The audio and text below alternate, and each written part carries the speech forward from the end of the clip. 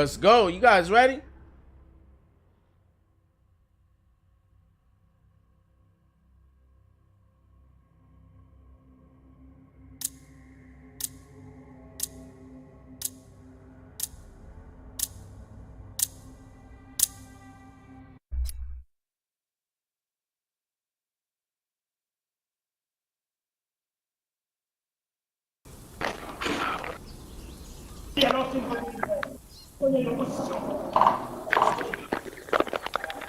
Enemy re-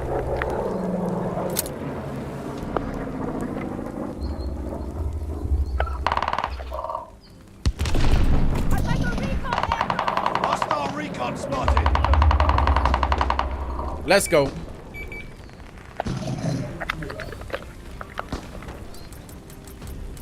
It's a free-for-all. Take no prisoners. Let's hone those skills. Another one. Get out of there. And another one. Double another one.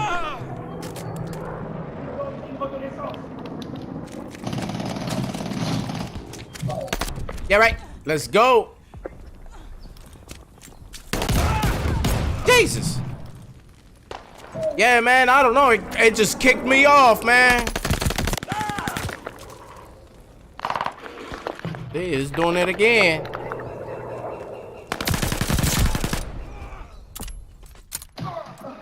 Come on now, motherfucker.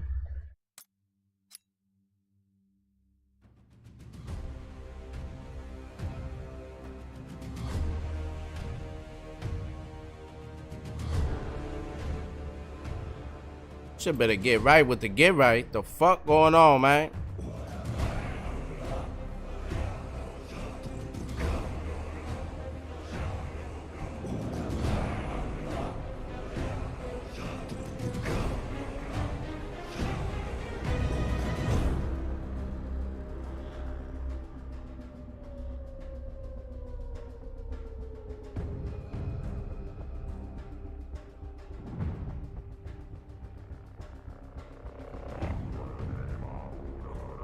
See what's going on with this here, man.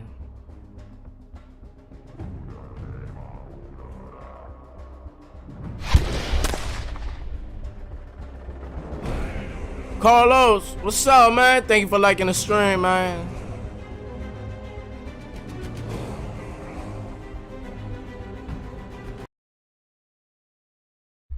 Since I had to restart the stream, let's go. Oh shit. Here we go again with another one. That's me. Say it again. Yeah, right. Another one. Double another one. Triple another one. Yeah, right. Say it again. Where we dropping, bodies dropping, it's another one. Yeah, right. Pistols cocking in the lobby, it's Another one. Say it again. AK no stock on prison block, I got it. Another one. Double another. Cobra Kai, let's get it poppin', it's Another one. Shout out the whole Cobra Where Kai. we dropping, bodies dropping, it's Another one. Yeah, right. Pistols cocking in the lobby, got it. Another one. Say it again. AK no stock on prison block, I got it. Another one. Double another one. Cobra Kai, let's get it poppin', it's Another one. Back at it Another again, time and time again. Yeah, right. Streaming live on YouTube, tell a friend, it's the real con. Even Say it if I again, lose, guys. I'ma win. Blitz mode started up, homie, we bout to begin. Where we dropping, bodies dropping, it's Another one. Pistols cocking in the lobby, it's Another one. AK no stock on prison block, I got it. Another one. Cobra Kai, let's get it poppin', it's Another one. Where we dropping, bodies dropping, it's Another one. Pistols cocking in the lobby, got it. Another one. AK no stock on prison block, I got it. Another one. Cobra Kai, let's get it poppin', it's Well, I'm streaming live on YouTube at theirr_KON. And talk to me, not about me. Shit. Yeah, right? Yeah, man, we back. Just trying to make sure this shit don't kick me out again, man. The fuck? Having a good time, man. You know what I think I'm gonna do, though?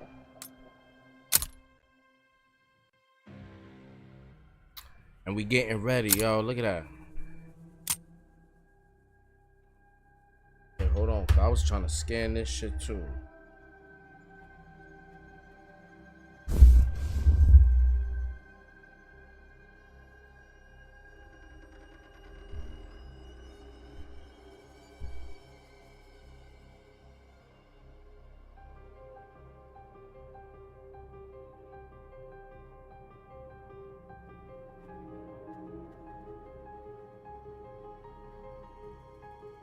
Okay, so listen, you know how we gotta do it?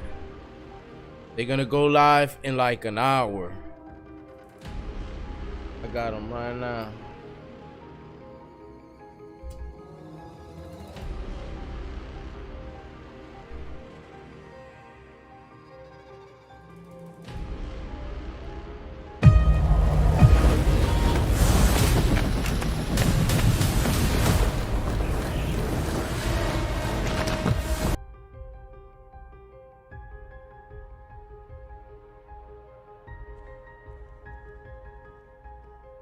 All right, I'll put the notification on. We are in there, guys. So when it comes on, we are gonna be streaming it. They're gonna let us know what's new on there, what's coming up. I'm excited. I'm gonna play. Let me see who's on. Let me see if my boys is on.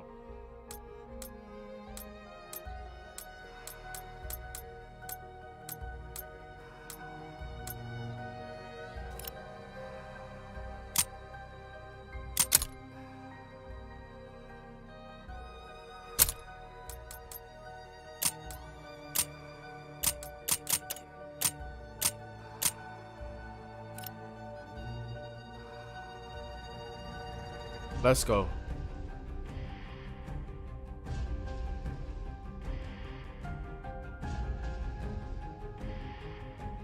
Shout out to everybody tuned in.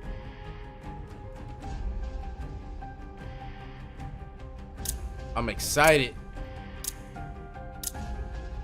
I'm streaming live on YouTube at theirr_KON. We are live right now, guys.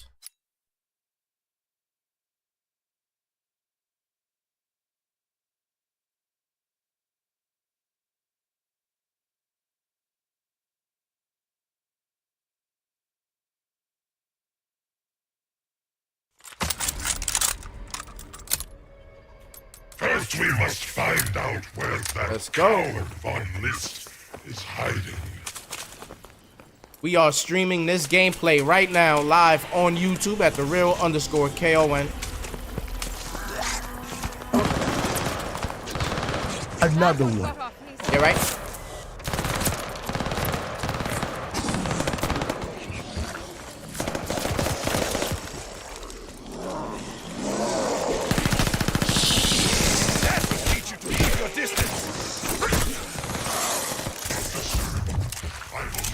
Take it. Find Von List.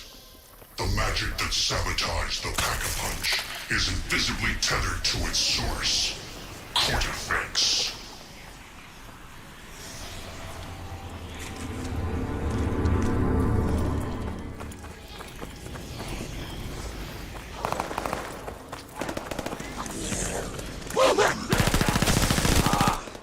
I'm getting too good at this.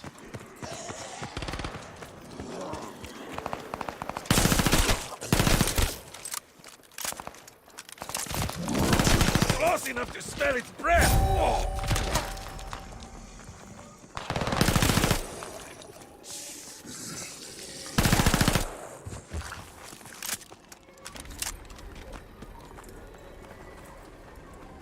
Double points.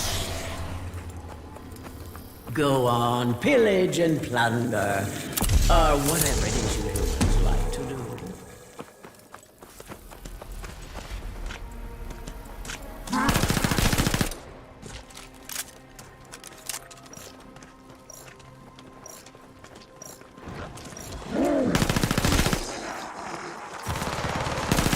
Headshots, field. Most.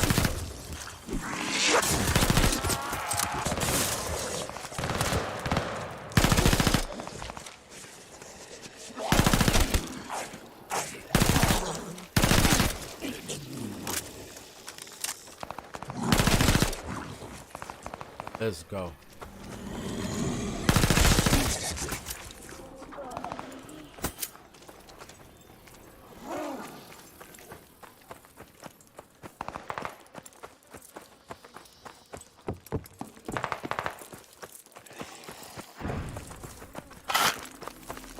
Water your roots with this, seedling, and grow strong.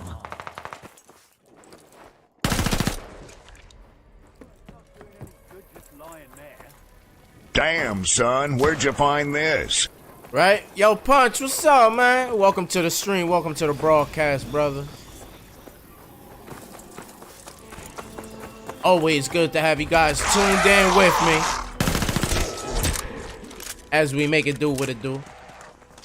You guys excited for Modern Warfare 2?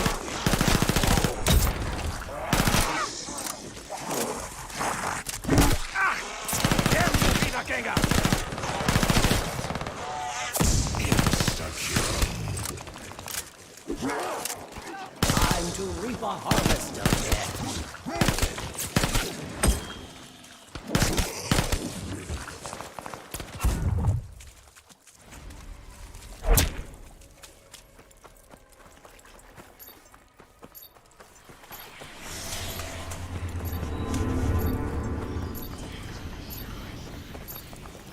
Gotta go this way.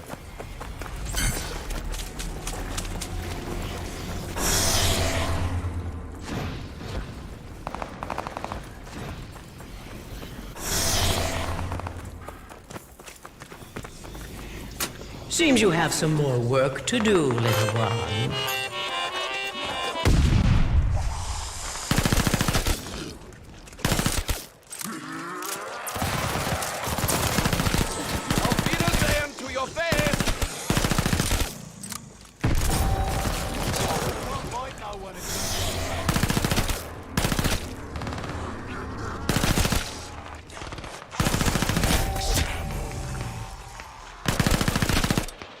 They are many, seedling.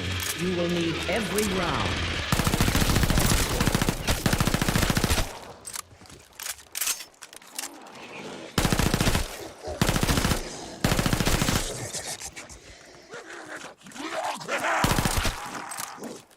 Oh, you really should cut your hair.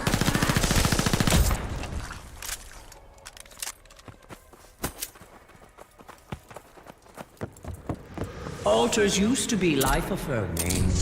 This one reeks of death. Both missing parts are I can find a use for this. Now get back to the pack-a-punch.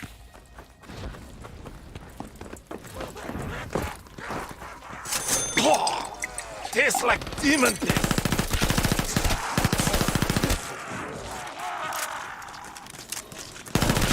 Go ahead.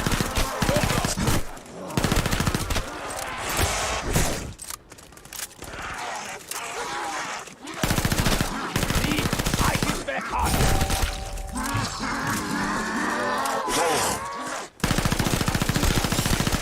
Should have killed me when you had the chance. Requires further sustenance. No chance left to feed it. Don't stop killing until the pack-a-punch has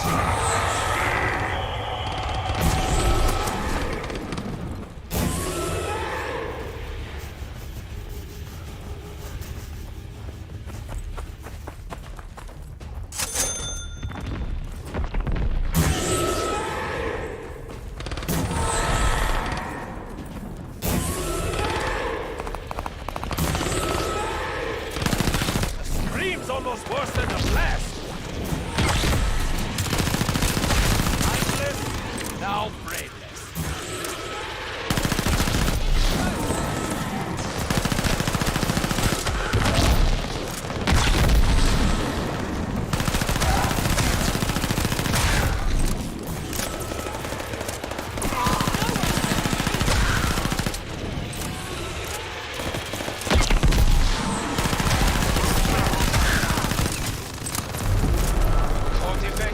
How could you let this happen? Your ally is either making new friends.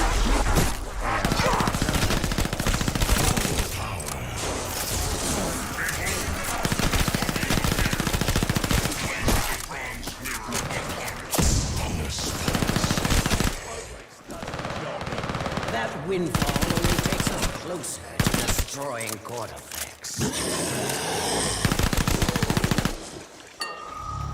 Bronze mirror awakened! Our list has nowhere left to hide! Court effects? Do I What is happening?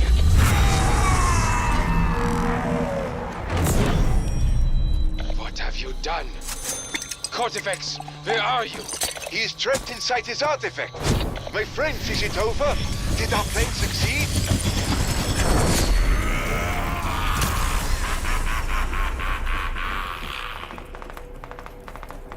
No problem. Did you really just drink that without asking what's in it?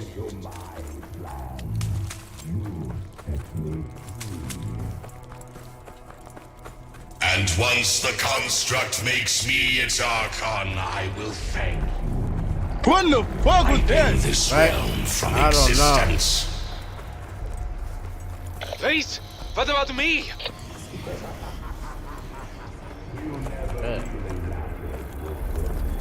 I leave you to the red blood scum.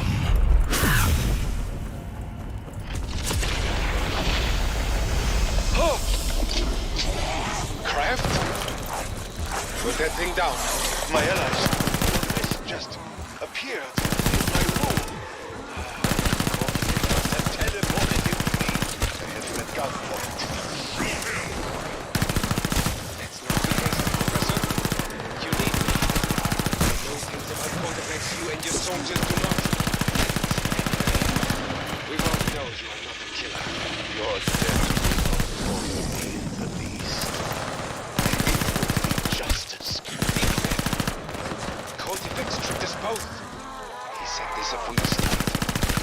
The investigation. Gradual loss of my troops. And now he goes to claim the limitless power of the construct. have we here? We'll make Cortifex its champion, its Archon. If your soldiers do not stop him now. Professor, he is right. Justice will have to wait. Get through that portal, soldiers! Cortifex must be stopped!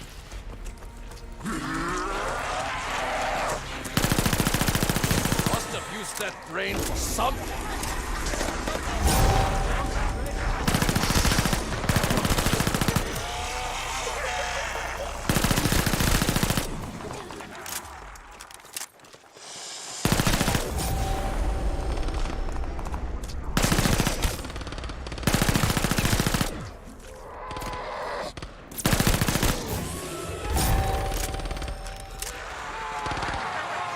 Madonna's true power is unleashed at last.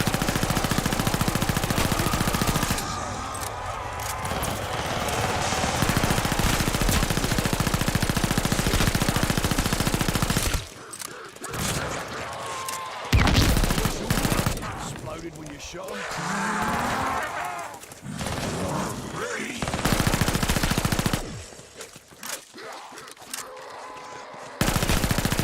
The light in their eyes makes a perfect target.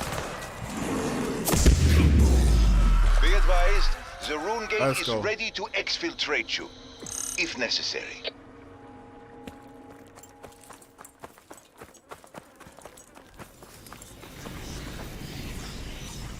Don't worry, I'll open it.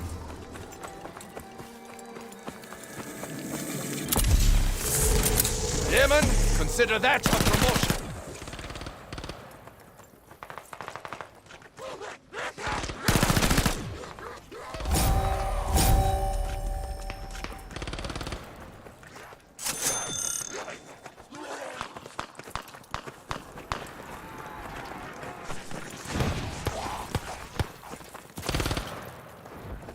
The construct is a living monolith floating above the dark ether. At the time itself, if it's Cortifex even a fraction of its cosmic power, Just keep him away from it Let's at go. all costs.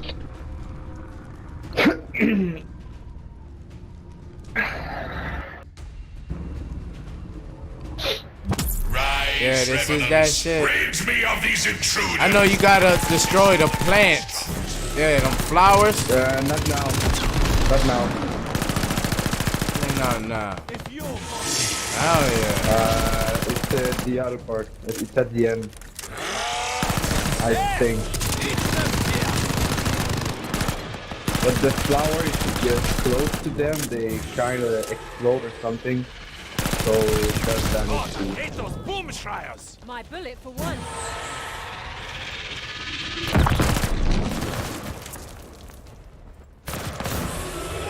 said table can transform trash into treasure. Get busy, my friend.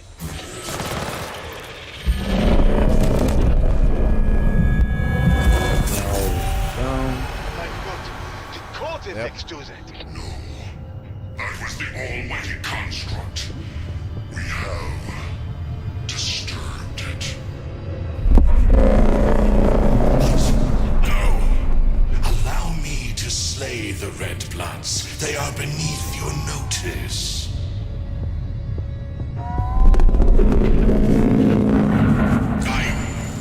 Yes. I understand. I shall abide by the rules you set.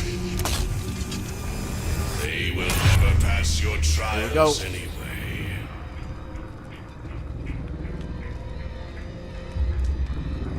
Fuck! Fuck! Fuck! Fuck! Fuck! Fuck! Fuck! Oh! Tell me what just happened. The construct is...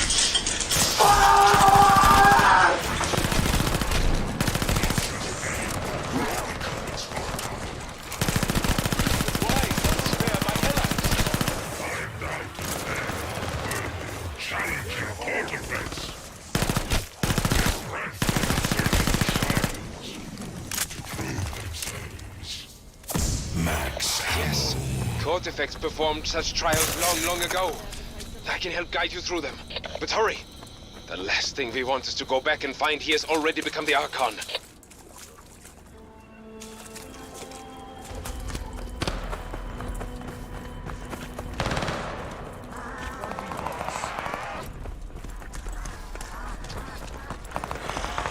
Gonna need a chaser.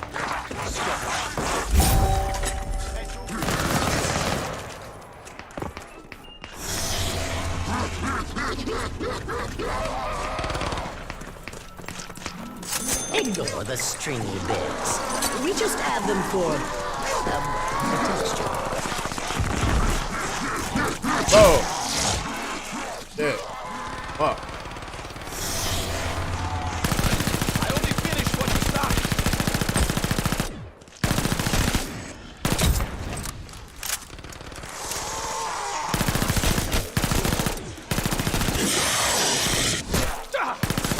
Strike at me, will you? Hey! Who wants to have some fun? Right, Connor? I do. All fall before me! Here we go. Playing some zombies, yo. Take a moment to collect yourself, child. Then get back to it.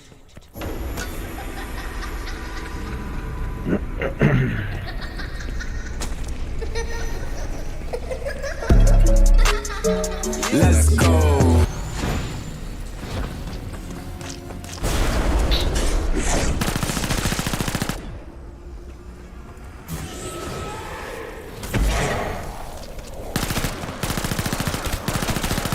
Right between your glowing eyes. You're already dead.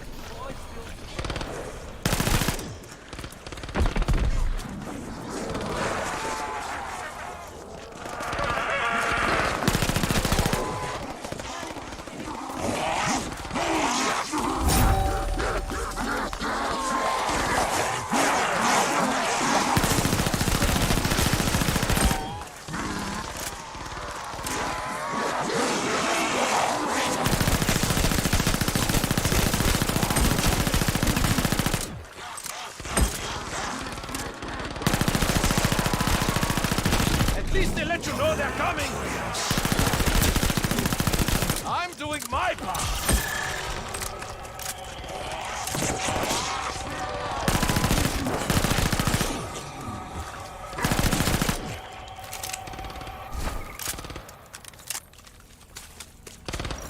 Let's go. Hey, do you know what to do here? The obelix. What? What you said? Say it again. Do you know what to do here? What have we No, here? I just listen, man. I just play. I'm not trying to finish the mission. I'm trying to last okay. the most rounds. Yeah. Okay, get it. No worries.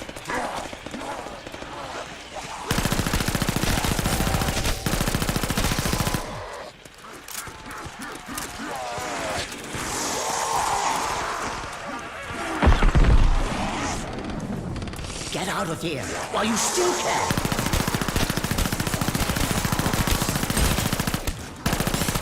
A bullet to the head works.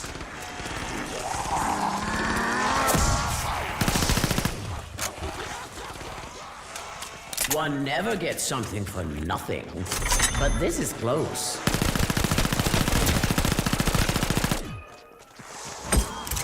Fond of these since I held my first MP.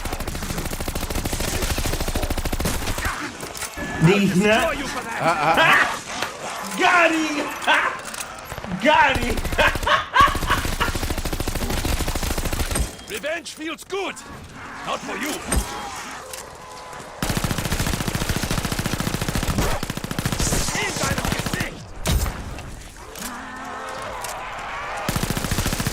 Skull shattered. Wiedergänger down. Insta-kill. Your enemies are like weeds. Pull them up by the roots.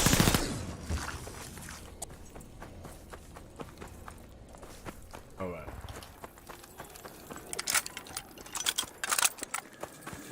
The secrets in this tome can unlock my abilities to their fullest.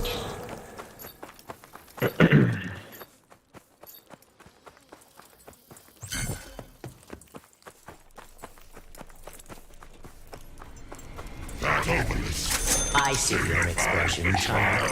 Let's just say it's an acquired taste. Let's go.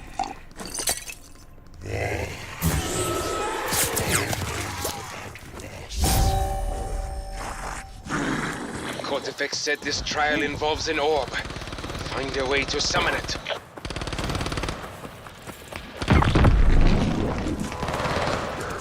Scheiße! Oh, that hurt!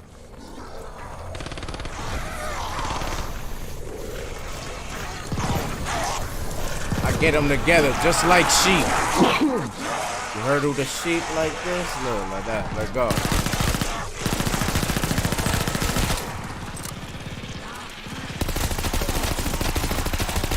Lost count of my kills! Not that I would keep a tally.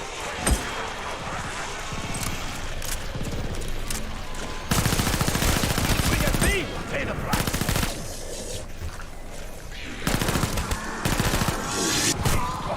You'll pay for that!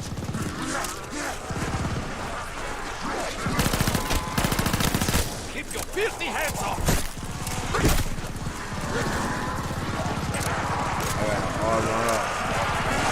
I didn't survive this long by letting enemies outflank me!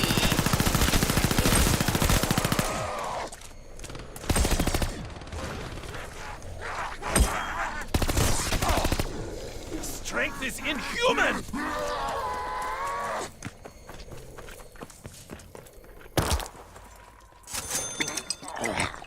That was better than expected. Be advised, the road gate is ready to exfiltrate, if necessary.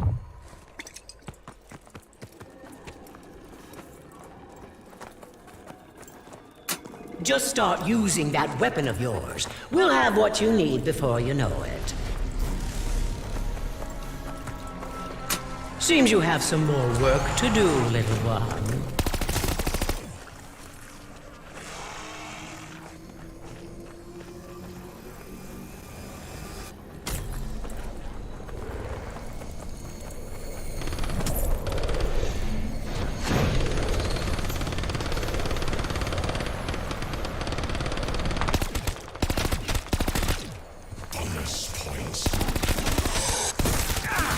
Keep your rancid claws off me!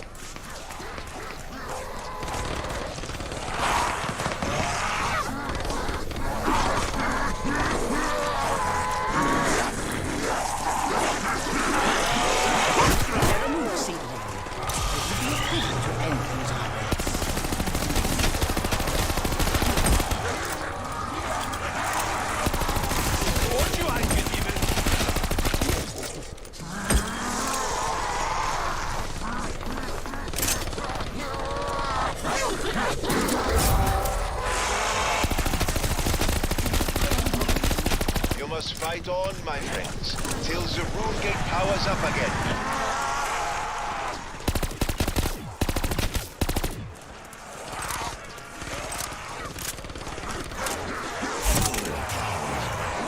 This is no place to stop and smell the flowers.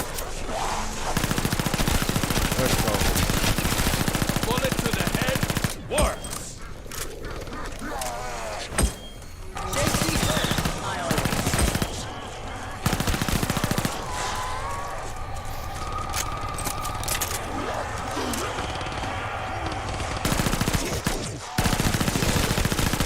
Few less soldiers for the 1,000-year right.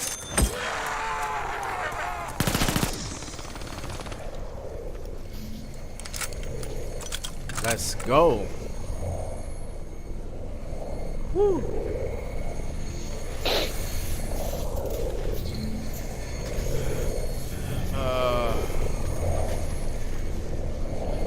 Damn, I just saw man's in the building, man. What's up, man?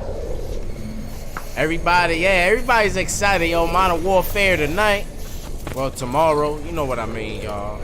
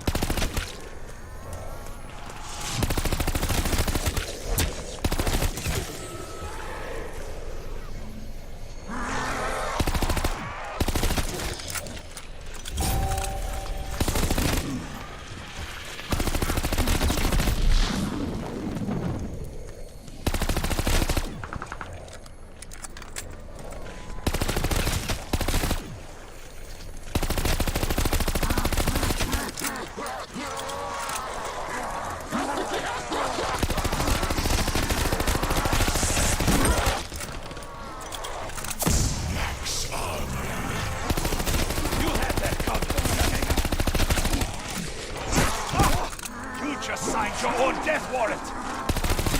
All shattered, Sayitagain down!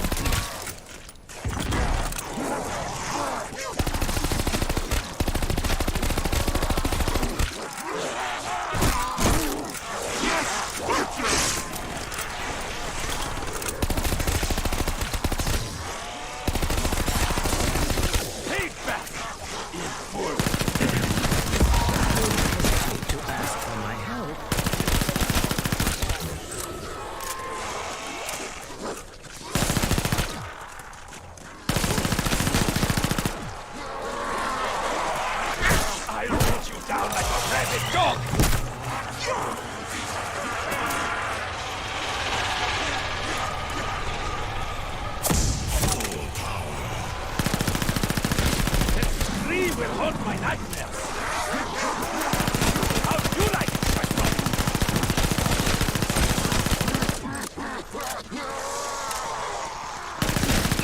I didn't even...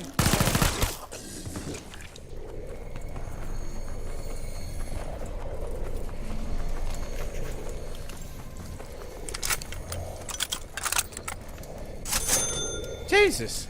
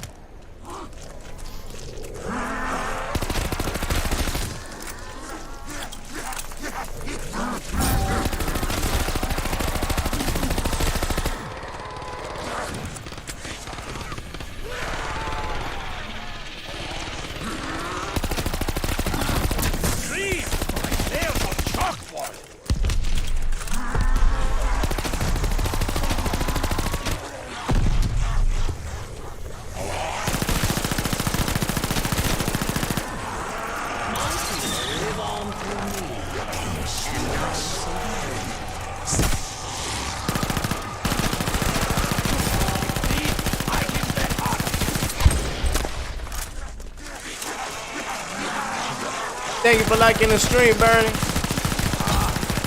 I'm getting too good at this.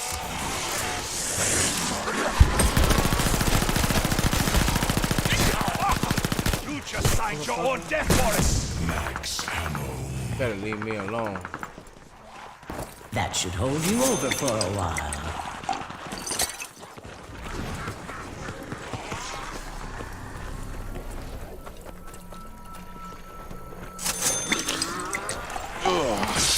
Like absinthe. Vomit.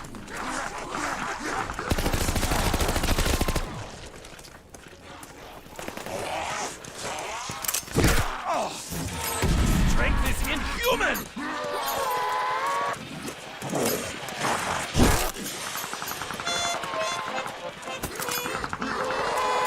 Floating egg. Still not the weirdest thing here.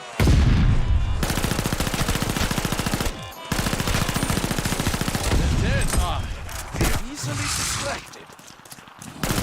You had that coming, Wiedergänger.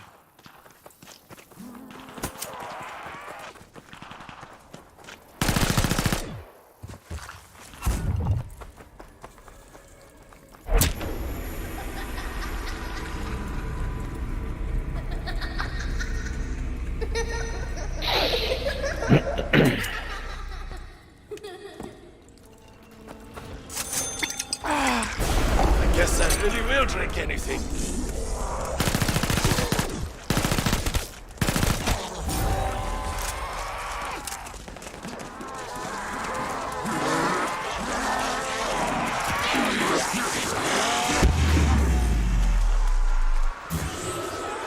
That blast, it reminds me of the Nether Wars.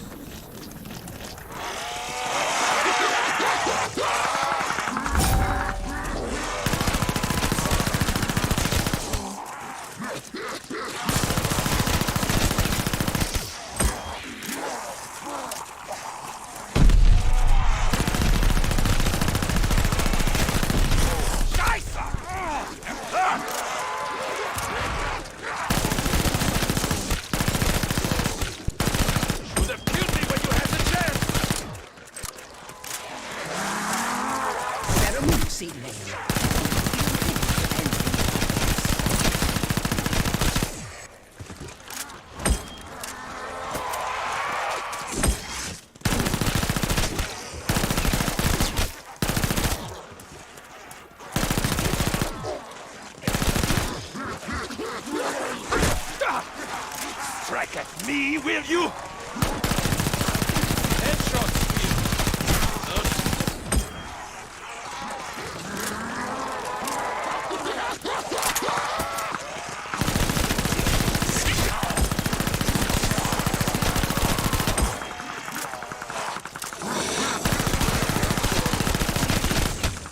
I will lay them all to rest.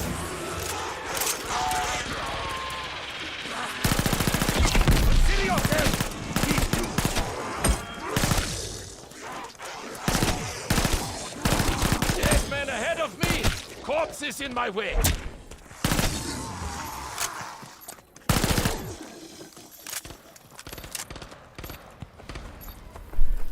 Let's go.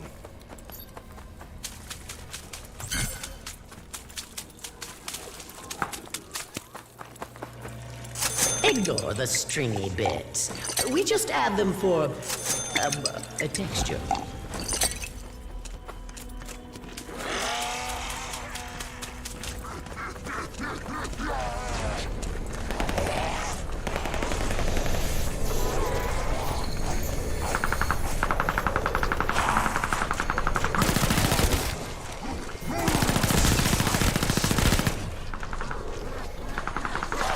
Trust me, seedling. At that price, it's a steal.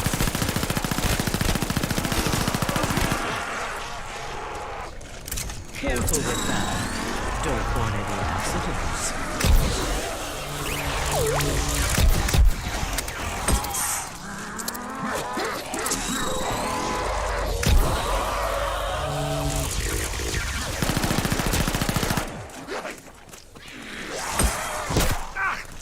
Damn you, Wiedergänger!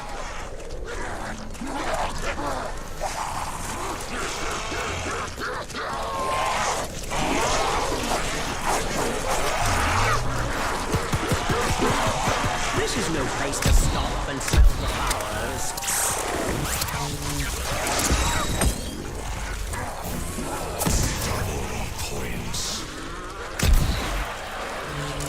is rarely generous. More than most of us.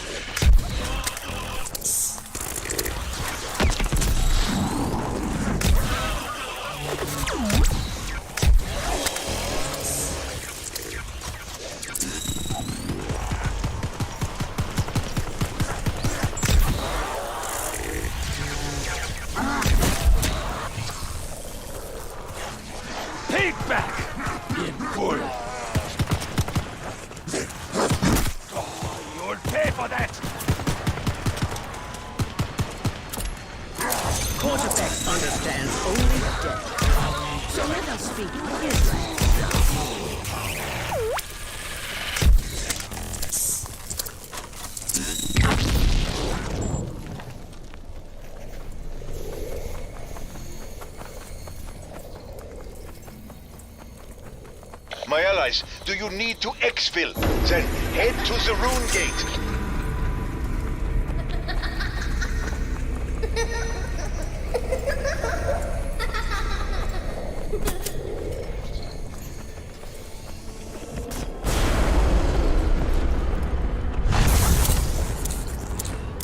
I paid my pound of flesh. Literally. Shut your fucking mouth! Shut the fuck up, you cunt!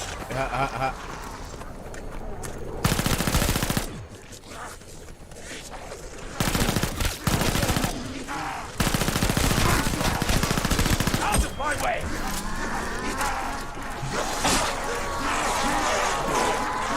The deceiver is a bringer of death. Let us show them what the living bring. Finish what you started.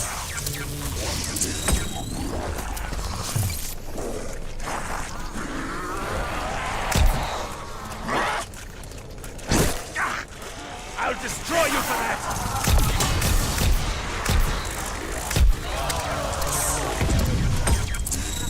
How do you like it, Shotgun?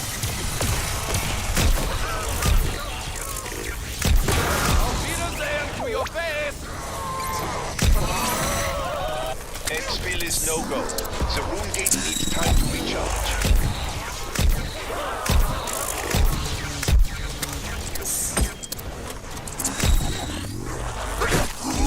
You really should cut your nails!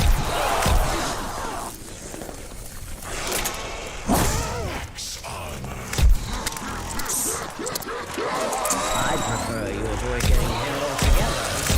But we'll take it.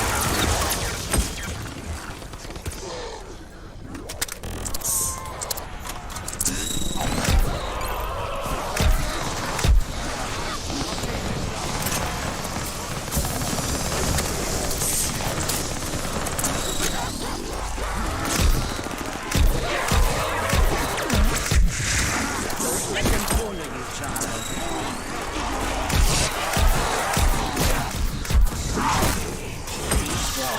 They cannot take this ground from you.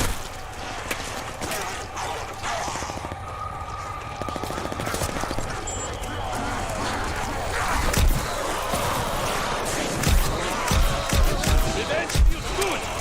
Not for you. Go ahead. No problem.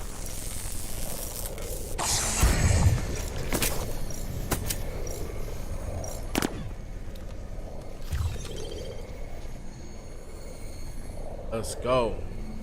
Turbo, what's up, man? Welcome to the stream. Welcome to the broadcast, brother.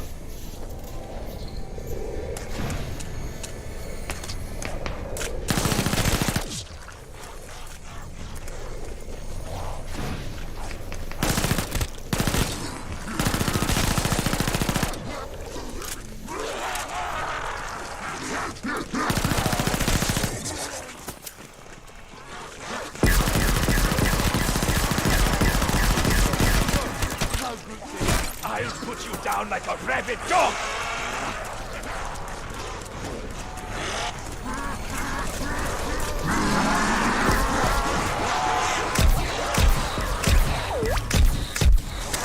Mindless, now break.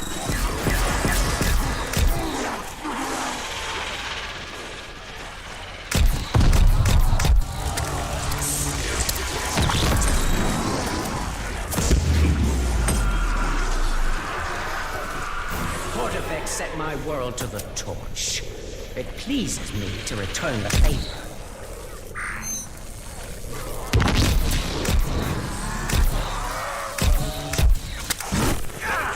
Keep your rancid claws off me!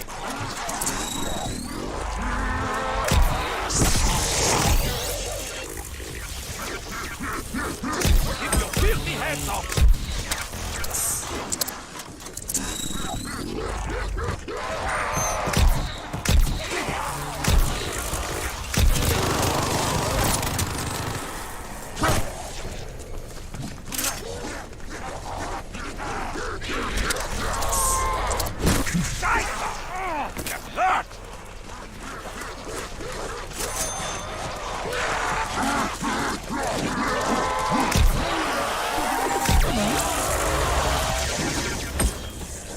Swing at me, pay the price. Think I used to serve with that guy.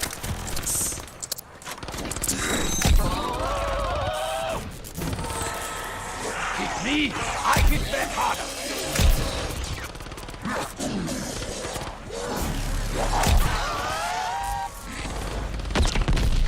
Must have used that brain for something.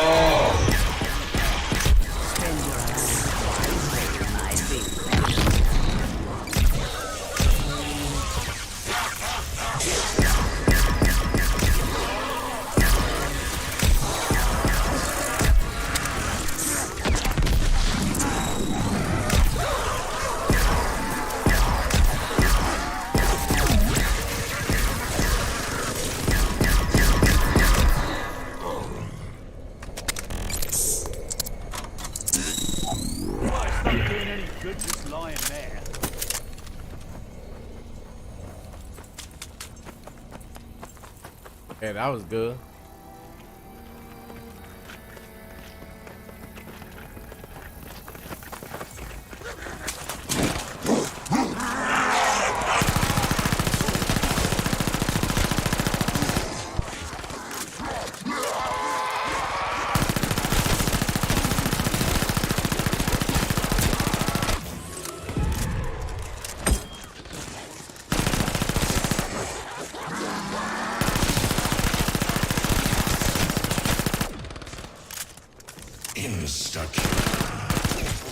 Let's go. We have the wind at our backs now.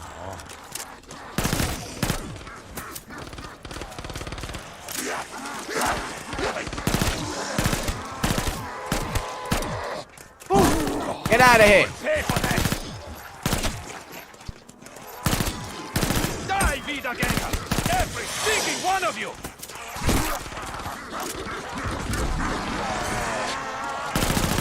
Light in their eyes, they fucking hot.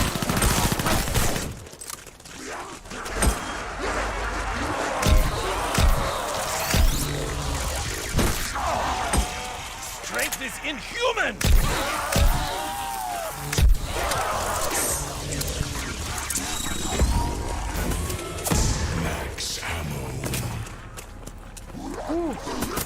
Deluge them in fire and blood.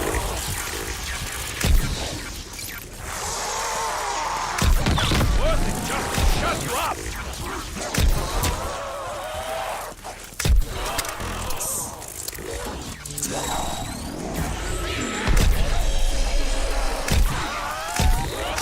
Right between your glowing eyes!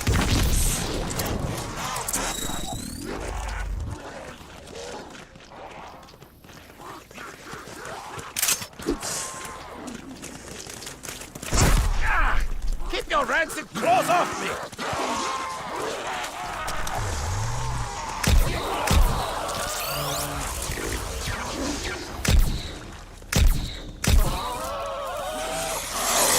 I'm trying to read the chat and I'm zoned out. Swing at me, pay the price!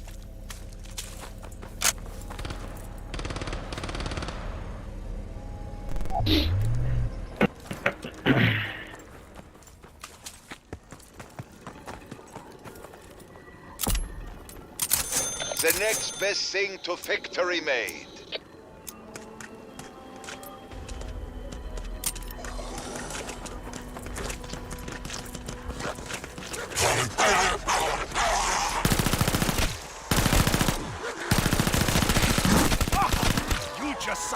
on death warrant!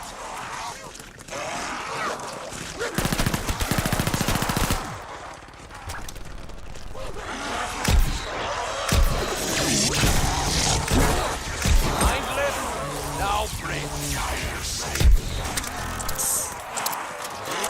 One never gets something for nothing. But this is close.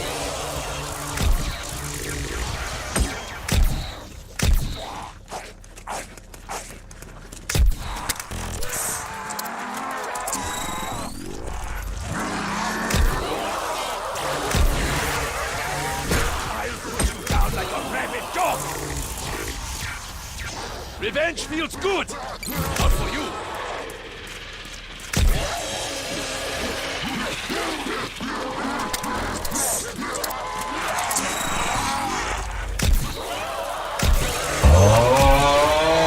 Must have used that brain for something!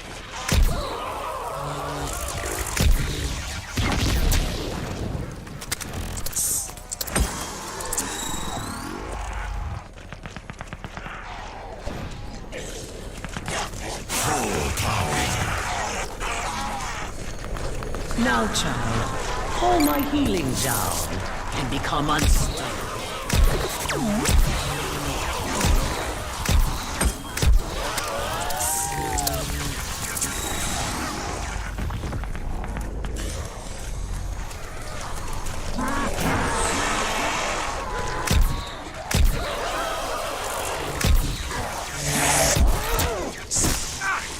Damn you, Wiedergänger! Finish what you started.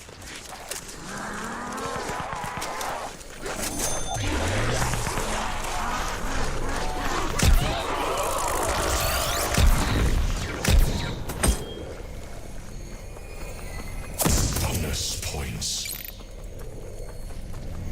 Buy yourself something nice, child. Or something nasty.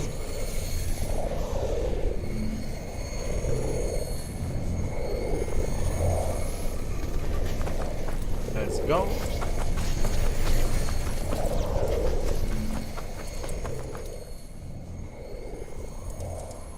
We're dropping tears, huh?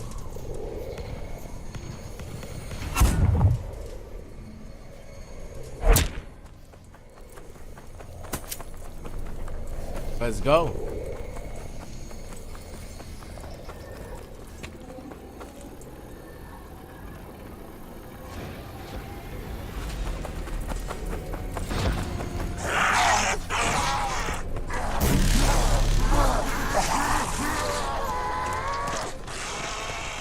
Oh, I forgot I could do this. Wait. Oh, you really should cut your nails.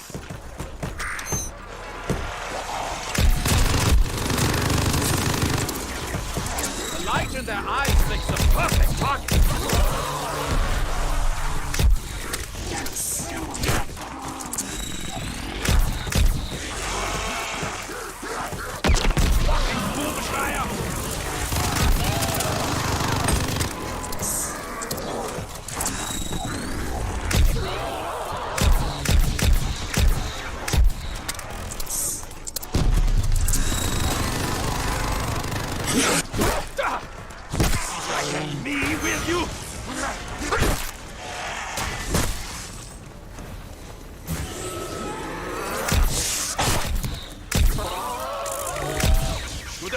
When you had the chance! Lift the hands off!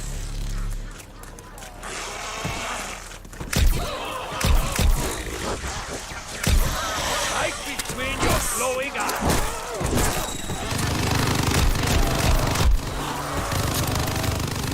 How do you like it, Scheißkopf?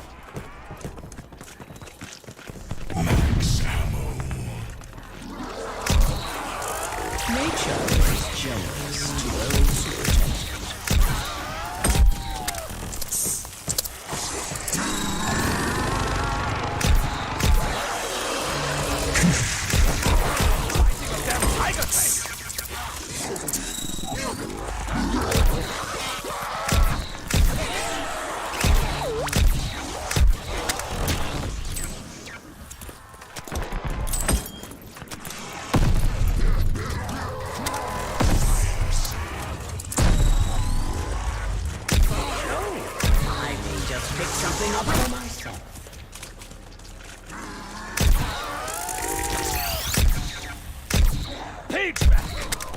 careful.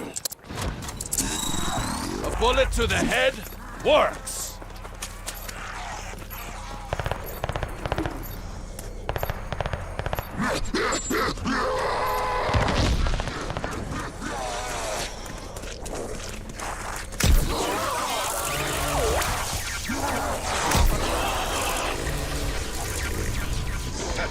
Tactical retreat is now an option, courtesy of the rune gate.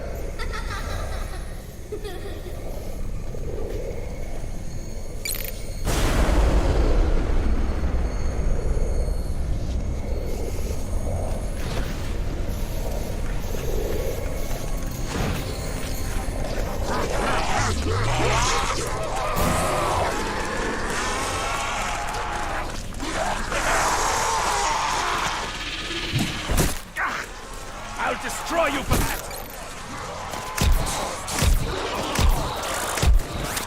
Skull shattered! Sayitagain down!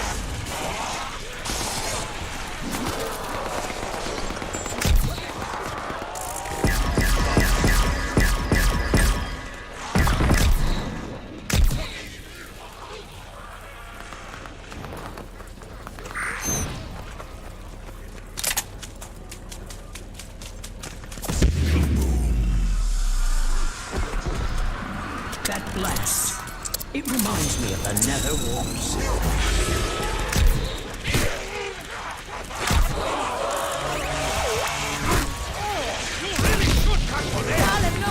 What's up, my nigga?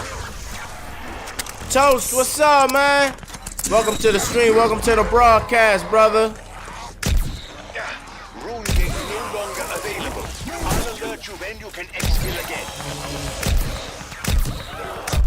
You had that coming, Sayitagain. What's up, man?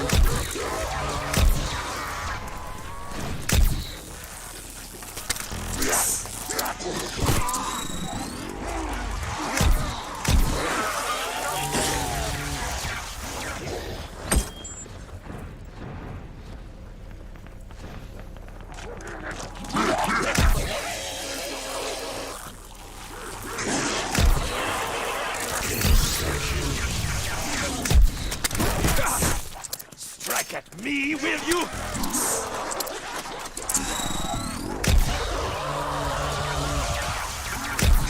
Told you I'd get even.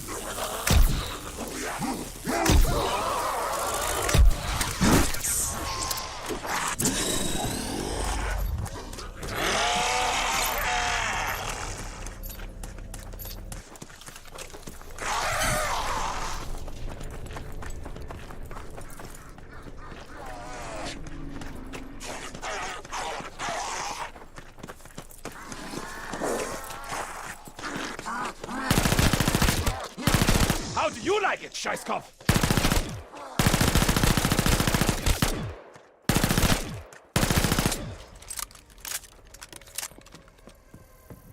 Yeah.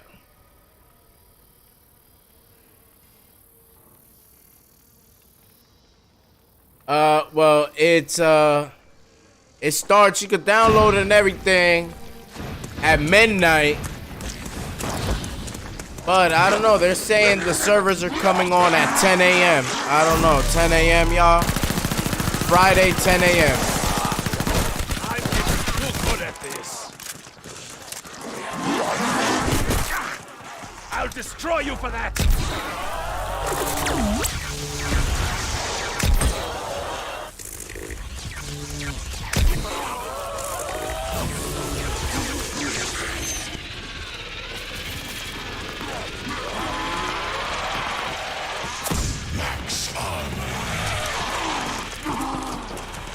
Humans are all too jealous. Don't be angry, it's true.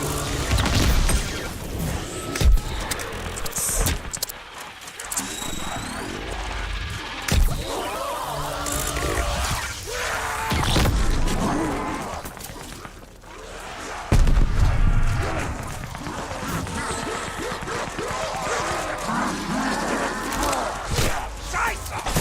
That hurt!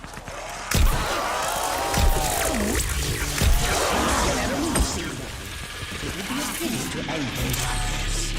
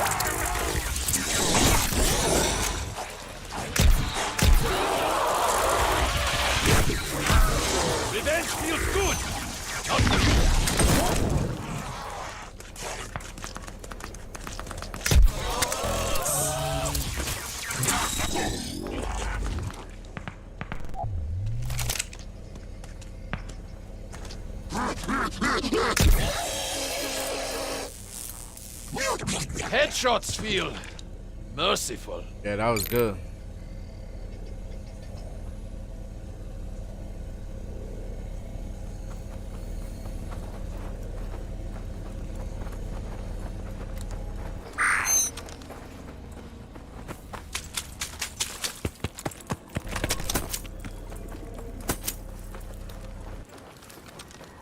Okay.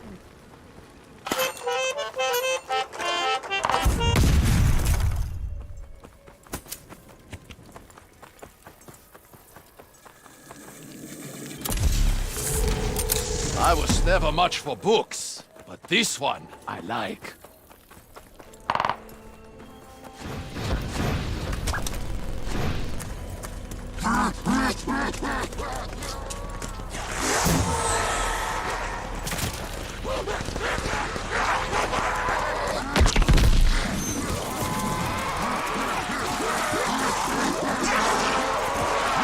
You've got the wrong sort of friend.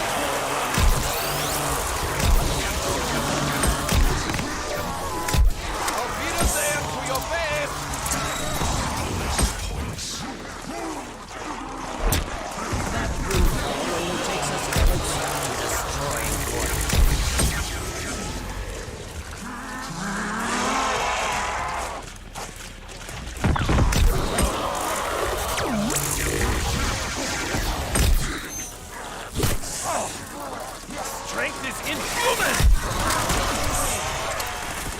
Have you lost your reason? Get out of there!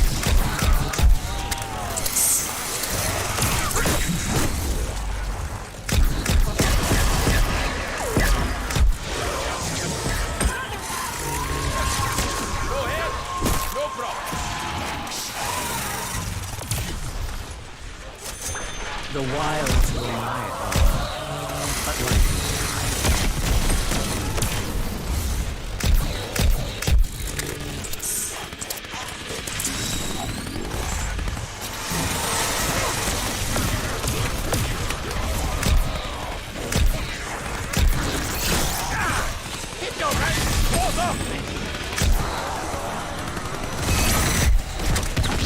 Just did? Keep doing that! in all worlds, across all times, all creatures fear fire. Got you.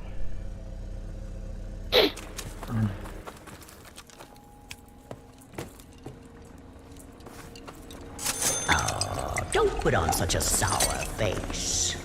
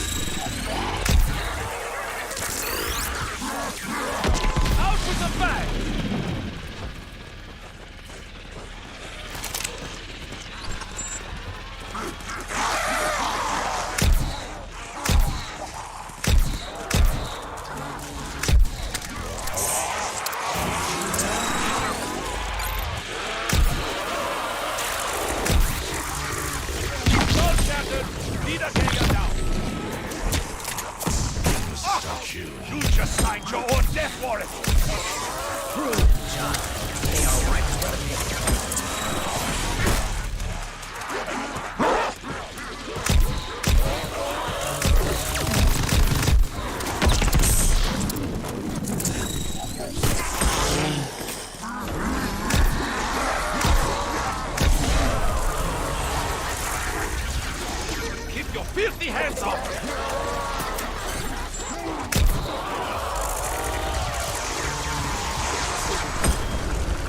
I'll put you down like a rabid dog!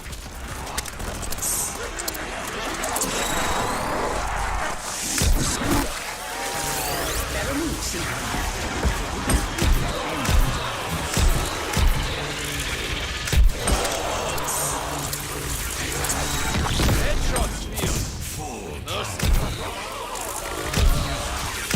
If you fall without seeking my help, then you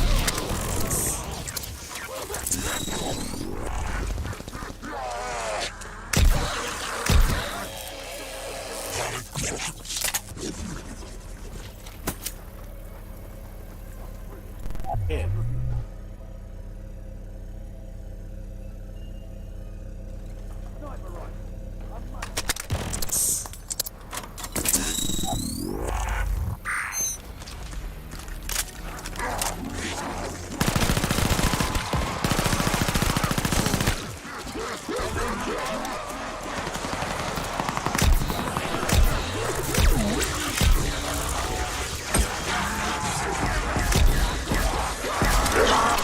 Are you sure?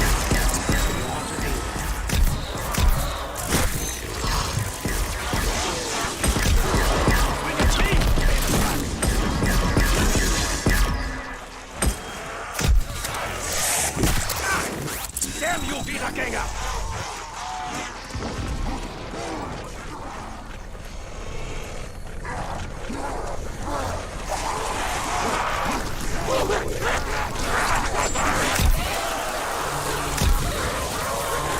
Let them bully you, child.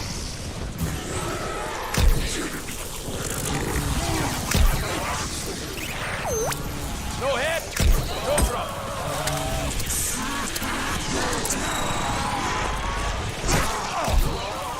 Strength is inhuman!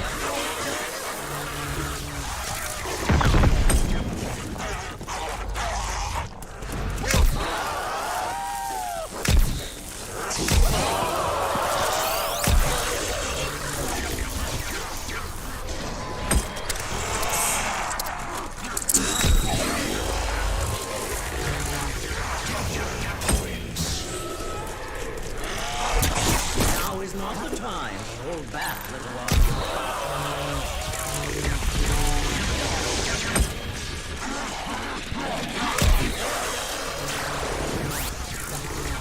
Must have used that brain for something.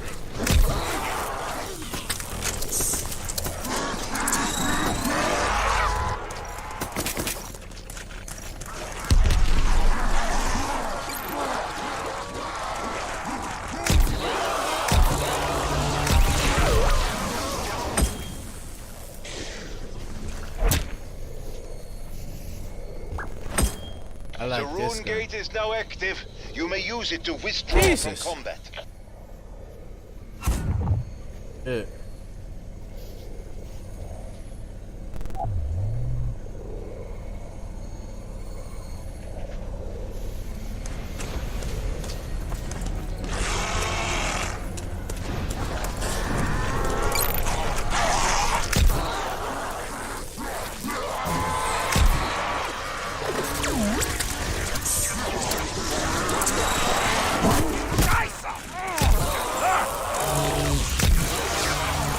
Told you I'd get even.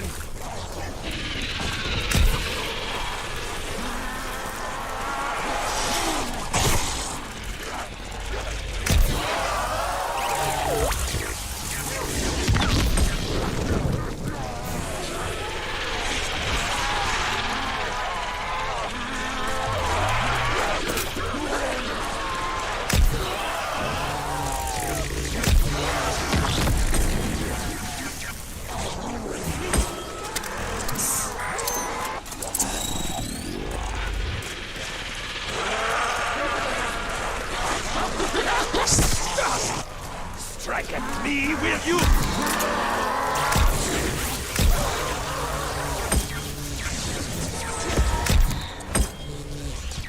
The rune gate has got gone. You can exfil later. Fresh armor, like a mother's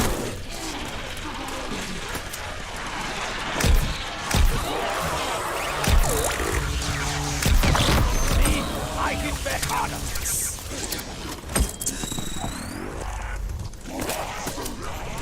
Whew. I'm zoned out, man. I'm doing my thing on this.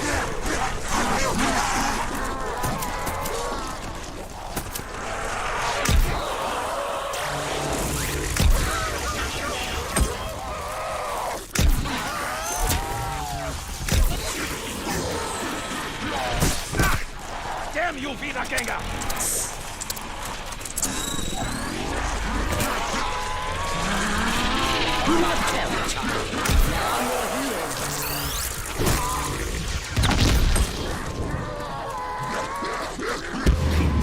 Let's go.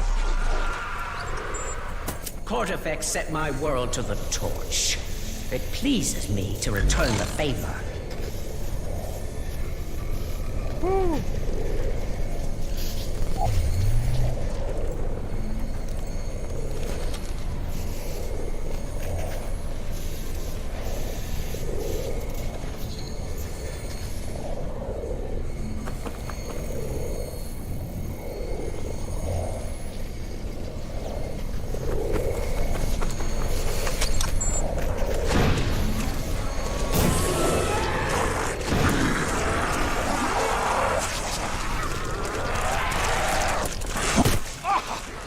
Signed your own death warrant!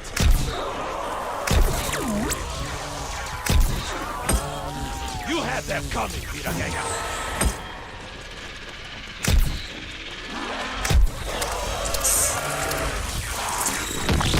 That's the walking hand grenade!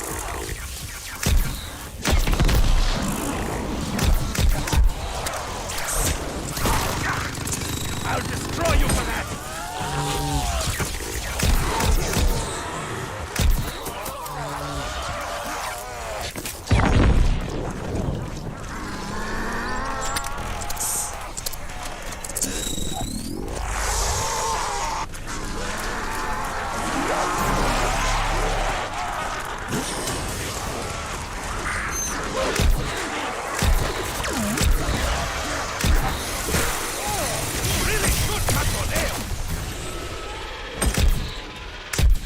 Careful, she can be stunned. She's too small for decoys.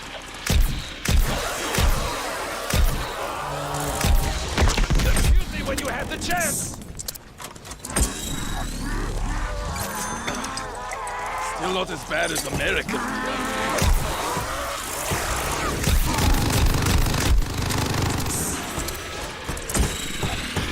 I'll put you down like a rabid dog!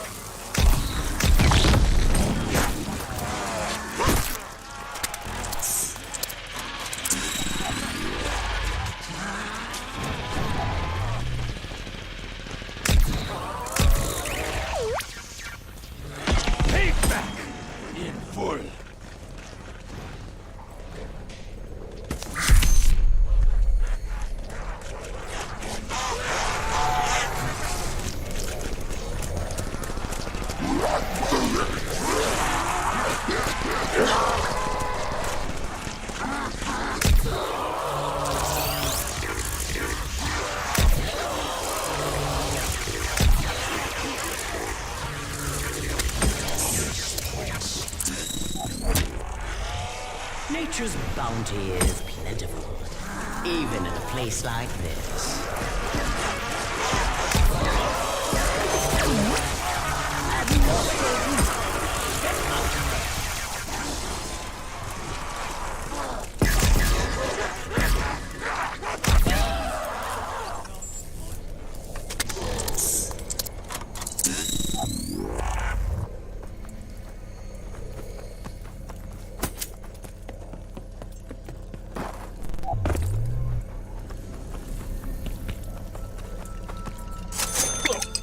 The pills the Wehrmacht gave us weren't half as strong as this.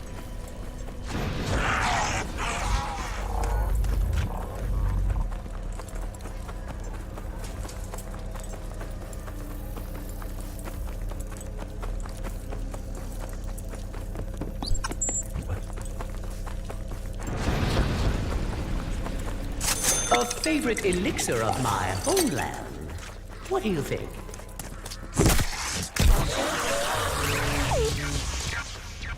I only finished what you started.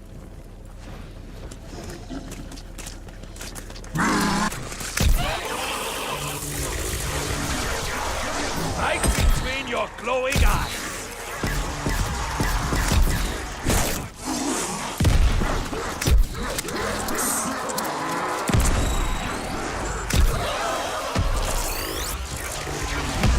Swing at me, I'll pay the price.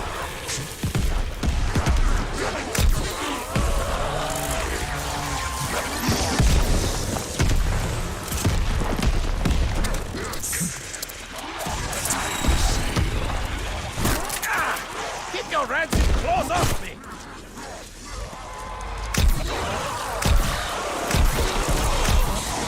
See? I hit back harder!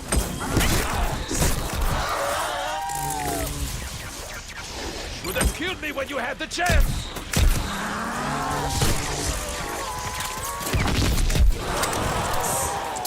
You'll pay for that!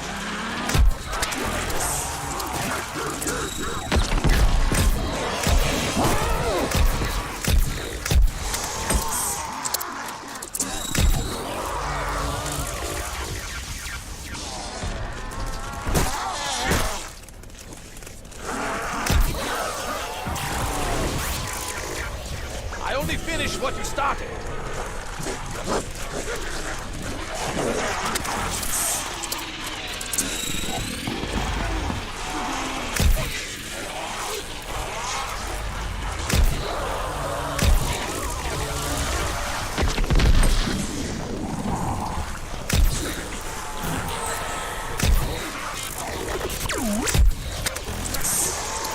I put you down like a rabid dog.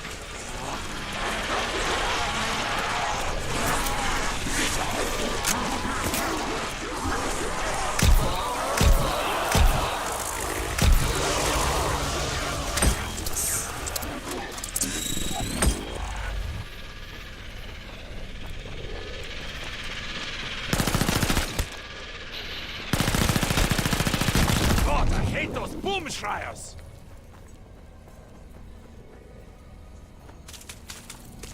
I got it in a box. Yeah, that's how I got that wonder weapon in the box. Curious contraptions. That shit hit hard, y'all.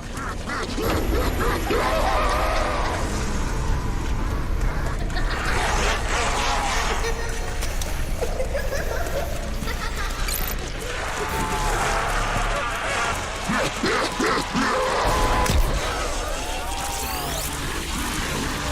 light in their eyes makes them perfect target.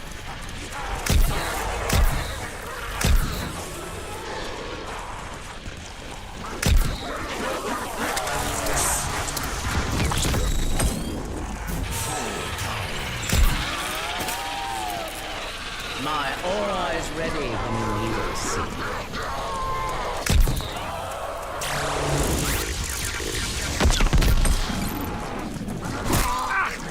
Damn you, Wiedergänger!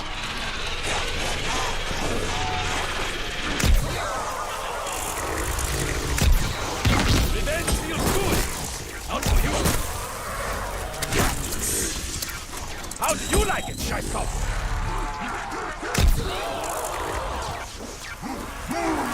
Keep your filthy hands off me!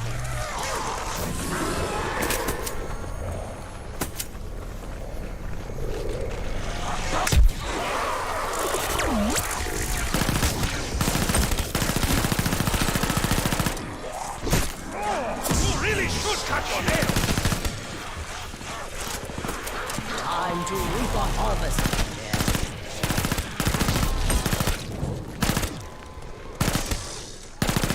In this war, I take no prisoners!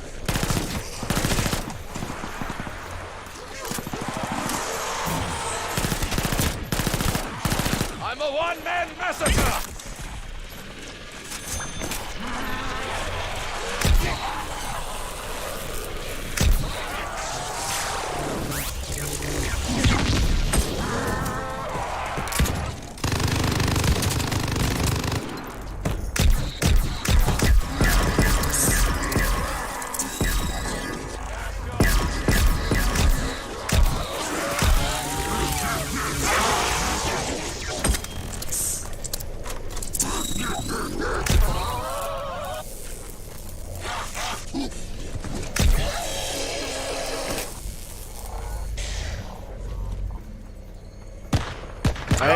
Let's go. Forces, my allies, my dear It's my friends. first time seeing it too, man. This is almost certainly our final battle together.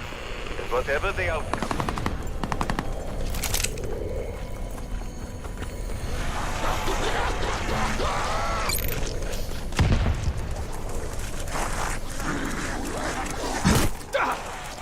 Strike at me, will you?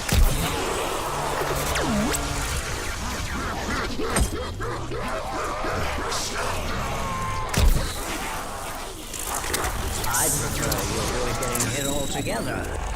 But we'll take the armor.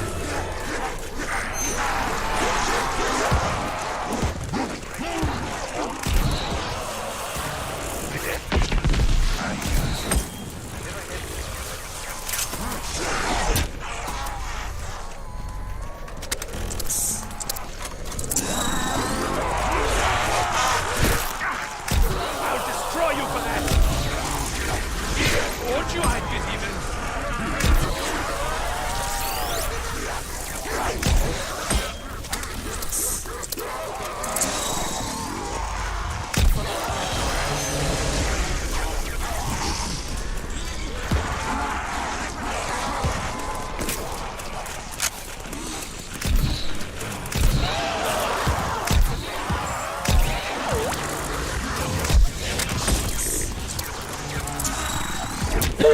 For that gift, though you certainly earned it.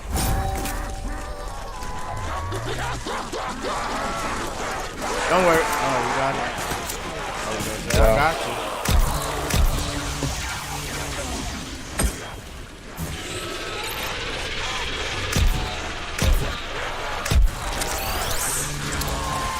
You had that coming.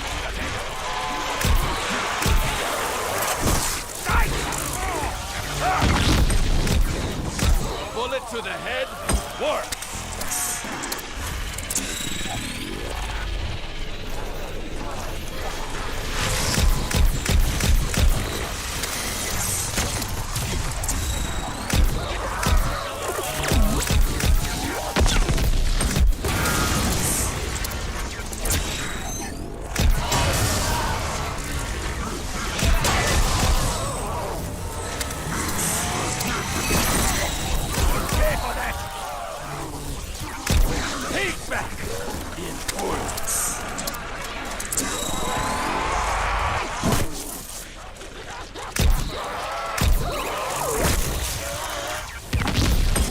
Won't you, I get even?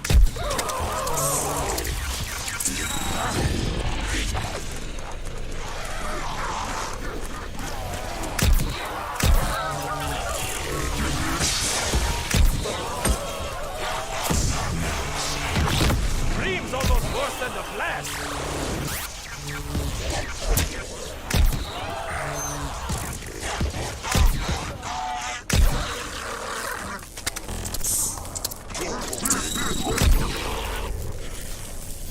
Very good.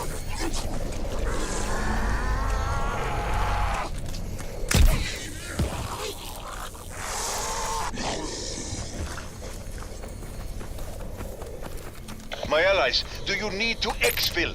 Then head to the rune gate. Look at that.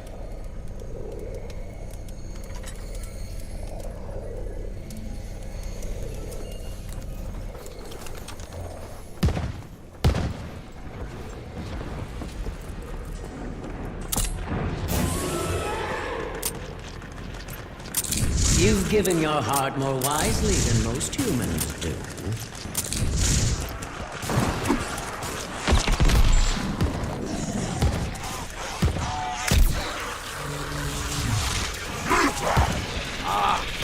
I'm getting too good at this.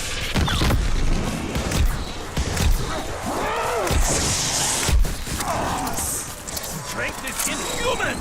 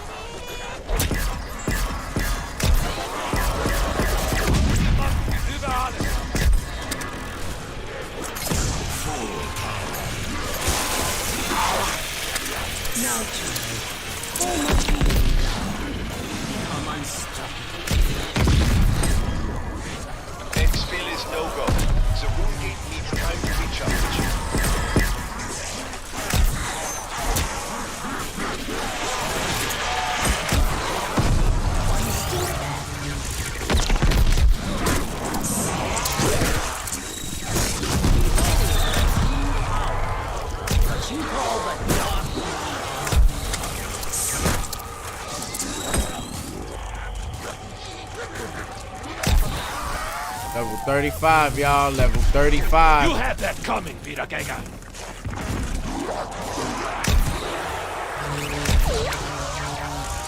Auf Wiedersehen to your face.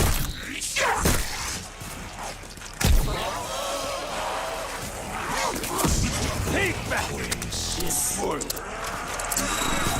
Fate is rarely generous.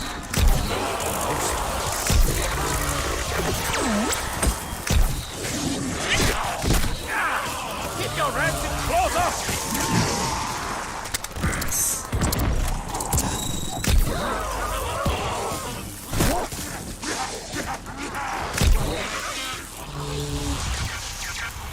How do you like it, Scheißkopf?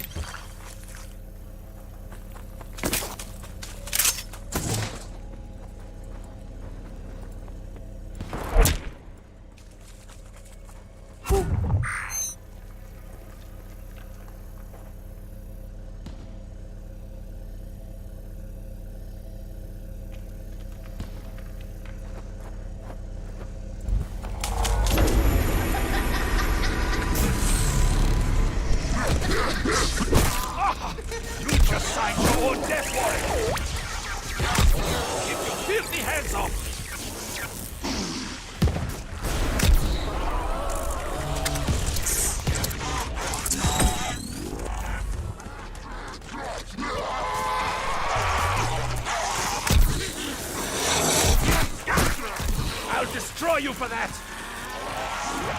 Revenge feels good! Not for you!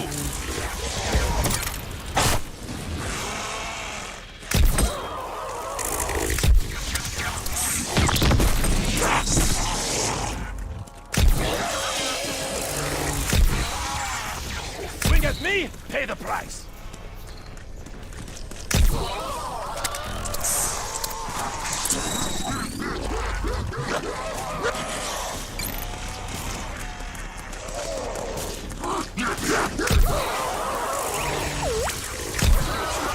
Mindless, now pray.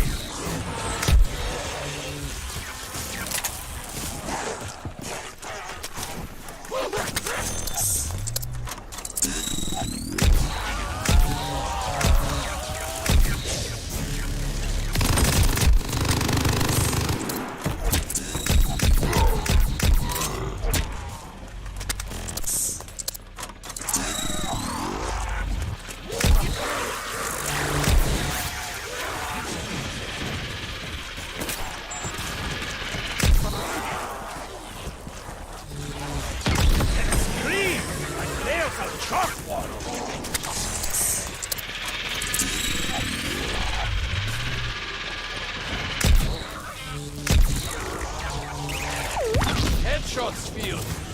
Merciful. Fire sale. Trust me, seedling. At that price, it's a steal. I should renew it. I just put it up. I just did the link yesterday. I think it says 72 hours to last. You really should cut your nails.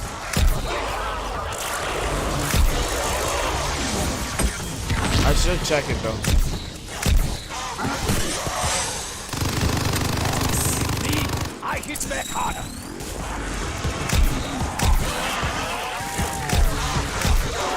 I'll put you down like a rabid dog.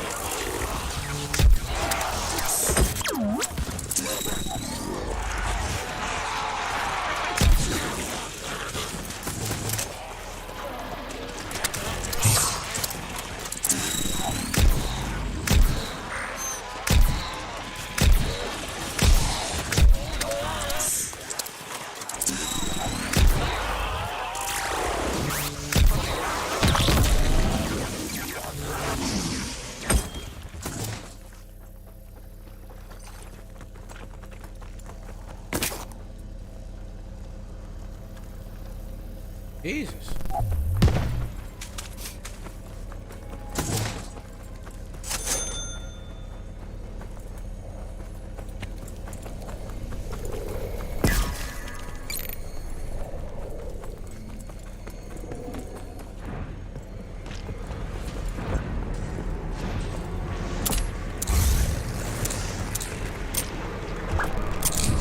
the exchange rate. Corrupted Hart to Deutschmarks.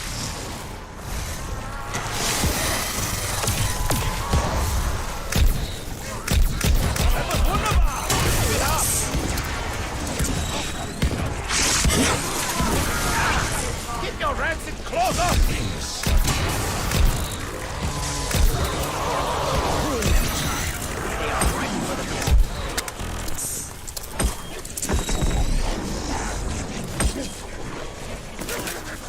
They should have stayed in the grave!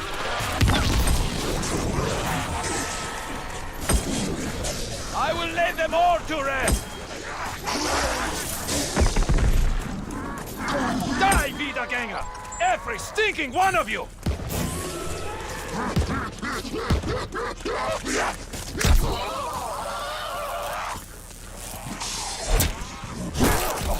You'll pay for that!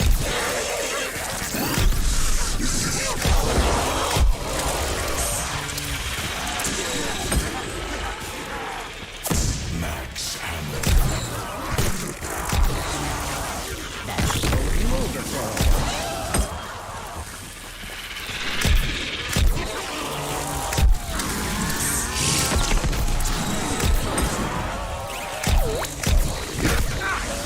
Damn you, Wiedergänger!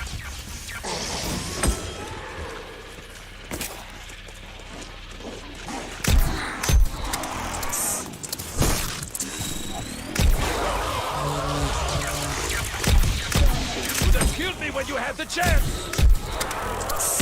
And scream will haunt my nightmares! I'll beat us there to your face!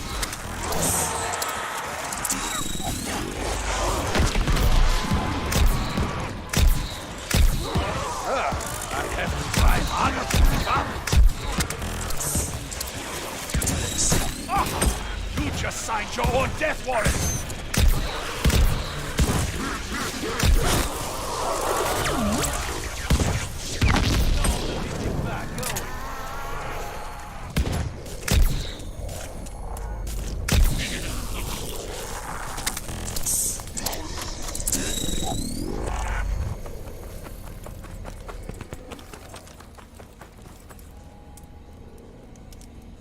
Remember, 12:30. Gorilla, what's up, man? Welcome to the stream. Welcome to the broadcast.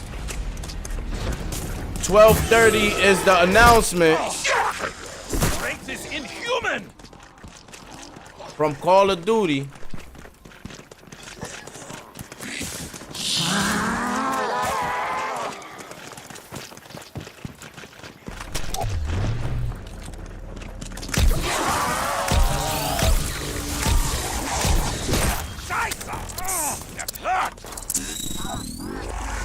I don't know why I keep dropping tears, man.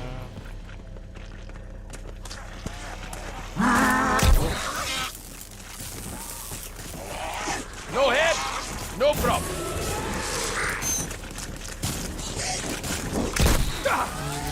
Strike at me, will you?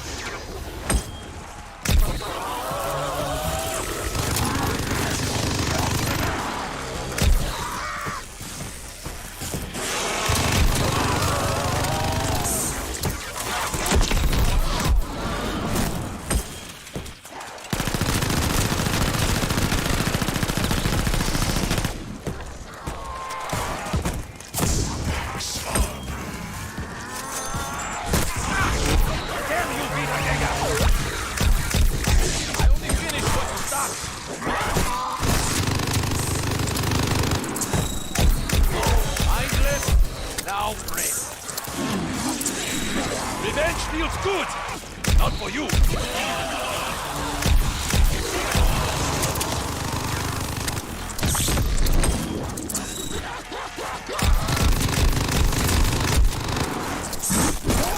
We really should cut your nails!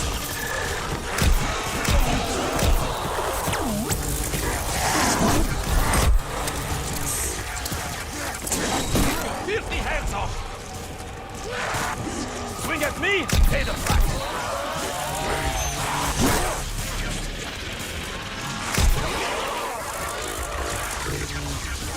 Told you I'd get even!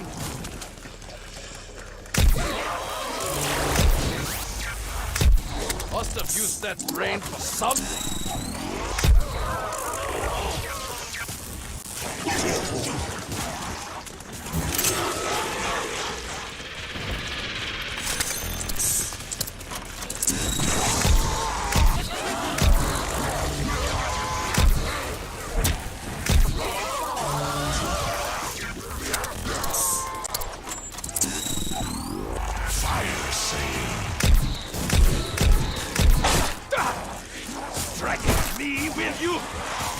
Well, unfortunately, I gotta leave this match because I'm gonna go to Call of Duty. YouTube, they're gonna give an announcement about Modern Warfare, the beta right now at 12:30.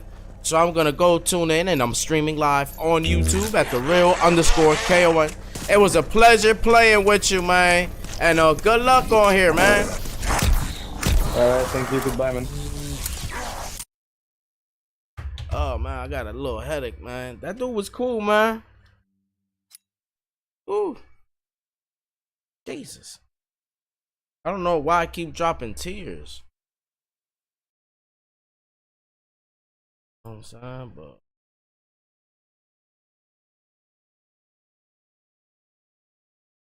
yeah, right? I'm having a good morning. It's pretty good, man.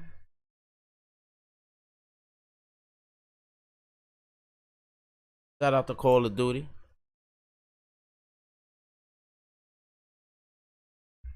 See what they got. Let's see. Call of Duty.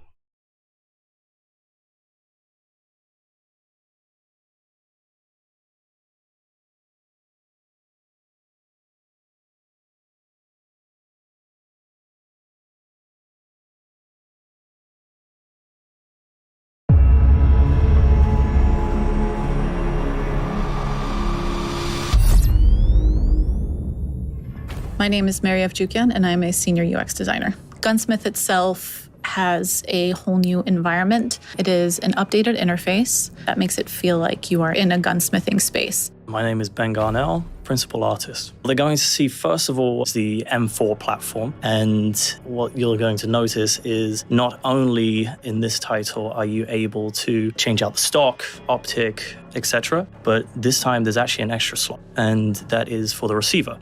You have a platform of weapons, which is a family of weapons. Once you get to a receiver unlock within your first weapon, that's when you unlock another weapon. And those modifications that you have already unlocked for the previous weapon now work on that weapon too. The receiver this time is driving Gunsmith as it would be in reality, and each of these separate receivers have their own unique progression. So the receiver for the assault rifle will remain for that assault rifle. But if it's a receiver for the SMG within that platform and you switch to that receiver, then you have the SMG in place. But the modifications that you have already previously done on that assault rifle can move over to that SMG. Each of those shared attachments that you unlock is now cross-progressible and attachable onto another weapon in the same class. This takes away from the grind of having to unlock every single attachment on each weapon every time they want to level up a weapon. What this does is it shows you that one grip that you unlocked on the first weapon is now usable on a different weapon within that platform, and you don't need to re-unlock that weapon. I'm Joel Emsley. I am the studio art director at Infinity Ward. We are introducing a system of how to develop or modify a blueprint like we've never done before. We wanted to create a weapon system that was visually consistent through and through. What the FTX Cinder Vault allows us to do is to take a platform like the M4, which has tons of attachments, and every single one of those attachments will be themed cohesively. We'll have that unique look, the unique red anodizing of FJX Cinder. My name is Yi Yang, and I'm a product manager here at Infinity Ward. When we set out to create the Vault system, we wanted to give players greater ability to customize and add personality to their weapons. At its core, the Vault system unlocks every attachment and allows you to equip any attachment onto your M4 platform that share the same aesthetic. It's a fantastic type of weapon and blueprint system to introduce into the game because people like me can sit there and geek out on it. I consider it to be the ultimate blueprint. It's every single attachment for my personal favorite platform in the game, and you are able to run it however you like, and it's going to match no matter what attachment suite you put on it. The goal was to produce something that players could play with and not break the visual. And Gunsmith overall just feels like a whole new experience. This is the game I've been waiting to make a long time. Pre-order now and get early access to the open beta. Yo, that was cool, man. See, we got to see a little bit. If you shop on Amazon, you should use this tool. It's a browser. That was cool, man.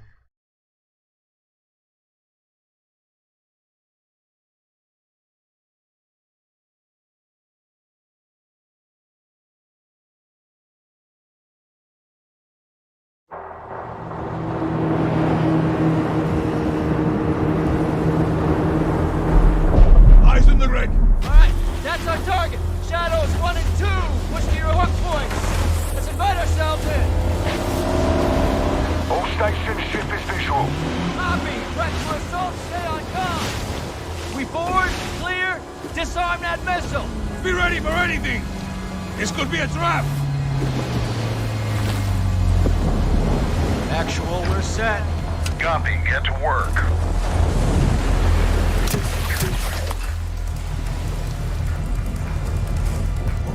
Good hook. Up and at him.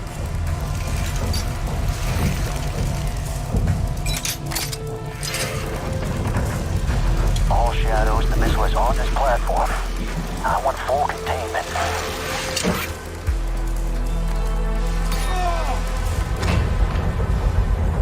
Got 3 AQ internal. 2-1, making entry.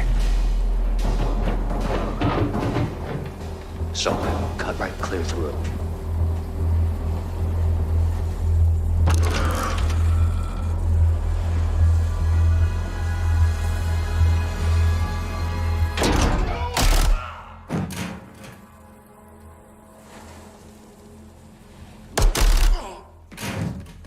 Room clear. Coming out. Shadow 1, moving to the southeast stairwell. Squatters, right side.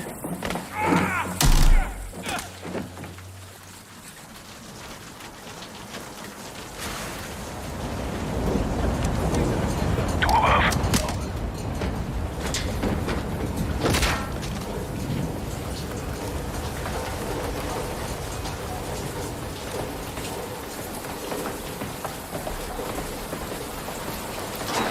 Balcony door undone.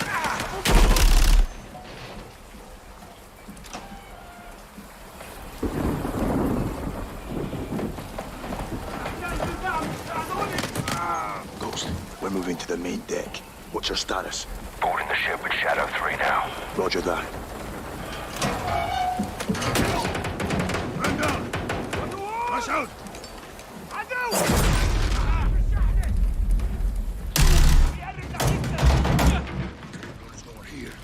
We need to move fast. All Shadows, force out. I want eyes on that container now. 2 copies, moving. We gotta roll.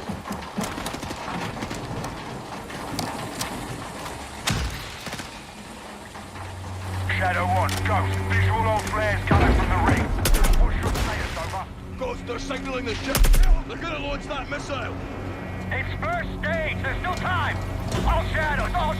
Missile is on the helipad. 2-1, we're moving to secure. Cover us. 2 copies all.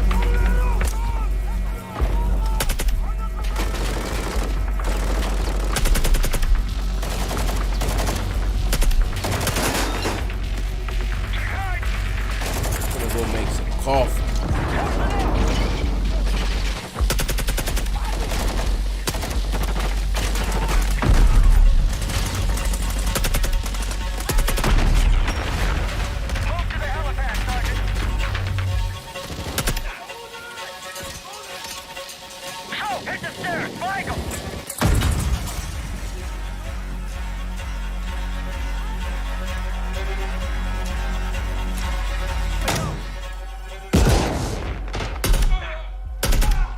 Clear.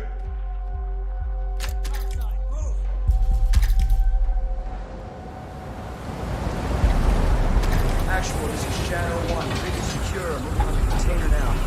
Roger that. Confirm when the objective is neutralized. Open.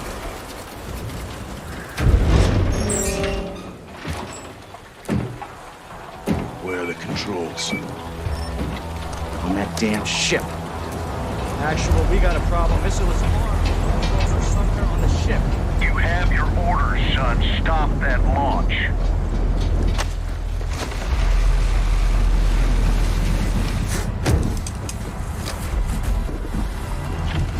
Let's move out! Go! This is Zero 1 back in the water, inbound to your position!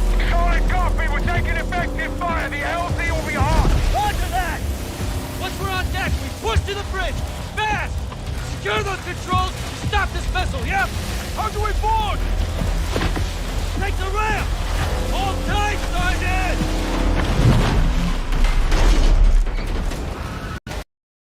Oh, it looks pretty good, man.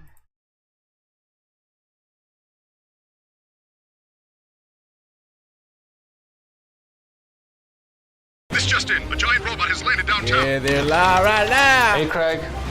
Hey, guys. This is just my workout stuff. If you have a secret identity, you need to keep it secret. And if you want to save Let's by bundling go. home You and guys car ready? insurance, you need Geico. You're still wearing your mask, dude.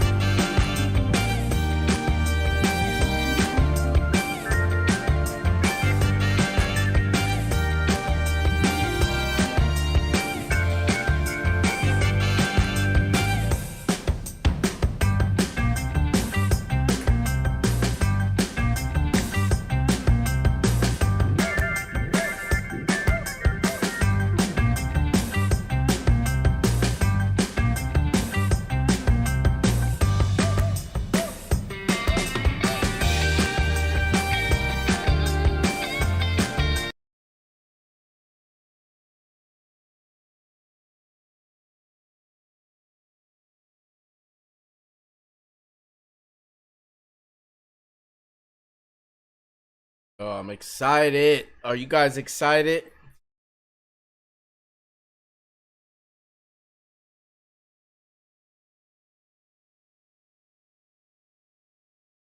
Eight more minutes, y'all. 8 more minutes. 8 more. So supposedly this is gonna be a live. They're gonna have 150 players, streamers actually playing it. We're gonna get to see it. I just want to know what are the modes gonna be for the beta. Know what I'm saying?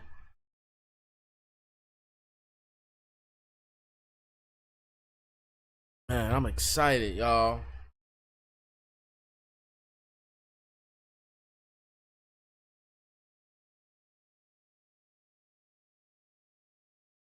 Seven more minutes, y'all. Oh. Woo!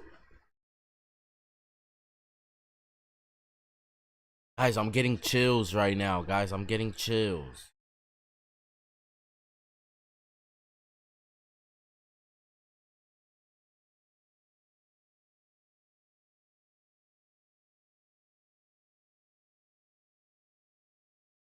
Go, y'all.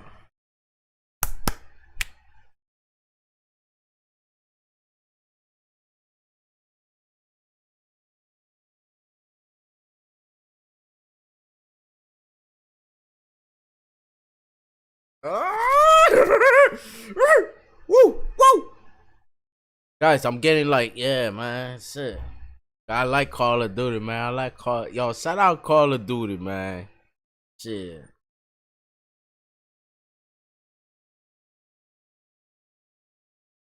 Come on, 6 more minutes. 6 more minutes, y'all. 6 more minutes.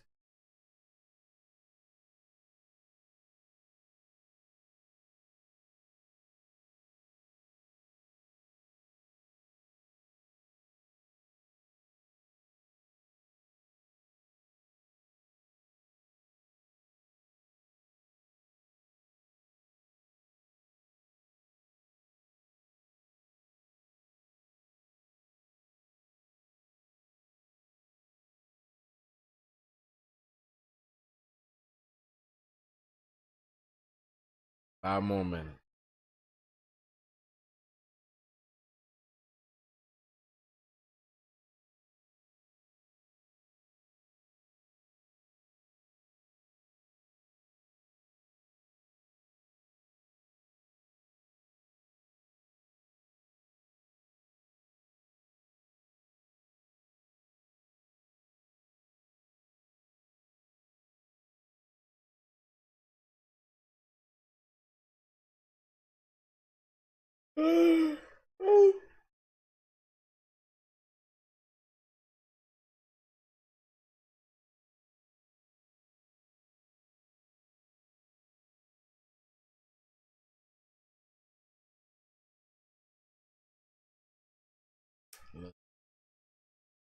Oh.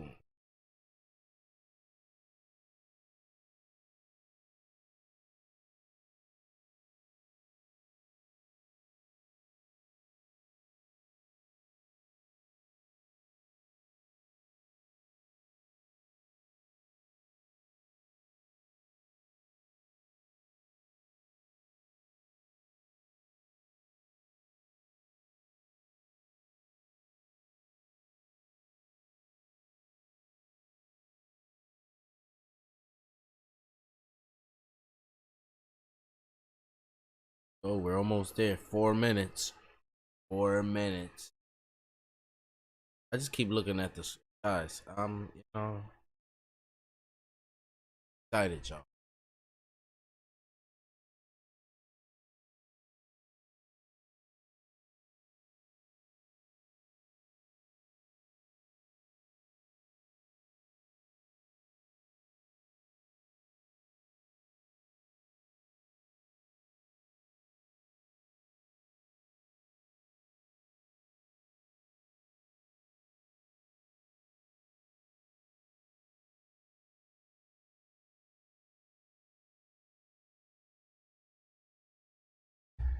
We got 3 minutes, y'all. 3 minutes. Right before we get into that, don't forget, make sure you guys check out my single out on Spotify and iTunes. It's called Another One. You can just type in theirr_KON and it pops right up. Oh shit. Here we go again with another one. Say it again. Yeah, right? Another one.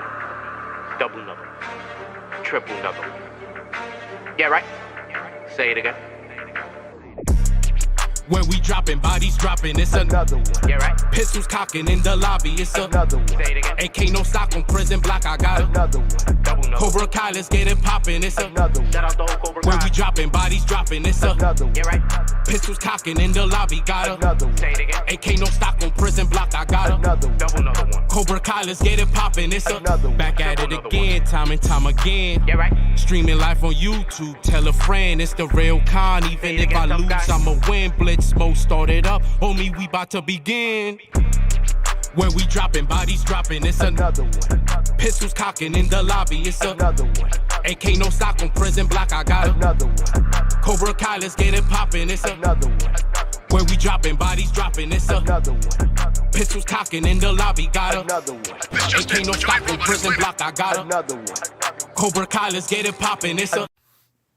Well, I'm streaming live on YouTube at theirr_KON.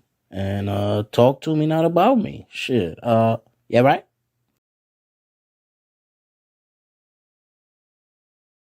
We're just waiting, y'all. We're waiting.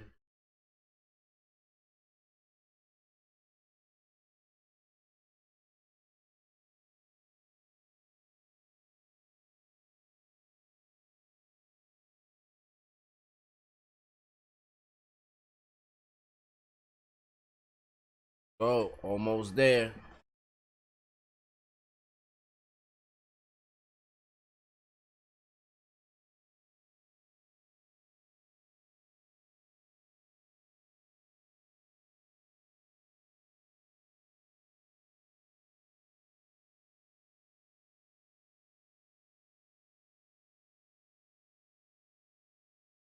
Let's go. A minute left. A minute left, y'all.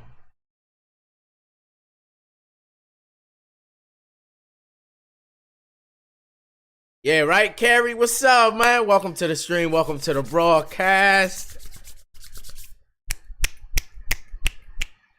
Yo, so we already found out that if you unlock an attachment for one class, for one weapon, you can still use the same attachment on other guns. You don't gotta unlock the same attachments for every gun.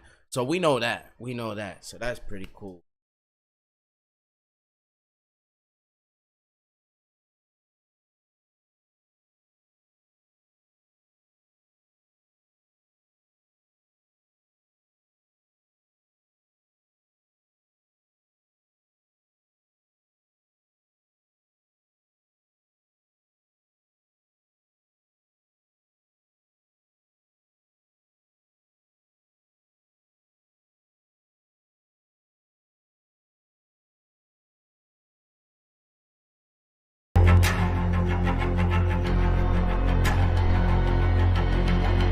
Let's go, y'all.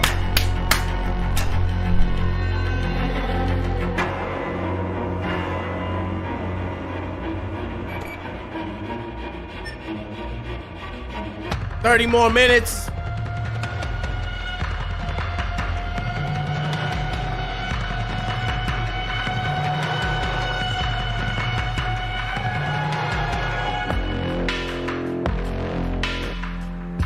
How you do a countdown for a countdown?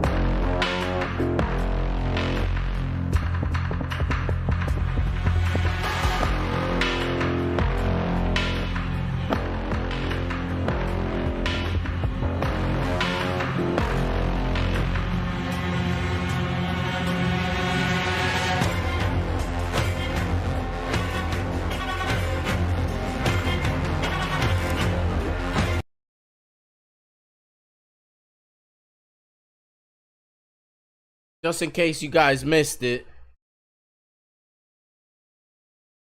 Just in case you guys missed it.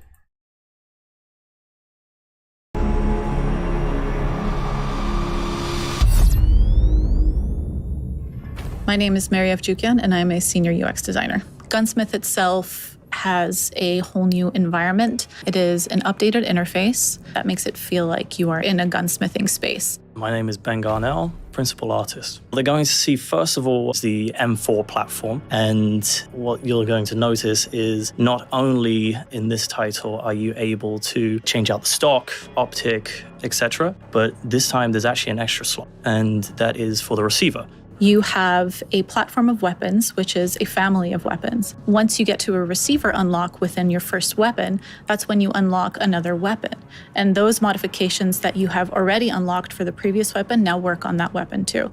The receiver this time is driving Gunsmith as it would be in reality, and each of these separate receivers have their own unique progression. So the receiver for the assault rifle will remain for that assault rifle. But if it's a receiver for the SMG within that platform and you switch to that receiver, then you have the SMG in place. But the modifications that you have already previously done on that assault rifle can move over to that SMG. Each of those shared attachments that you unlock is now cross-progressible and attachable onto another weapon in the same class. This takes away from the grind of having to unlock every single attachment on each weapon every time they want to level up a weapon. What this does is it shows you that one grip that you unlocked on the first weapon is now usable on a different weapon within that platform, and you don't need to re-unlock that weapon. I'm Joel Emsley. I'm the studio art director at Infinity Ward. We are introducing a system of how to develop or modify a blueprint like we've never done before. We wanted to create a weapon system that was visually consistent through and through. What the FTX Cinder Vault allows us to do is to take a platform like the M4, which has tons of attachments, and every single one of those attachments will be themed cohesively. Will have that unique look, the unique red anodizing of FJX Cinder. My name is Yi Yang, and I'm a product manager here at Infinity Ward. When we set out to create the Vault system, we wanted to give players greater ability to customize and add personality to their weapons. At its core, the Vault system unlocks every attachment and allows you to equip any attachment onto your M4 platform that share the same aesthetic. It's a fantastic type of weapon and blueprint system to introduce into the game because people like me can sit there and geek out on it. I consider it to be the ultimate blueprint. It's every single attachment for my personal favorite platform in the game, and you are able to run it however you like, and it's going to match no matter what attachment suite you put on it. The goal was to produce something that players could play with and not break the visual. And Gunsmith overall just feels like a whole new experience. This is the game I've been waiting to make a long time. Pre-order now and get early access to the open beta. Yeah, right? Connie, what we are waiting for is Call of Duty is actually gonna release some actual footage. They're gonna let streamers, some top streamers, 150 streamers, they're letting them actually stream and play the game. What we are gonna play later on tonight or tomorrow morning. So that's what we waiting for, man.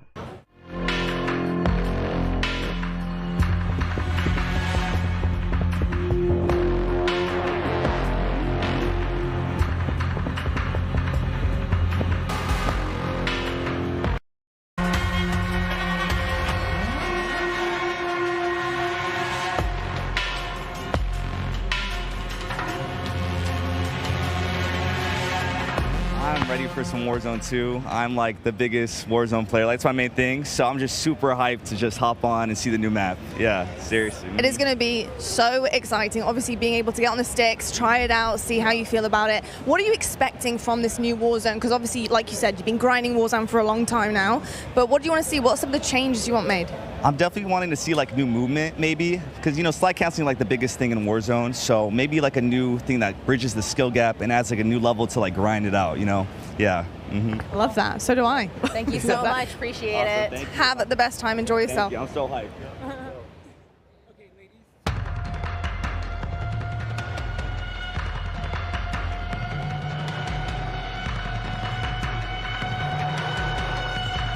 Looking forward to seeing here today. I am looking forward to seeing some incredible Modern Warfare 2 multiplayer gameplay. I'm looking forward to seeing something that's familiar but new and challenging. Yeah, a little bit of throwback, right? Are you excited to kind of replay an old classic in a new iteration? Modern Warfare 2 is my absolute favorite COD of all time. 2009, that was my very first Call of Duty that I ever owned. I am so ready to experience just that nostalgia again.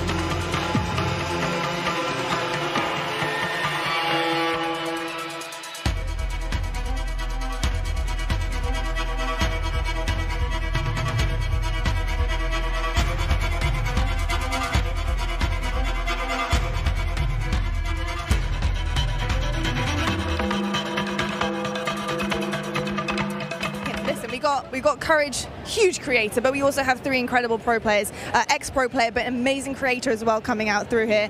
Modern Warfare 2, this is huge for you guys and for the rest of your career, of course. So going into your new season, what do you want out of this big game? Because this is massive for you guys. I'm a simple guy when it comes to Call of Duty. I just want to see the best COD of all time being played. And I personally think that MW2 will be the best COD of all time. Oh, yeah, it will. You know what? I think it will be. It will be. You know what? It will be. So he was saying earlier he wants like nice and fast-paced. I'm looking for the opposite. I want a nice slow-paced game. I can sit a little further back, watch over my teammates. I'm 25 and I'm proud of it.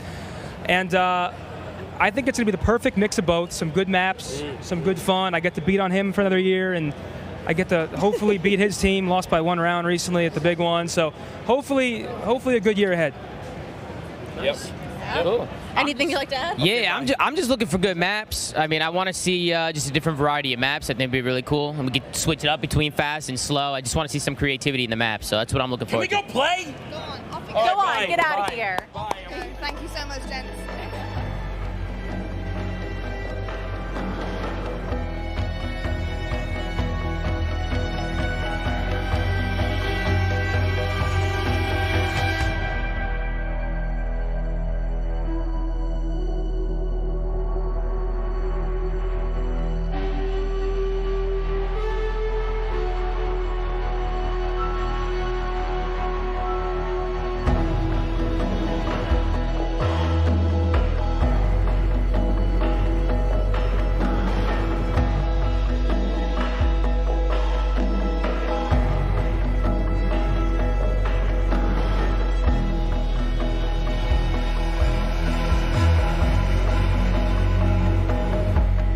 If you guys like the content, don't forget to subscribe. Make sure you guys hit that like button, like, comment, share, subscribe. We are here, getting ready for Call of Duty Modern Warfare 2 early release gameplay. Yeah, right?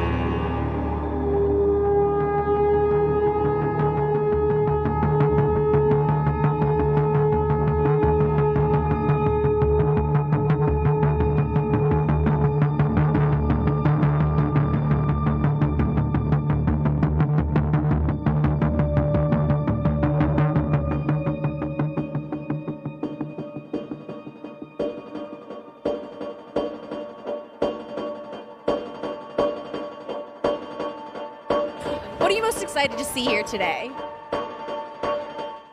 I'm not excited for. I think, honestly, being able to see a lot of people who played online together finally in the same area, after everything that's gone on and being able to get back together, like, that's going to be a really fun time for people to be able to, like, see each other across the way. Now there's a lot happening, there's a lot being revealed, you guys are getting that inside scoop on it, but we've got Warzone 2.0, we've got multiplayer, so much going on. What is your game? What is your game on COD? You know, what are you looking forward to? So I'm a huge multiplayer search and destroy fan, so a little bit different than most people here. They play mainly Warzone.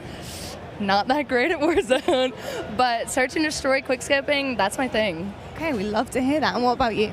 Also, search and destroy. That's how we met. Wow, so hardcore. Yeah, search and destroy all day.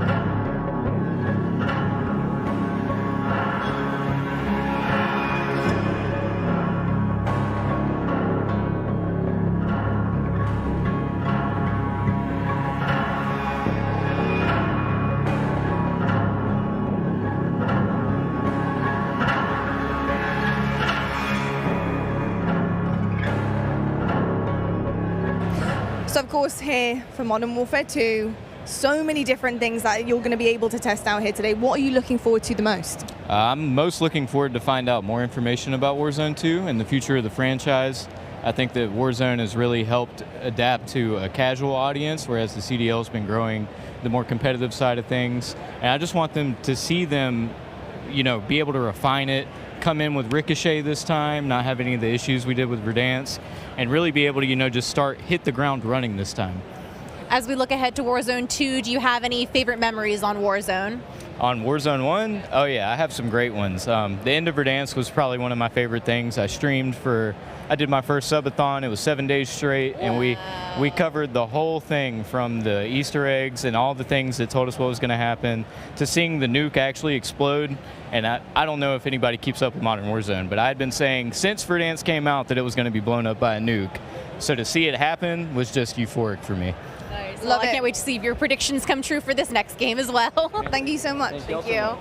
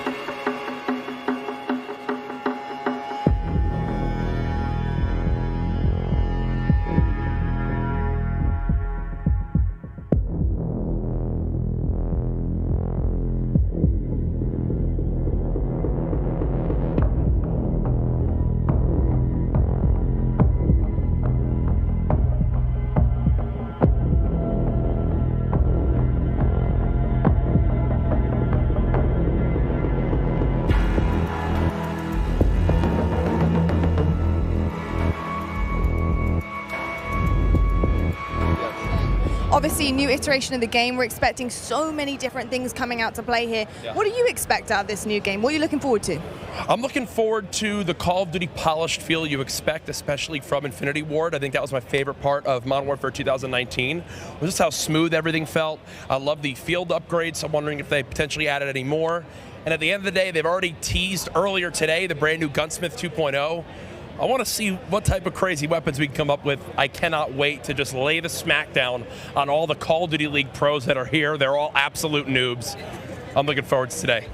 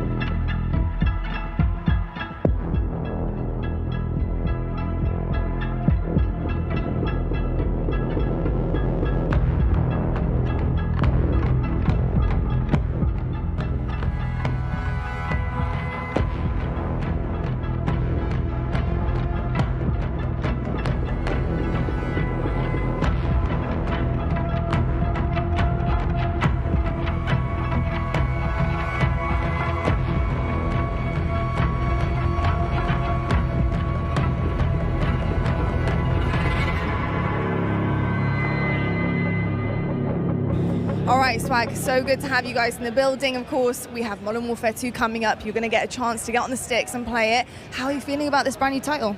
Really good, man. I mean, MW2, the name itself has so much hype around it, and it's just so exciting to play a game. Infinity Ward is my favorite company to make the game, so I'm super excited. Amazing stuff. So, gents, how are you guys feeling? We've got Warzone 2.0. Our first event here, so I mean, we're really excited to be here. I'll pass the mic around. Okay. Anything you'd like to add? How are you feeling? I'm feeling good. I'm super excited. This is the first Call of Duty event. Like we all said, this is our first ever event, so this is really new to us. Really exciting. I don't know what to expect, but I'm just ready to play. You know what I mean? Any favorite memories from the original Modern Warfare 2 that anyone wants to share? I remember.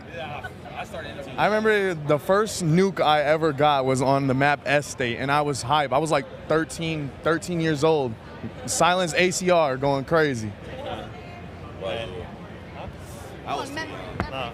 I mean, I didn't play it either. I went back and played it, but it was already too late. It could be a more recent memory. I'll tell you what, though. I was a campaign guy. All right. Campaign boy. I was campaign. I played campaign. That's what I did. Well, I do know we're going to have a kick-ass campaign coming in. So what do you expect out of a good campaign? So if you're a campaign guy, what do you look for? I don't know. I just played it. The missions were fire, so I just want fire missions again. I ain't gonna lie. Wasn't that the one we had to crawl and be secretive or something like that too? I always love the sniper missions where you that's gotta what be I'm saying. like, It was really dope. I love that. Well, I'll tell you what. I'm not going to waste any more time. Go enjoy it. Get on the sticks, and we'll catch up with you later to see how you feel about it. Thanks, guys.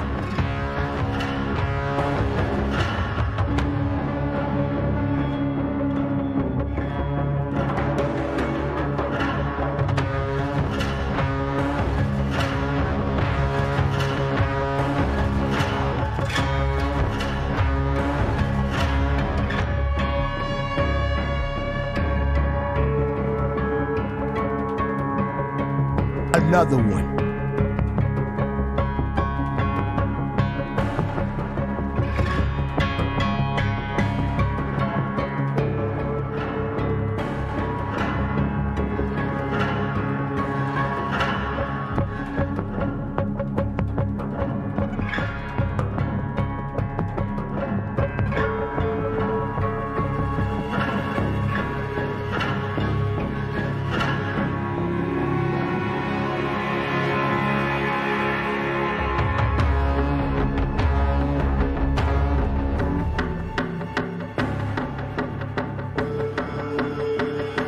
Perfect.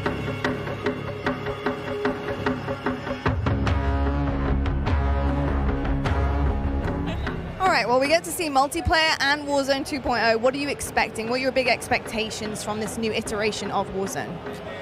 I'm excited. I'm excited to see the map. With Caldera, there was a lot of like elevation, and I liked in Verdansk how it was like a lot of buildings. So I'm hoping to see a lot of like buildings for like building fights because I'm a close range player. So that's what I'm looking forward to. But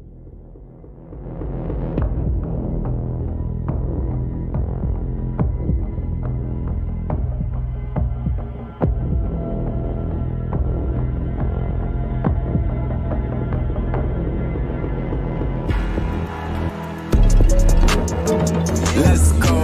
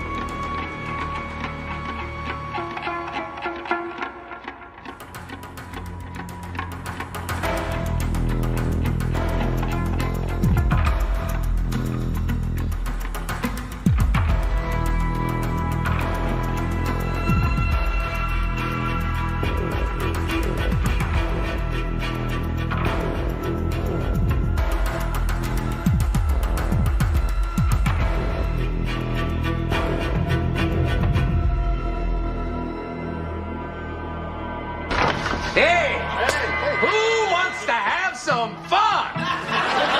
I do.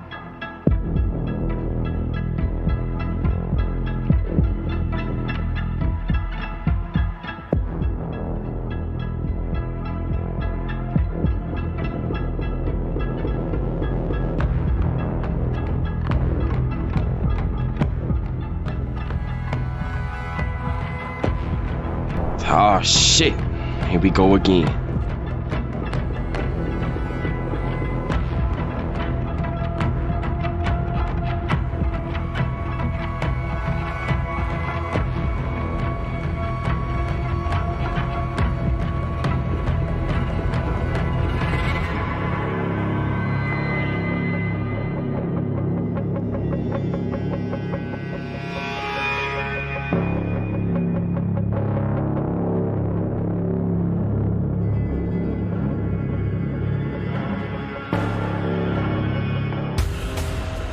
team.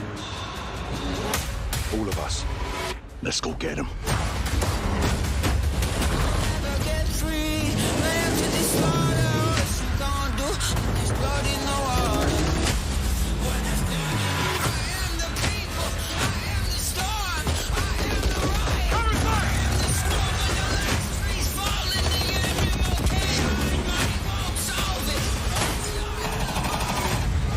Listen up. These guys on the ground, they are your brothers now. Yes, sir.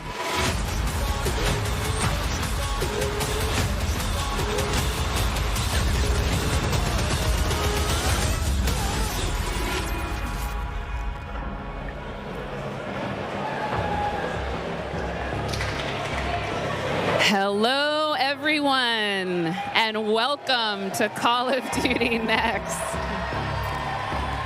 I am Johanna Ferris, the General Manager of Call of Duty, and I am thrilled to help kick off a truly significant moment, not only for the highly anticipated upcoming release of Modern Warfare 2, but a very significant moment for the future of the entire Call of Duty franchise. You see, over the last several years, we've experienced explosive and dynamic growth, and we've learned a ton along the way. And those learnings have fueled our ambition to deliver a wholly new, elevated player experience. One focused, of course, on delivering more fun and innovation, but also state-of-the-art tech advancements built to support a more connected Call of Duty community than ever before. So just know that what we shared today across Modern Warfare 2, our brand new Warzone 2.0 experience coming later this fall, and our designs to bring Warzone to mobile for players on the go are all certainly big news, but it's just the first chapter of a very bold, long-term vision that we carry to take Call of Duty to even higher heights in the years to come. Ultimately, though, we know that you, our players and fans around the world, will be the judge of all that, and it's why we are thrilled to be doing this on the eve of our Modern Warfare 2 beta, and to be here live in person with more than 200 of the biggest streamers and creators in all of gaming. They will finally get their hands on the true star of the show, the gameplay itself. So let's get right into it. It is my esteemed pleasure to introduce, alongside me, Patrick Kelly, co-studio head of Infinity Ward and the executive creative director of Call of Duty. Pat, welcome. Thank you, Johanna. It's so exciting to be here with all of you. It's been such a journey to get to this place. You know, on the franchise, I always get asked by people, or regularly get asked by people, what are the areas you focused on improving, or what are the areas you innovated on? We worked on improving and innovating on every area of the game. It always comes back to gameplay. Gameplay is king. But I could go on and on. Things like third person. Things like where we've innovated in the space of Battle Royale. We've got an all-new mode in DMZ that has large player counts along with massive player counts of AI. And it goes on and on and on. We've got mobile connected with progression and everything else across all of the games. And it just goes on and on. But you know what? It all comes back to one thing. It comes back to fun. Everything we do is in the service of fun. Whether you're a hardcore player or a casual player, whether you are somebody who likes to play with your friends or you like to play alone. Wherever you play, be it on console or PC or mobile, however you play, whether you're a camper or a slayer, we've tried to think about fun for you. And hopefully today you're gonna see that and play that, and fun is what you come away with. Absolutely. You know, fun is definitely what we're going to be heavily focused on. And I'm particularly excited about some of the social features that are coming as part of this launch. Things like proximity chat and new gulag twists. There's definitely going to be instances where players will interact not only with their own squads, but may even have to work together with other players in unexpected and pretty fresh ways. We've already seen some hilarious interactions, in fact, during play sessions, and I can't wait to see how these new ways to connect evolve over time. Now, Pat, what can you tell us about weapons? Oh, wow. So we've completely innovated in the area of connecting you, the player, to your instance in the game, making you feel more in the game. And I guess you can think about it as starting out with the camera. The camera represents your eyes, right? So connecting the camera to your body, we've done that with some inverse kinematics and some physics and other things like that. We've connected then the body to the hands on the gun.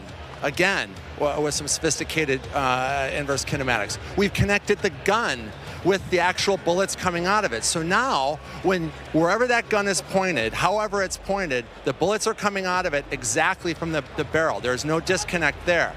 And that's before I even get into what we've done with the new gunsmithing and how you build your weapons and the platforms, etc. But look, you're going to play it, and I hope you'll love it like we do. All right, well, we've taken up enough time, but before they kick us off the stage, can we tell them about raids? Yes, thank you. So with the beginning of Modern Warfare 2, and then shortly after that, Warzone 2.0, and then very shortly after that, for the first time ever, we're going to release a raid in Call of Duty. It's a very different kind of gameplay. It's very intense. We think it's very fun, and we're super excited about it. And by the way, there's one other thing I want to talk about for all of you hardcore players out there. I heard so many of you talk about what play challenges can you give us beyond just winning, which, anyway, I won't go off on that, but we've got a whole series of quests and gameplay challenges that occur when you actually win in Warzone or you hit different milestones that you'll have an opportunity to do. And believe me when I say everyone in the match will know when you're on them and if you prevail at them. So look forward to that. Big things ahead. And now, before we kick it over to Miles and team to carry the day, we are extremely excited to give you the world premiere of the Modern Warfare 2 multiplayer trailer. Thanks again and enjoy the show.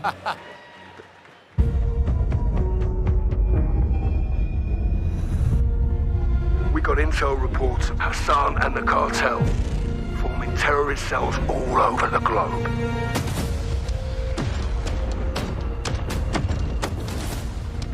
We've never seen activity on this scale before. They have an army. But we have each other. The world is a vampire.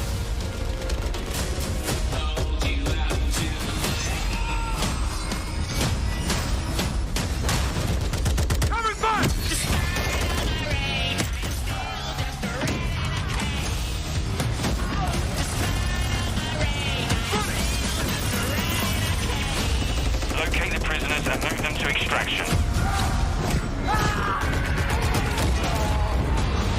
Enemies above! Field charge! Eyes on the hostage. You're gonna be okay. Hostage secure. Sniper, on cover!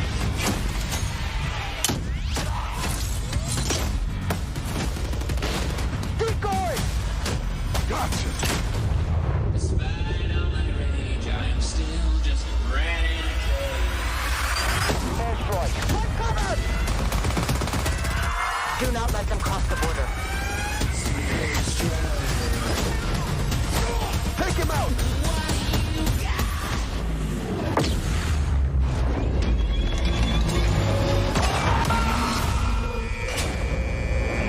Get ready, team! We have never seen a war zone like this! The world is a vampire. They're behind us! Shot stick out! Enemy healer!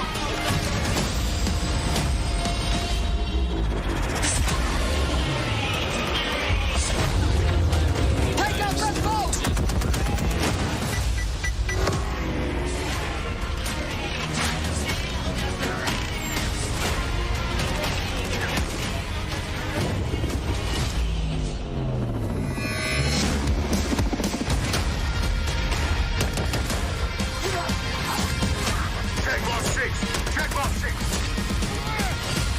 I'm on my way.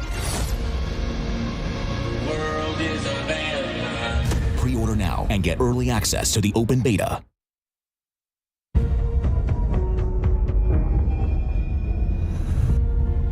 We got intel reports of Hassan and the cartel forming terrorist cells all over the globe.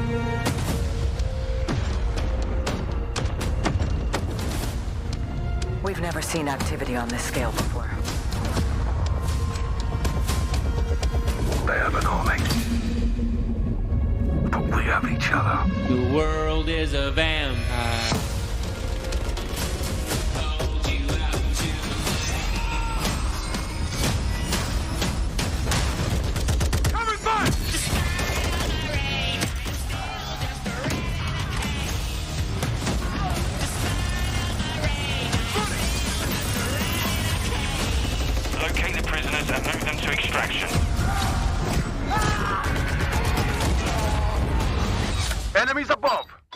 Field charge!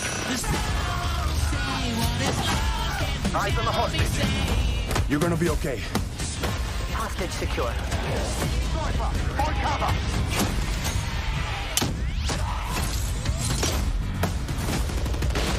Keep going! Gotcha! Despite all my rage, I am still just a rat in a cage. Airstrike! Cover! Do not let them cross the border. Take him out!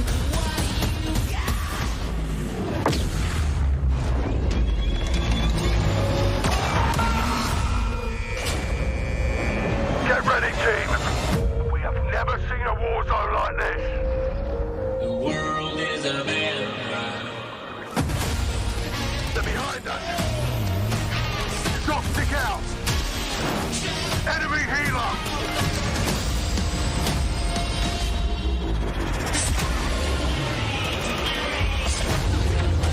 Take out that boat!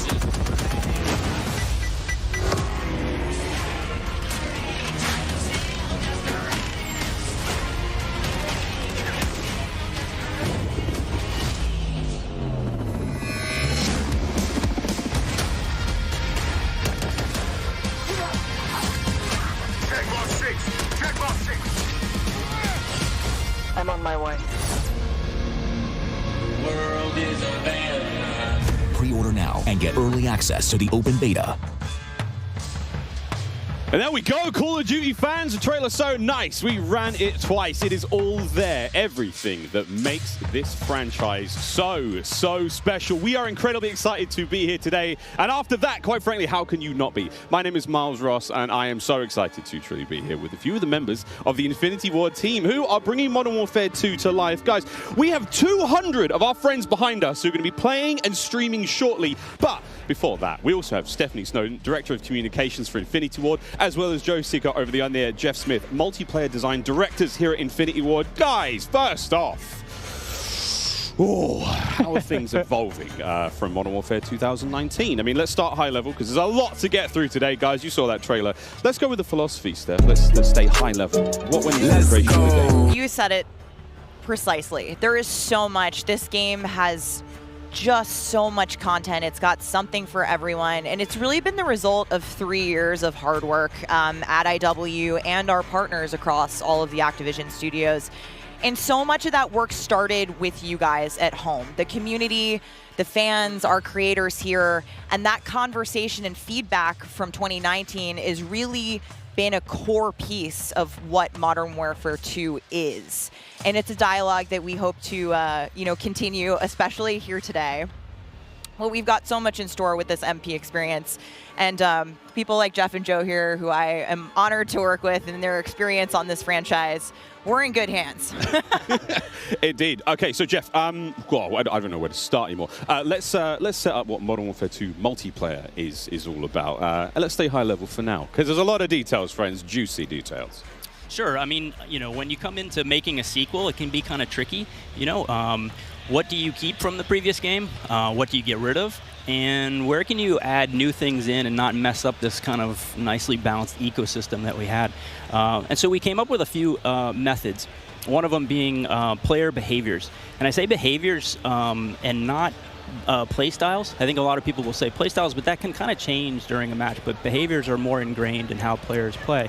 And we just put them into 3 big groups. We call them rushers, which are just aggressive players. They just want to find the action and go. And then we have sentinels, and these are defensive players. They want to just kind of hold down a building, maybe keep a little overwatch. And then we have stalkers, which are reactive, and they kind of hang back and try to read the field and read where spawns are. And really, we just kind of use these as filters to keep us honest with the content that we're making. So that we're making enough toys and equipment for players to be successful playing our game.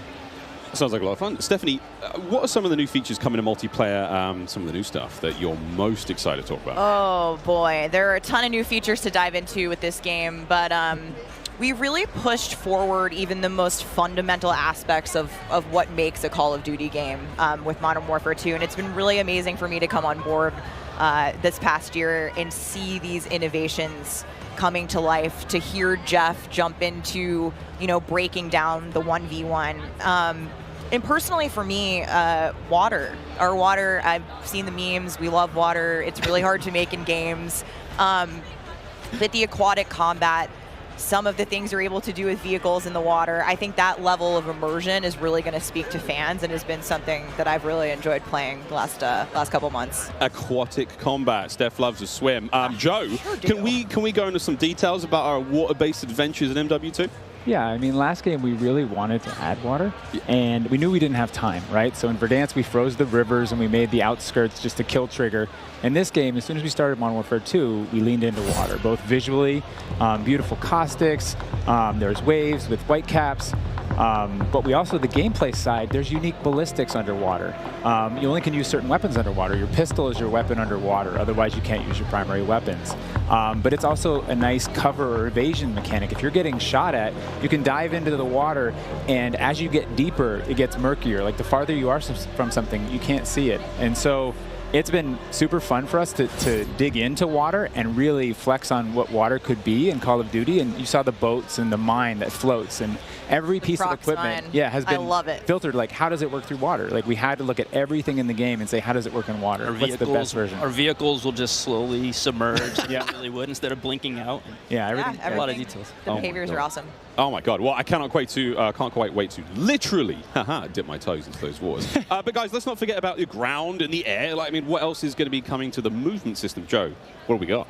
Well, you know, last game we did mount, and we had slide, and even though we're a military shooter, fluid movement is super important to us.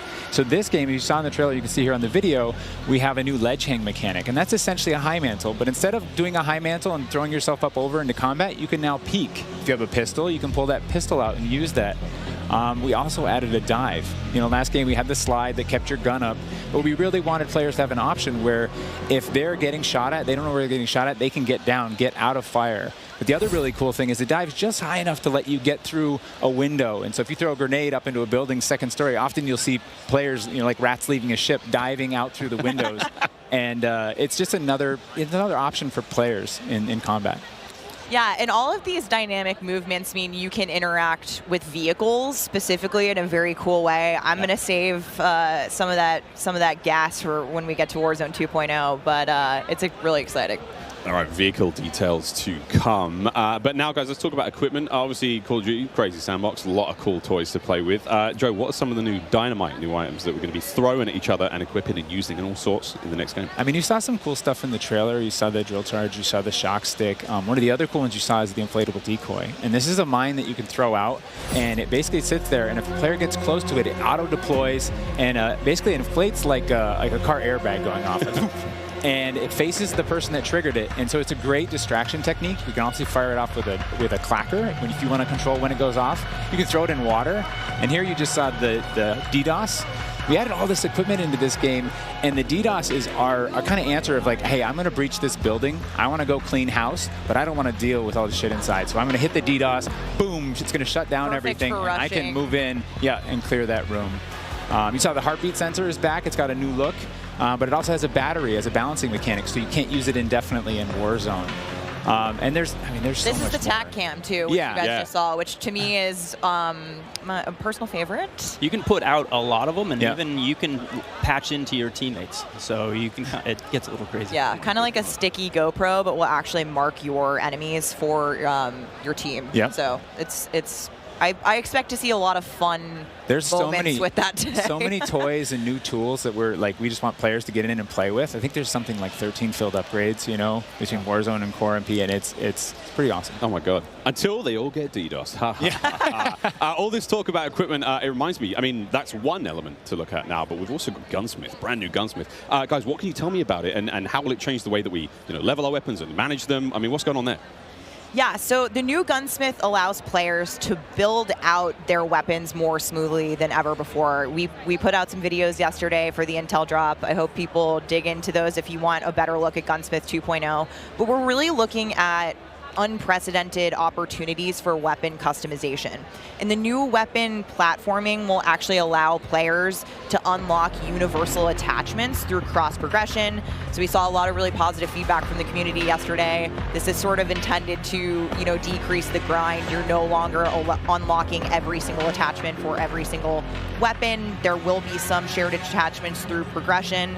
And I'm really excited to see the streamers and the content creators jump into this today. I know we all love the gun bench from 2019, so it's exciting.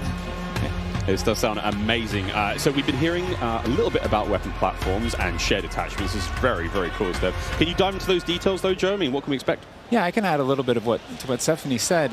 We had this vision last game with Gunsmith, and we were like, okay, what if you could take an assault rifle and you could make it an SMG? And that was our driving kind of like motivator for that system. And we kind of hit that. You could take it functionally through attachments, but the weapon name wouldn't change, and we couldn't change the receiver. And really, that's the key thing this game is you can go into Gunsmith, you can set up an AK-47 assault rifle with a thermal optic, with a suppressor, with a grip.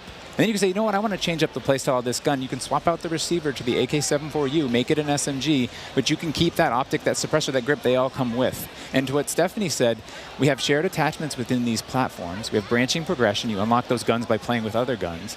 And then we have shared attachments across all guns, and it's all to hit this vision of I'm building up an arsenal of weapons and an arsenal of attachments. I'm sitting down to my gun bench, and I'm going to make the perfect weapon for me.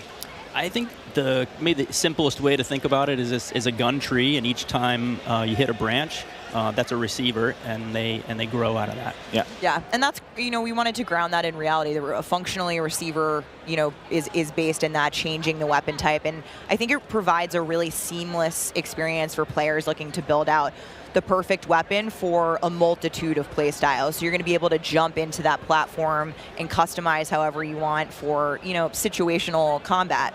And you're actually going to see the FJX Cinder weapon vault in action today, which is the entirely unlocked Platform 1, the M4, the Mic 4.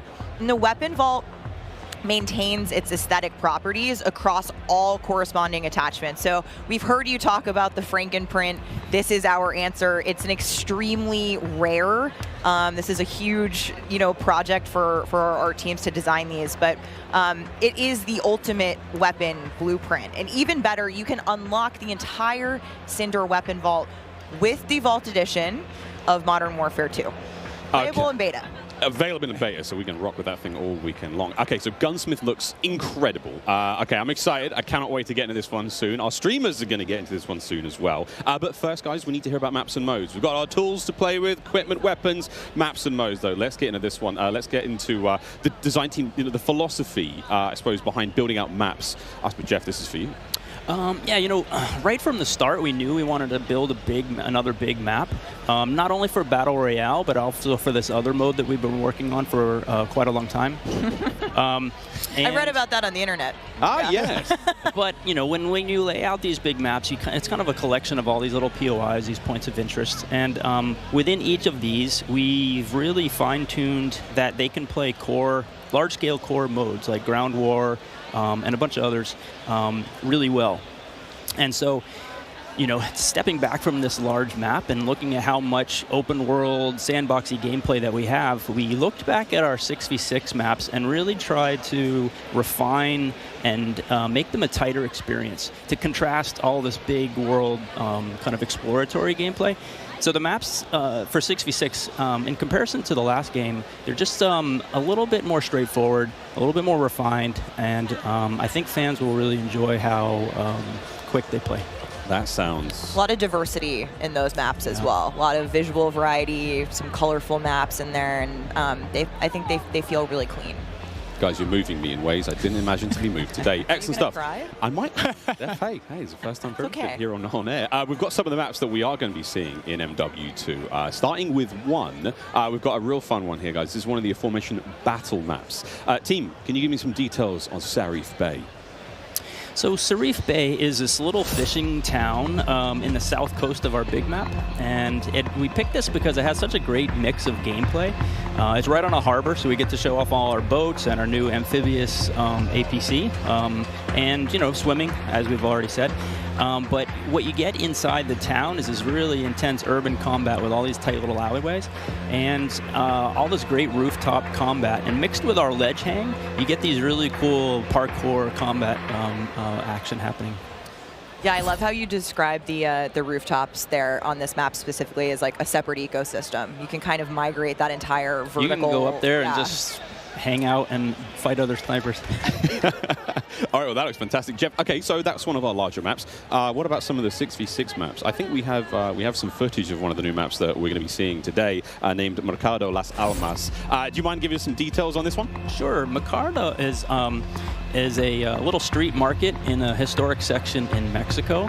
Our story behind this is, the authorities have some intel that narcotics are being smuggled out of a warehouse, and they're going in trying to find and seize them. This map plays really fast and a lot of action right down that center lane. The Mercado is a very dangerous neck of the woods, so watch out when you're playing in the beta. It plays fast. Cannot wait, really cannot wait. Looks fantastic, and again, interesting to see how that ties into campaigns and whatnot. All sorts of fun and games ahead of us. Looks amazing. Battle maps, core maps, 6v6, all this looks fantastic. But let's go back to modes. We've seen some maps. What about the modes being played on battle maps? We will have the return of Ground War, but we've got a new large-scale mode that you've alluded to, right? Let's talk Invasion. So Invasion is it's a big war map. It's Big War TDM, or we affectionately call it the shipment of Ground War. It's 20v20 players, but there's also 20 AI on each team. AI are coming in fast roping. They're coming in on medium birds. And it's this high action mode. It's super fun, but it's also really chill. The announcer's not barking at you. He's not saying like, hey, get to B, they're taking C. You can kind of play it how you want to play it. You sit up on a rooftop and snipe. You can grab a shotgun and go room clearing. If you push too far into the enemy's base, AI will come hunt you. But we've also been really conscious of where we put AI in multiplayer. We didn't put AI in kill streaks or anything like that because we don't want AI showing up in search and destroy. We don't want AI in domination.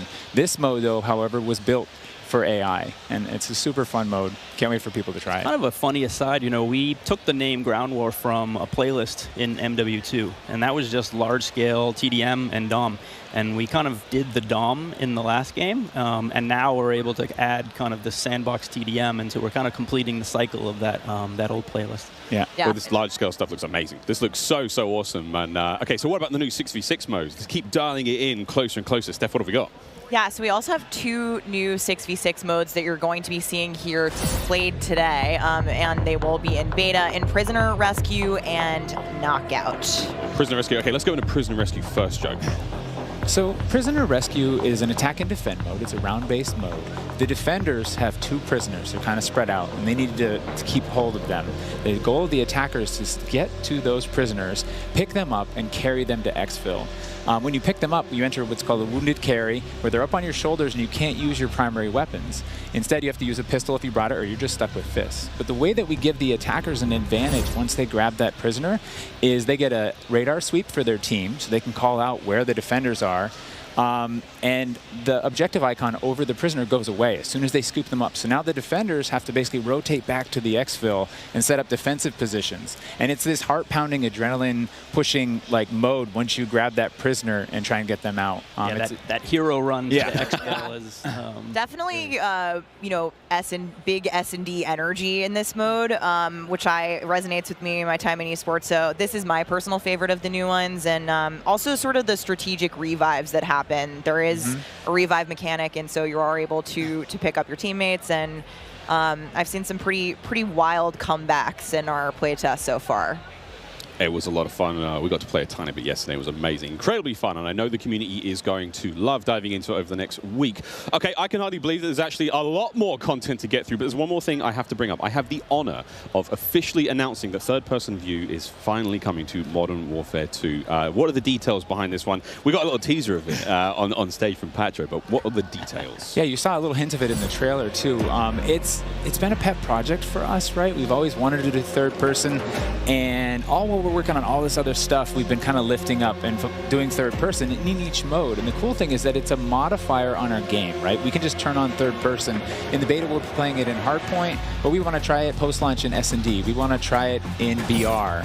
And we have You know, camera work. The camera collision's been reworked. It handles tight spaces. There's a water camera. There's an interior camera. You can feel the weapon shake when you're firing with it. And it's just, we've put a lot of work into it, and we're excited for people to give it a try. Incredible. I can't wait to see what third-person COD feels like in 2022. Sexy skins and everything. This is a lot of information, Steph. Like, there's a ton here. I tried to warn you. They're delivering a lot of new features for you guys to try out ahead of release. And I said we were going to be bold with this beta, and we are, but there's even more to come at launch. So this is just a taste. How is this just a taste? How can there be even more? I mean, we haven't even got to Warzone yet. Not even, okay. Okay, so what about this year's third mode? So I'm happy to say that Special Ops will return as our third mode, and will be focused on 2-player missions, asymmetrical in game design. So think 1 player on air support, 1 player on the ground. And I think the OG fans will be really excited, because we've looked at, you know, some of the iconic Modern Warfare missions like Overwatch, and really tried to implement some of those themes into the design. So we'll be talking more about Special Ops in the months to come. Steph, you're saying I should be looking now for a Special Ops partner? Sitting right next to you. Yes, you are indeed. Well, I'm all set then, Stephanie. I do believe we have one more surprise for PlayStation players out there. What's that? Indeed we do. Let's roll the clip.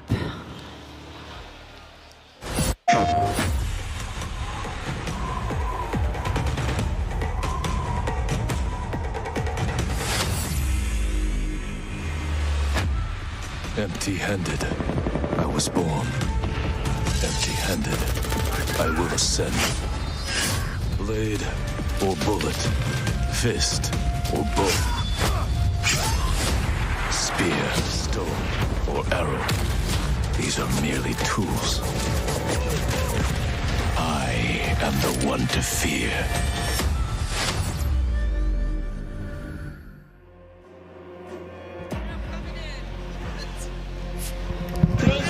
Pick Miles ISO. Fix your mic. PlayStation players will receive an exclusive operator, Oni. Oni is a warrior and gun for hire, descended from centuries-old samurai clan and torn between country and family, just like me. This is such an awesome-looking operator, guys. Oni is going to be playable on day 1 for all who pre-ordered through the PlayStation Store. Plus, he comes with a high-level weapon blueprint, playable in multiplayer and Warzone 2.0. Steph, badass. Oni is awesome. I myself am a PlayStation player, and so I will be becoming Oni main day 1 for this game. And it's been really awesome to see our narrative team building out his lore, really bringing this operator to life with the creation of his backstory, his motives. And I think the art team absolutely crushed it with this skin. He is so cool looking.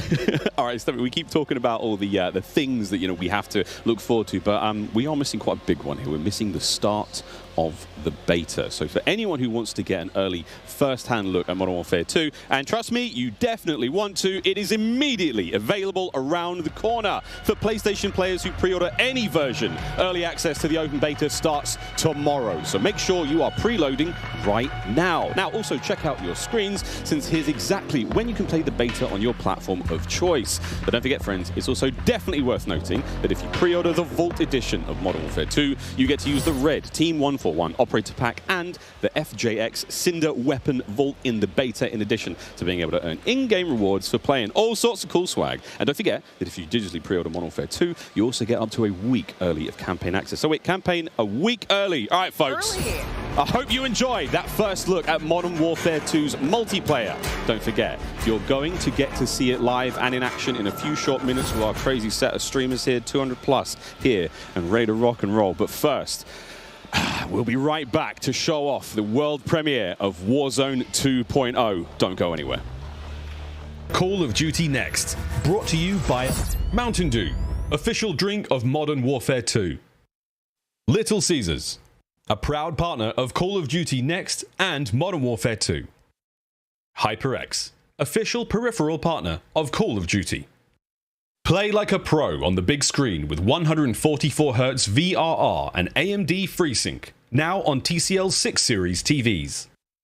Prime Gaming. Visit gaming.amazon.com today and start claiming your free content. about to be a classic. We have 200 creators here on site, marching down the green carpet with one mission in mind, to be the first players to play Call of Duty Modern Warfare 2. This one you gonna have to do. And there is so much in this game. There is almost too much. This is like one of those days where I enter and my hopes are so high. And what are you looking forward to most when it comes to Warzone 2? Prisoner rescue. I'm looking forward to using that inflatable soldier decoy to mess a lot of players. Kill streaks, I think. I'm honestly here just to learn as much as I can to prep for Old Men of Optic, because those guys are very old now. So maybe some OG maps coming back. A map that everyone can play. Honestly, give me a broken shotgun. What's your favorite game mode and Mountain Dew flavor combo? Search and destroy Code Red. Capture the flag, Code Red. If I'm going hard with the boys on a long night at S&D and I'm trying to get some nasty in-game comms, I'm drinking Baja Blast all night. Terminal or high rise? Easy terminal. Ooh, terminal. Most people have terminal nostalgia. Terminal. Terminal, 100%. I just replayed that recently and I realized that spawn trapping is horrendous. Easy. Strike. High rise. High rise. Terminal. What's your favorite flavor of Mountain Dew? I've grown up on Code Red, so it's still Code Red for me. Honestly, I like the basic one, just Mountain Dew itself. Dang, I was gonna pick Code Red too. Can I get a second one? All right. Baja Blast. Starting October 17th, unlock dual double XP, COD points, and also an exclusive Mountain Dew skin in Call of Duty Modern Warfare 2 when you buy specifically marked Mountain Dew. You thinking you getting me? Is you kidding me? Ripping everything and nothing in enough to show you.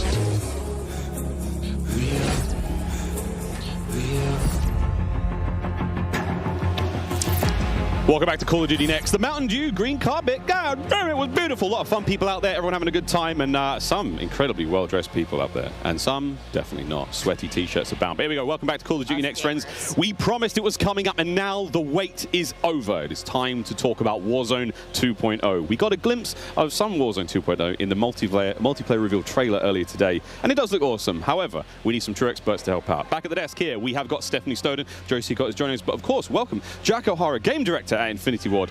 Joe, how are we feeling? We ready to party here? I mean, this is a lot. We need to know everything. Warzone 2.0. Stephanie, the world cannot wait. It feels crazy for me to be up here revealing Warzone 2.0. I ended up at IW as a fan of the game, and so this moment is absolutely bananas for me. But Warzone 2.0 is everything that we loved about the original Warzone, right? Where it's based on the same experience that we all had, that fun, all of those moments, and it's a return to shared tech across the universe for Modern Warfare 2, and that's going to create a really streamlined player experience. And I think the key innovations that we discussed for multiplayer, those all exist across Warzone 2.0 as well. So we're bringing it back. It's all connected. It's the same world, and I think the players are going to love it. Oh my good God. Real excited about this one. Again, there's a lot in this one. Jack, where do we go from here? So MW2 and Warzone 2 have been developed side by side since the beginning, right? Since we started down this road, and they're part of the same universe. Like Stephanie said, they share the same mechanics, the same weaponry, and even more than that. But the centerpiece of all this, of course, is the new map that we've been working on since 2020 with teams across the globe. It brings together our philosophies on map design, it brings together new technologies in order to do it, and lots of artwork to make it happen. And we've learned so much from players experiencing Verdansk and playing in Verdansk over the first few years of Warzone, and we're really excited for them to land in Al Mazrah with their squad. There's a wide variety of points of interest for players to explore in this map, and we're really looking forward to seeing everybody in there. Well, here we go, a brand new map to explore and traverse. I cannot wait. Stephanie, let's take a look. That's right, Miles. Welcome to Al Mazrah. This is our new map for Warzone 2.0. It is a really interesting mix of geography. It is expansive desert settings with a mix of industrial areas, towns, a city, and of course, water. It looks way better on this screen than it did on Twitter. But you're going to find a lot of really cool elevation, rocky peaks, caves, subterranean spaces. This map is beautiful, and it's actually the biggest BR map that we've ever made. And I am so excited for all of our streamers here to jump into Al Mazrah later today. It's huge. Look at the size of that thing. Okay, so that was a big picture, and it's a great way to see it from a sort of top-down layout. But let's take a better look at some of these points of interest. So when we set out to create these spaces, the team works to make it feel like a real space, right? So that there's infrastructure in between all the different, what we call points of interest along the map. And if you're paying attention, you might even see a few that seem pretty familiar out there as well. And so as the team works through these, they're trying to find some variety on each point of interest to make them something that the players will want to drop in and get the particularity of that single point of interest and find the place that they want to drop and where they want to play, whether it be a high elevation observatory at the center of the map, whether it be the big city that's up the top right, and whether they want to explore that, or whether they want to work in some of our POIs where we have water intersecting with geometry here. So we have in this one... Ooh, that looks familiar. That does seem familiar. And there's a river system that goes through all of this. So you'll be able to catch in a boat and drive between the different POIs. And here's one of our favorites, Sawa Village, which is... That's my favorite. Colloquially called Sunken Town. I mean, I love to swim, so you find me there. Absolutely. I'm curious what you guys think, Jack and Joe, on what the hot drop will be today, right? We've been talking about this the last couple of days. This is our first time seeing other people who are not us play Warzone 2.0, and so I'm just very curious where you think everyone's going to immediately drop today. I think some people are going to drop to Observatory just to go back to home, you know, go have some fun. They're coming home. It's always nice. You're moving through the map and you kind of hit a spot and you're like, wait I've been here before. I know what this is. You have all these flashbacks. Yeah, there's a lot of nuggets in there for some old Modern Warfare fans. Yeah, I'll say Corey. I think that's gonna pop off. I think people will land around the edge so they stay in as long as possible in this match. But smart. We have some news for our edge of the map players coming up. Ooh, all right, guys. Well, the map looks absolutely gorgeous, and I can't wait to watch our streamers here drop in early in an alpha build later on today. Okay, so moving on to the gameplay, we've got this beautiful space to play in. How do all of these multiplayer elements we've talked about a little bit earlier, how do they fit into Warzone 2.0? I mean, the super simple answer is all the stuff we talked about in multiplayer, the stuff you saw in the multiplayer trailer, that's all in Warzone, right? It's all integrated. So that tactical camera works in Warzone, that decoy mine works in Warzone. Like, it's all of it's been built from the ground up for both. The slide, the dive, the water, like... More swimming. Yeah. Oh. This is a great taste of some of the water combat. I can't wait to go full Captain Miller, you know, Apocalypse Now coming out of the water, knifing people. I mean, this just looks... Yeah, the rendering team made some work, so you come out, you're looking all wet. Yeah. See the caustics on the bottom. Yep. I'm not even sure what caustics are. I have no idea, but it sounds great and it looks incredible. You can see the armored patrol boat coming by there with its 2 turrets. There's some cool stuff. So I'm glad you brought up vehicles.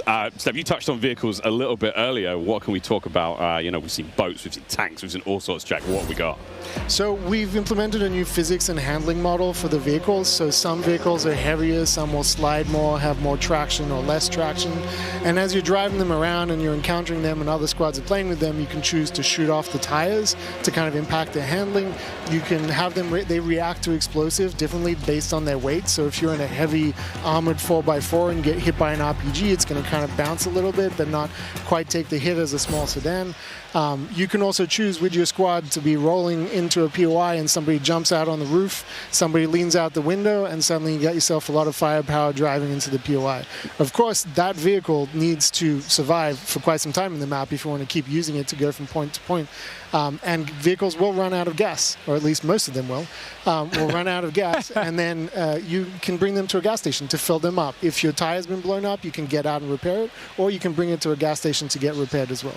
And of course, we've got, you know, water vehicles, we've got a small boat, we've got the boat that Joe mentioned with the turret at the front, turret at the back, so you can have that little moment cruising up the river with your whole squad ready to rumble.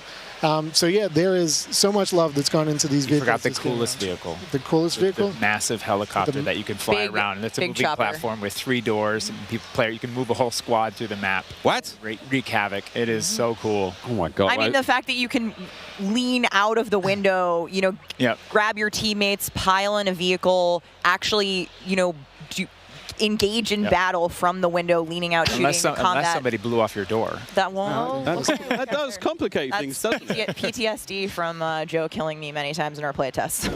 Well, I hope the gas prices in Almaz are okay. I feel like there's a lot going on in Warzone 2.0, and my head is quite frankly spinning. What other massive changes have we got in store? Because it feels like there's so much that's changed. Is it still a gulag? Do we still have circles? Is it still gas? I know there are guns, but do we shoot them? What's happening? Well, what do you want to jump into first? Oh, Stephanie, go ahead. Go. We've made some pretty sweeping changes, I think, to the high-level components of Warzone 2.0 to continue providing players with both a dynamic and rewarding BR experience.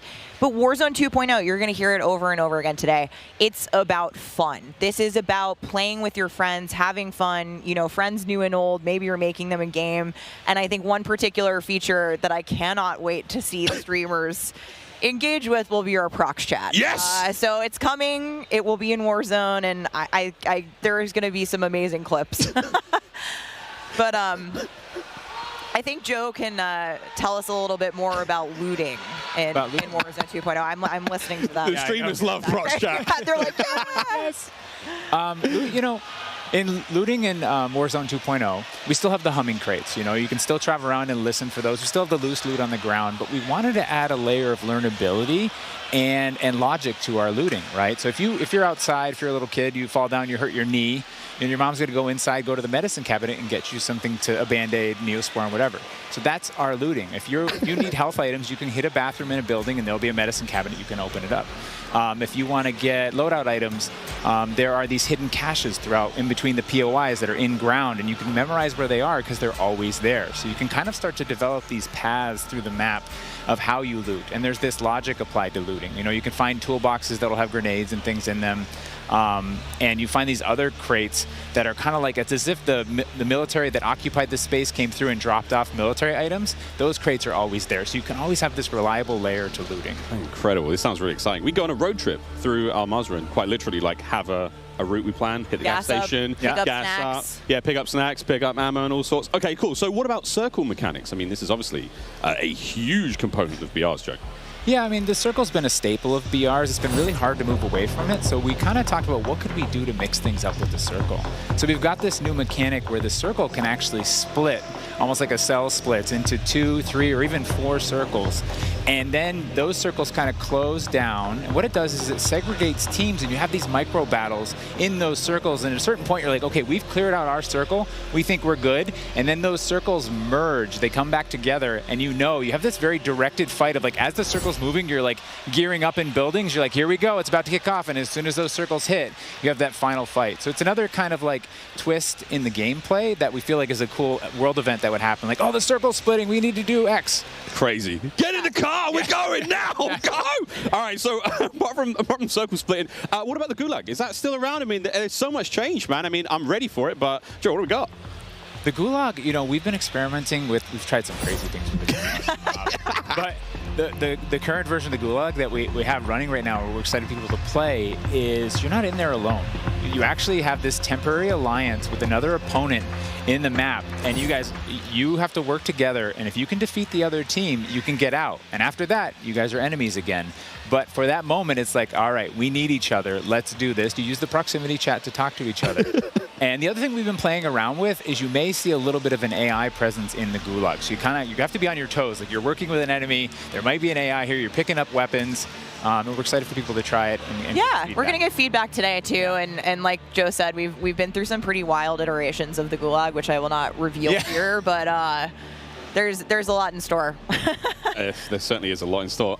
Jack, I have heard of a new concept coming to Warzone 2.0 called Strongholds. That will include AI that may impact how players get their weapons, etc. Can you clue me into what that's all about and if it's even true?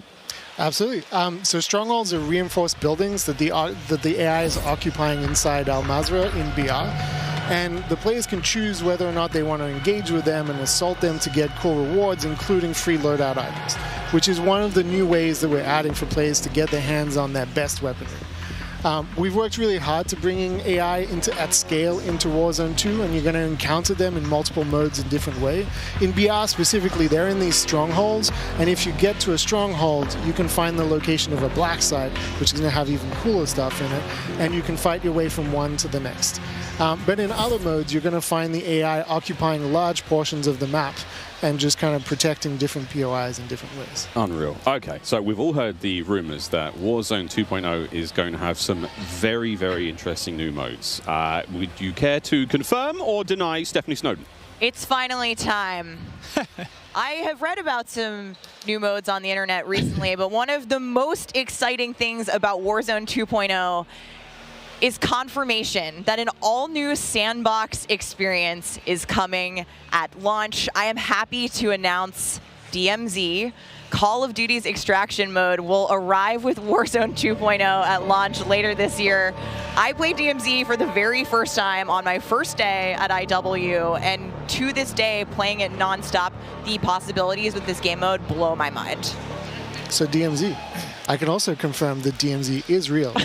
We're not going to go into depth on it today because we do have to keep some stuff in reserve. What I can tell you, though, is we've created a rich sandbox where you can define your own win condition. You infiltrate Al Mazrah, you accomplish your goals, and then you decide to extract when the time is right. It is played across the whole map, and the AI is occupying large sections of the map, and they are lethal opponents, and they do command your respect. You have to watch out for them. You have to work with your team. They patrol areas, they occupy strongholds, and they'll reinforce based on players' actions. And then on top of all this, you can choose which mission you want to accomplish, or you can chase after a variety of activities in the world.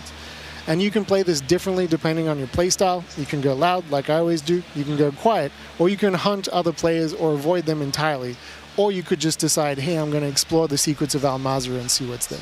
Loot up, exfil, it's totally up to player choice there. And I'm really excited about the full scale of what we're delivering for this chapter. And we want players to have an amazing experience in Warzone 2.0. We've been listening to the conversations in the community, specifically around small maps, Ricochet, anti-cheat, ranked play, and beyond. And trust me, although we're touching on some of the core updates to the overall Warzone 2.0 experience today, and mostly focusing on BR, there will be more news to share over the coming months.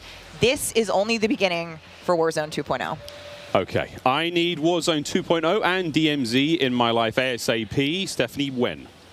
Warzone 2.0 will be free to play for everyone on November 16th. With the start of Season 1 across Modern Warfare 2.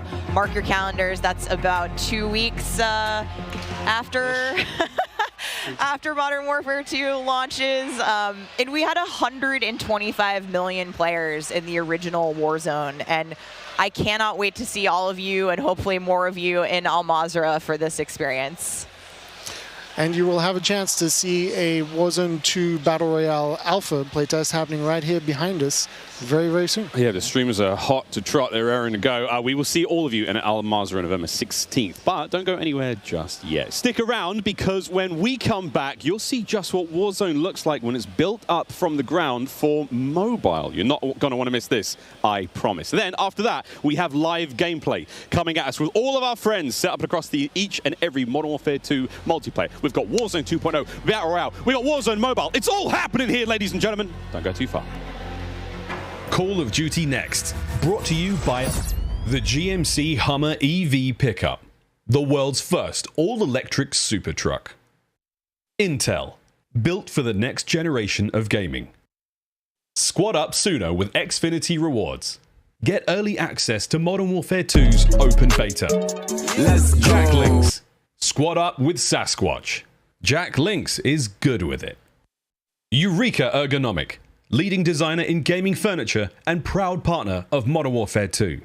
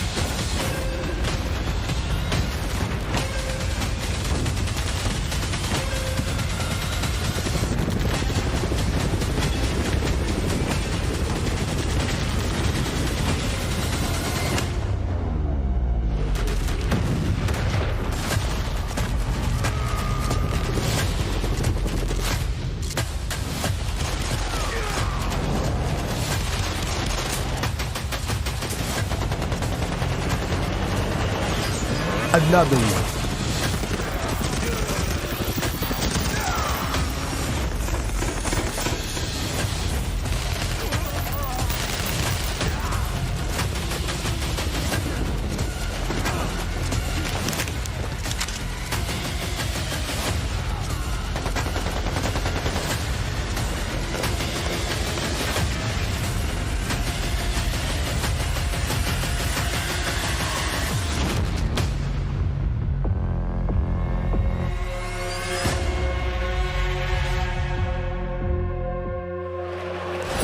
What a jam-packed day we've had here so far. We got Warzone 2.0 and Modern Warfare 2 already good to go.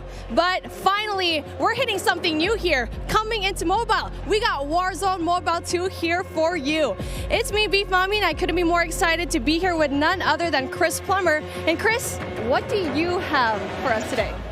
That's right. Today we are proud to introduce Call of Duty Warzone Mobile. Yeah. This is the real thing, and it's on your phone. For the first time ever, you can drop into Call of Duty Warzone from wherever life takes you. Let me quickly point out the gameplay you're seeing today is still alpha, so it's only going to get better. And for Warzone fans, you will recognize this drop sequence right away. I mean, honestly, it just gives me so much nostalgia. But wait a minute, Chris. Is that the legendary Verdansk? You know, this is where Warzone gameplay was born, and we're bringing the legendary Verdansk map to mobile for the very first time. From its hallmark vistas and these dense urban areas, they're just so much fun to play in. Wide open fields, ready for battle, and intimate, close quarters combat environments. There's so much variety in Verdansk. It's famous for good reason. Teaming with fan favorite locations like Boneyard and Superstore, even TV station. Well, I'm getting classic Call of Duty Warzone flashbacks here. Can you tell us more about the gameplay? Or, you know what, maybe just give me your phone real quick. Maybe I can see for myself. No? You know, the team has a passion for delivering the most authentic Call of Duty experience possible for mobile devices. From the way you aim and move to the weapon handling and the control responsiveness, all these critical little details combine to make Call of Duty Warzone Mobile feel best in class. We've made sure that the physics, the feedback, the sights and sounds, all those essential little touches are smooth and accurate. It's about creating an experience that's so true to form, you can imagine feeling that dirt compressing under the soles of your boots with every move. Or imagine those tiny shockwaves of recoil moving through your entire body with every shot. In Warzone Mobile, these are the kind of details that we care about that make the combat feel airtight and authentic. That makes me really emotional, Chris. And you know, it sounds like everyone's paying attention to detail, and it's finally paying off. Now, when I think of Call of Duty Warzone, I think about strategy. Absolutely. There's a lot more going on than pure gunplay. For example, when you're out there exploring the map and evading the gas circle collapse, you can try to sneak up on another player and pull off a finishing move. It's like ultimate bragging rights. And if you're feeling more strategic, you and your squad, they can complete contracts, use that cash at buy stations. There's a ton of variety there, including lots of different abilities like bringing back a fallen squad mate. Now, that contract economy, it adds a ton of depth and strategy through risk and reward. I really like that you brought that up, because if you're talking about risk and reward, I think about the kill streaks. I think about the gulag. Are they going to be there too? Yes. Everything you come to expect from Warzone, it's going to be there, especially kill streaks. This means you can deploy your big stick of choice like, you know, a precision airstrike. You might be able to wipe out an entire squad with it.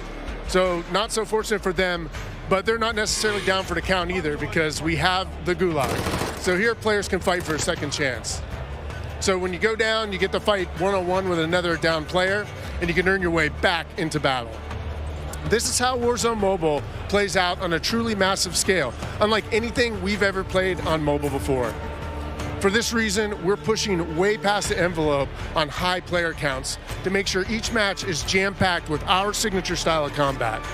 So we are supporting up to 120 live players in the single match.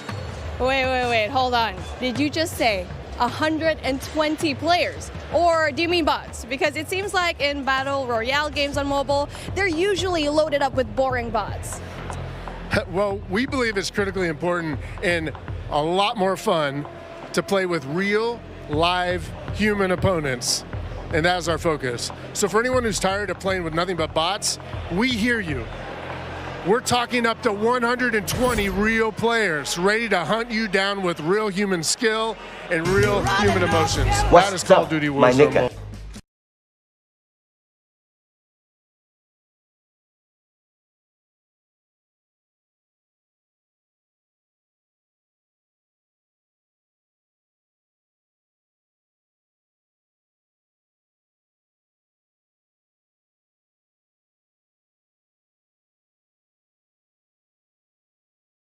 Same shared tech behind the console and PC versions of Warzone 2.0. It gives us a ton of advantages, like these incredibly high player counts, authentic Call of Duty combat and gameplay systems, and it opens the door to a much more connected experience across all platforms. So when you say more connected, does that mean that Warzone Mobile will share content and features that will be in the console and PC version of Warzone 2.0? Exactly. Delivering a deeply connected experience, it's been a strategic pillar from the beginning of development. Now, we know that your time is precious, and your investment in playing is now recognized across Modern Warfare 2, Warzone 2.0, and Warzone Mobile. So wherever you're playing Call of Duty, it is time well spent, including on mobile. Even your friends list and chat are shared across platforms, so you can stay in touch with your friends, whether they're playing on console or PC or mobile, wherever they choose to play. I mean, that is so exciting. I totally get that. Now, one of the coolest benefits of having this kind of connectivity is that Call of Duty Warzone Mobile is loaded up with the same authentic Call of Duty weapons and operators you'll recognize from Modern Warfare 2 and Warzone 2.0. And whatever you get from the Battle Pass, you will see it on console or PC. It'll also be there on your mobile device too. And the other way around works as well.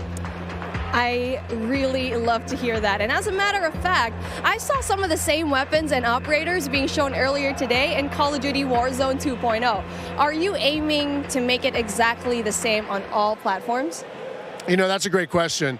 See, the team's incredibly excited about how deeply connected and authentic the experience is in Call of Duty Warzone Mobile.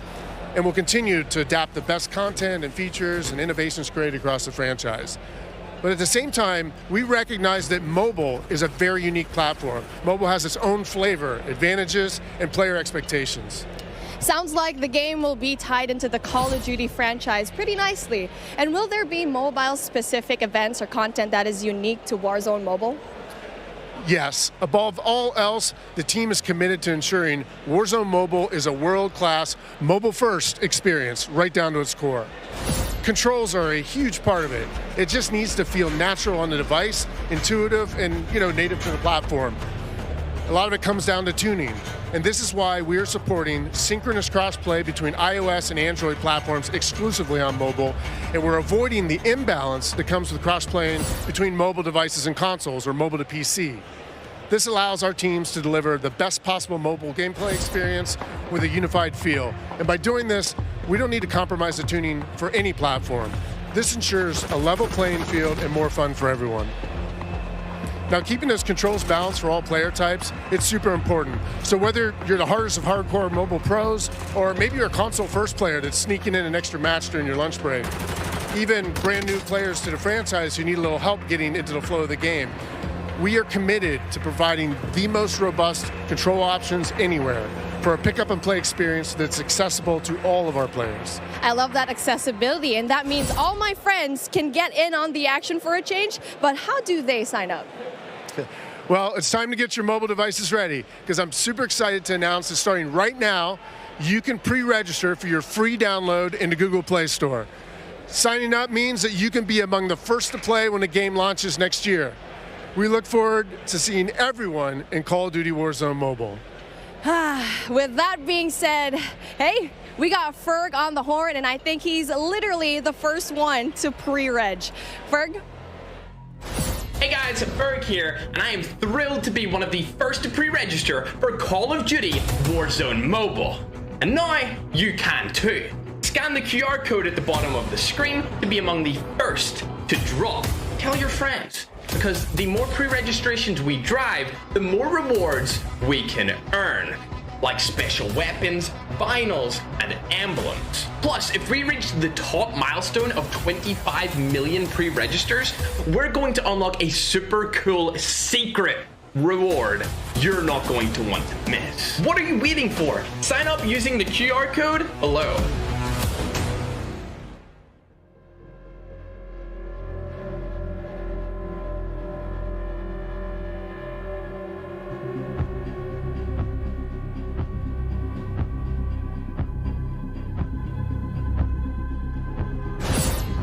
We are back. It's Miles here, joined by Maven, Alicat, and Nameless Studio. What? Oh, guys, the adults have left us alone on the desk, and now it's our time to have some fun. I don't know about you guys, but okay, it's been a pretty litty day so far. Yeah. Where do we even start? I mean, dude, mobile, bro. It's a new era of Call of Duty. Listen, Miles, I've been addicted to Call of Duty for over a decade. You're telling me I could be in the airport playing Warzone now? Back in Verdansk? That's lit. Also, Al Mazrah, it looks absolutely incredible. Oh, it's insane. There's no shortage of crazy stuff coming my way. Ali, Yeah. I mean, lay it on me. Multiplayer for Warzone, for Modern Warfare 2, insane. It's incredible. We actually got to load up with some of the players yesterday in a little bit of a pre-test, and loading into Gunsmith 2.0 was actually so aesthetically pleasing, and I think everybody at home, once they also get their hands on it, they're going to love it just as much as we do here. Truly. Maven, my good friend, you've played more Warzone than most people on the Northern Hemisphere. Yeah, How you feeling? 8 hours a day for years, it feels like. It just seems fresh, man. The map, like everything about it, triple circles, the water, the boats. I mean, I was like kind of the proximity mine king for a while there, placing them under vehicles, trying to blow them up and set booby traps.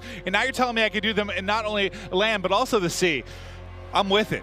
It's going to be something, man. We really have seen a lot so far today. We've seen, Warzone Mobile, of course, multiplayer there, and a bit of Warzone 2.0. Cannot wait. But, guys, it's time to get into business. Let's now get into the command center. This is it. Welcome, ladies and gentlemen, to the command center, presented by Xfinity Rewards. We're going to be rolling the show through all day today. Xfinity customers, they can start playing Modern Warfare 2 sooner with Xfinity Rewards. Visit xfinity.com/rewards to get your code for early access to the open beta. It's free and it's easy to join. Guys, I mean, every time I sit down, I take a breather, I'm like, there's so much. But first and foremost, guys, before we get into this one, there's so many streamers here. We need to give a big shout out to Intel, who's powering all of the streaming PCs here today. Massive shout out to those guys. Clint, there are 2 PCs on every desk. Explain. I couldn't believe it. Cloaksy is here. Like the fact that he actually made the trip out, I figured they have to have something special. The fact that you have a dedicated PC to the streaming side and to the gameplay side, and it's set up for this many people. Intel, thank you. Ridiculous. This is incredible. It's incredible. Ridiculous. We're actually almost ready to get into the gameplay, guys. I mean, Ali, you teased it a little. Yeah, you just played, a little. a little, yeah? We played a tiny bit. I can have an accent, too. You did. I'm getting mocked here. My bloody desk. We got to play a tiny bit yesterday. Yes. It was pretty fun. But now we get to watch 200 streamers, some of the world's finest, quite literally from almost every part of the planet, coming together here in this crazy top secret location. What can we expect? It's going to get loud. It's going to get incredibly loud. Yesterday it was loud, and I believe like not even everybody had shown up yet. So now that we have a full building of all of these creators, all of these PCs, I'm expecting people to get up and start screaming, Miles. It's going to be insane. Clint, we heard Courage from like headphones on. He can be heard from space. Oh yeah, no, 100%. Like Bobby Pop, if he's on a subtrain or something, Lord knows what that's going to sound like. But my boy Tyler Blevins Ninja here as well. But like, I think this is a testament to how pumped up everyone gets about Call of Duty every year. Oh, yeah. Like the fact that there are this many big name streamers in attendance, we're going to see some incredible gameplay, go through the various modes. I mean, this is going to be a real treat. It really is. I mean, and you've been around a long time in the Call of Duty world. In this venue right now, we've got streamers and players from, all across North America, South America. We've got players all over Europe, Japan, Australia, you name them. We are all over here. Mobile players everywhere. Yeah. How do you describe the vibe in the room right now? I mean, it's just incredible. It's a bunch of homies who love Call of Duty all in one room getting ready to grind. And, I was talking to them earlier. I was walking around doing the round saying what up to everybody. They're going hard, right? Like, I was talking to some of the Warzone guys, Repos. He's like, I'm here to fry. Zuma's ready to go. So I'm interested to see them with these new weapons and the Gunsmith, what they come up with, especially our new game modes like Prisoner. It's going to be lit. Listen, as much as they're here for their love of Call of Duty, they're also here because they want that banger clip. Like, everybody wants, like, you're trying to go out and fry some of these big names, get a clip out on social, your YouTube, whatever it's going to be.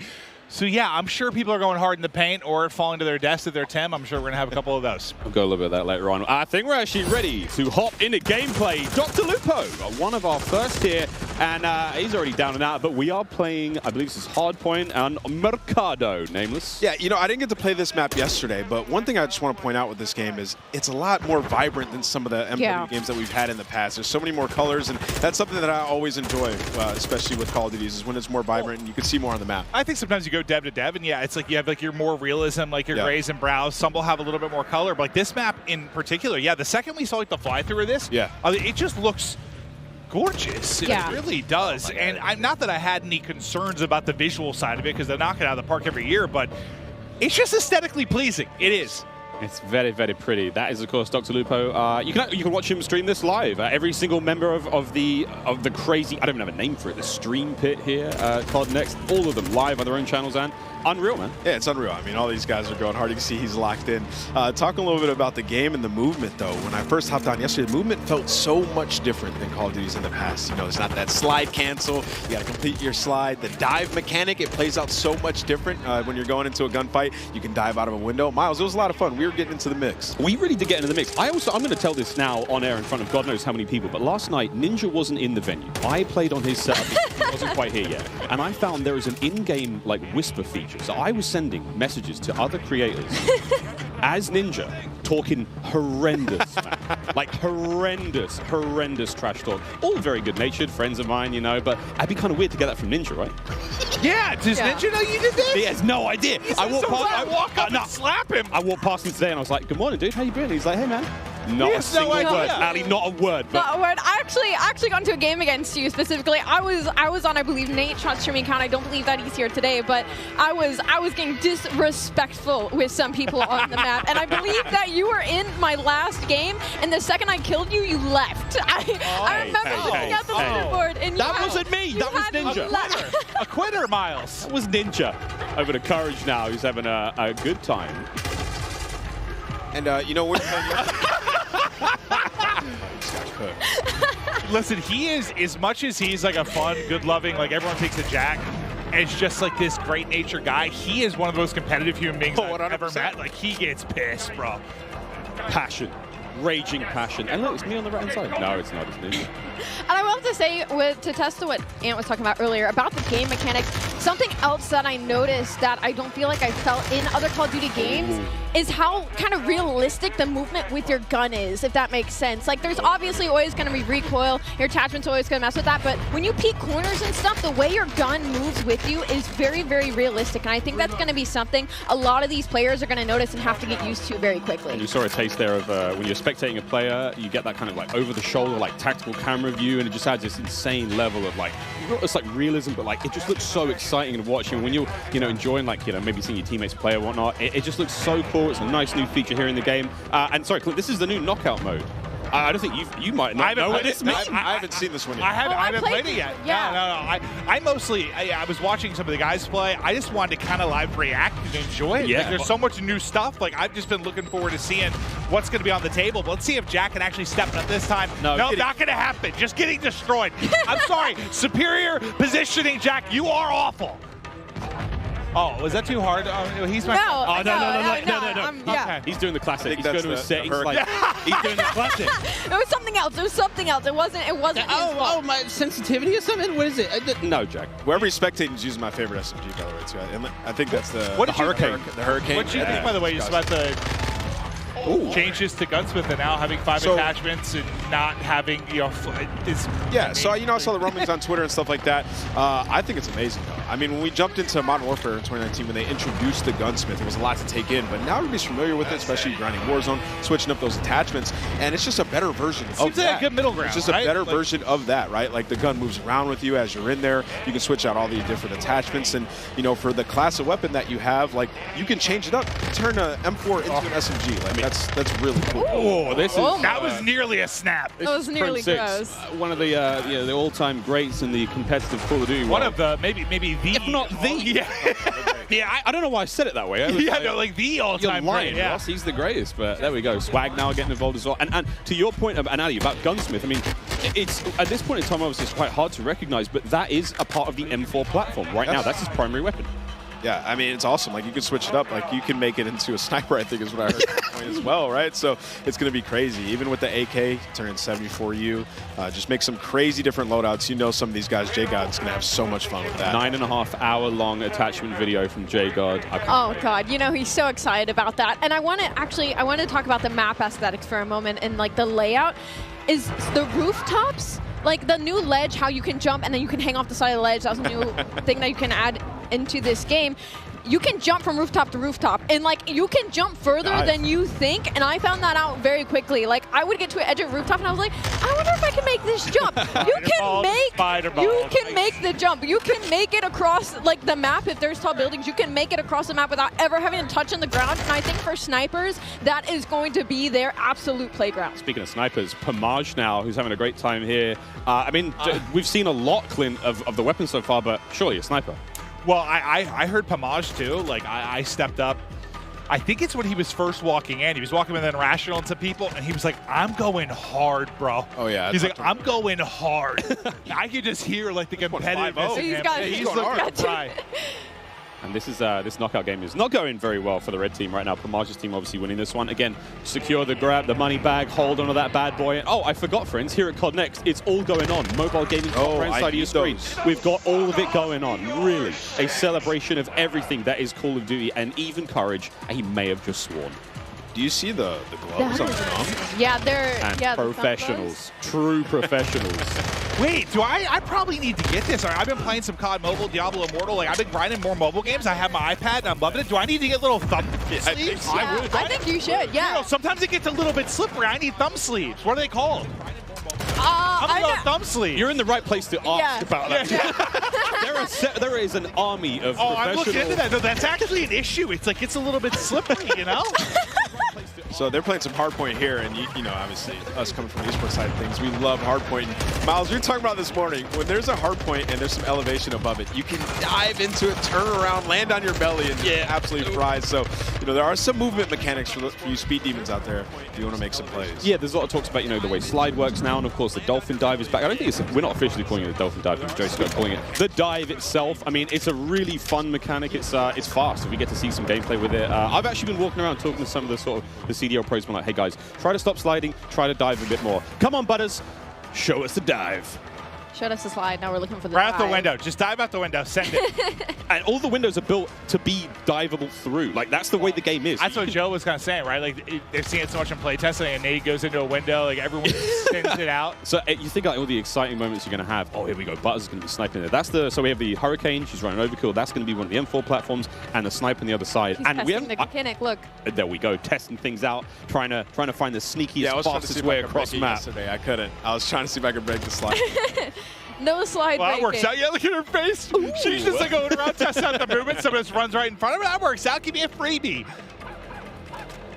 You know what I'm noticing on this map that I actually like a lot? Not as many doors. Just running through. Not as many doors, I think, in general, is the overall vibe. I mean, most of the maps we've seen so far, quite small, very fast-paced. Again, Jeff talking about that, you've got a very distinct feel. It's just like the battle map is very large. Yeah. Way more intense action. Of course, there's like evasion stuff. 6v6 is a totally different flavor. I mean, that obviously excites us more than maybe it should most. Oh, I mean, we love it, right? Like, we're here to see people go hard, try to win, be competitive, and okay. Another thing, we're seeing a lot of elevation on some of these maps too. You know, snipers are going to be in heaven. Yeah, I think it's max 2 stories, I believe. I could be completely wrong there, but hit it. Hit it.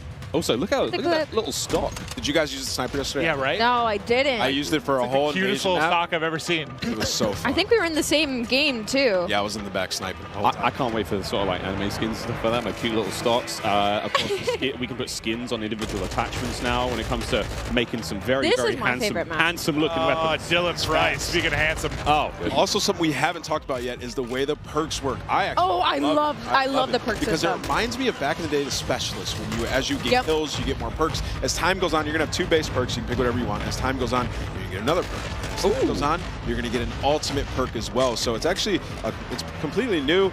They've redone it, and it's going to be sweet. Well, the reason I think I haven't really played it yet to deal with it too much to see like how vastly different it makes the gameplay, but I know for a lot of us, when you're playing like the multiplayer experience, I feel like you get a couple perks you like, and you just sort of pick those. They're your go-to. You don't really think about it, right? Like, you figure that out in the first couple days or weeks of playing the game. Those are your perks. Now it's like, I feel like there's more decision-making that goes into it, which I personally think is exciting. Now, I don't know what I'm going to be running, but it does feel like they were saying, what was it, the different type of classes they were trying to put? You have your rusher, kind of your more stealth type player, your sentinel. Like they want to, even if it's not like class-based per se, like they want to kind of funnel it with that behind the perks, but I think that's pretty dope. But you can also make your own, so you can create it, pick your own 2 perks, your next one, and your ultimate, so you can figure out what you want, and it's just nice having like a rewarded game, especially when you're frying, getting that extra perk. It really does, change what you start off with the base 2. Yeah. You unlock one after a period of time. You get kills, you get points. The game progresses slowly, so no matter how you're playing, you're going to get your perks eventually. But obviously, higher scoring game, you're going to get more. And it's just really interesting again, and the perks are almost tiered. And again, Jeff and Joe will come on the desk later on and talk about this in way more detail. But the idea that the first 2 perks, they're fine. They sort of help out the gameplay. That mid-tier perk, way more sort of impactful. And that final perk, like kind of like the super perk. That's not going to turn you into Captain America, but it is going to make you way more effective. I kind of want to be Captain America. We're spilling the beans right now. Taking Jeff and Joe's thunder. Well, Symphony was just on screen, so. I mean, the wagon on that boy. What? There it is. Right, listen, picture there. Yeah, 2 million views on TikTok, something like that. It's impressive stuff. That's what you're watching? And your free time, Quinn? Yes, it might be. It might be. Okay. I'm watching them. It's Brooke's TikTok, she's very creative. This is a Search and Destroy, Call of Duty Classic here on Farm 18. This looks cool. This is one of the maps that we saw in an intel drop not too long ago.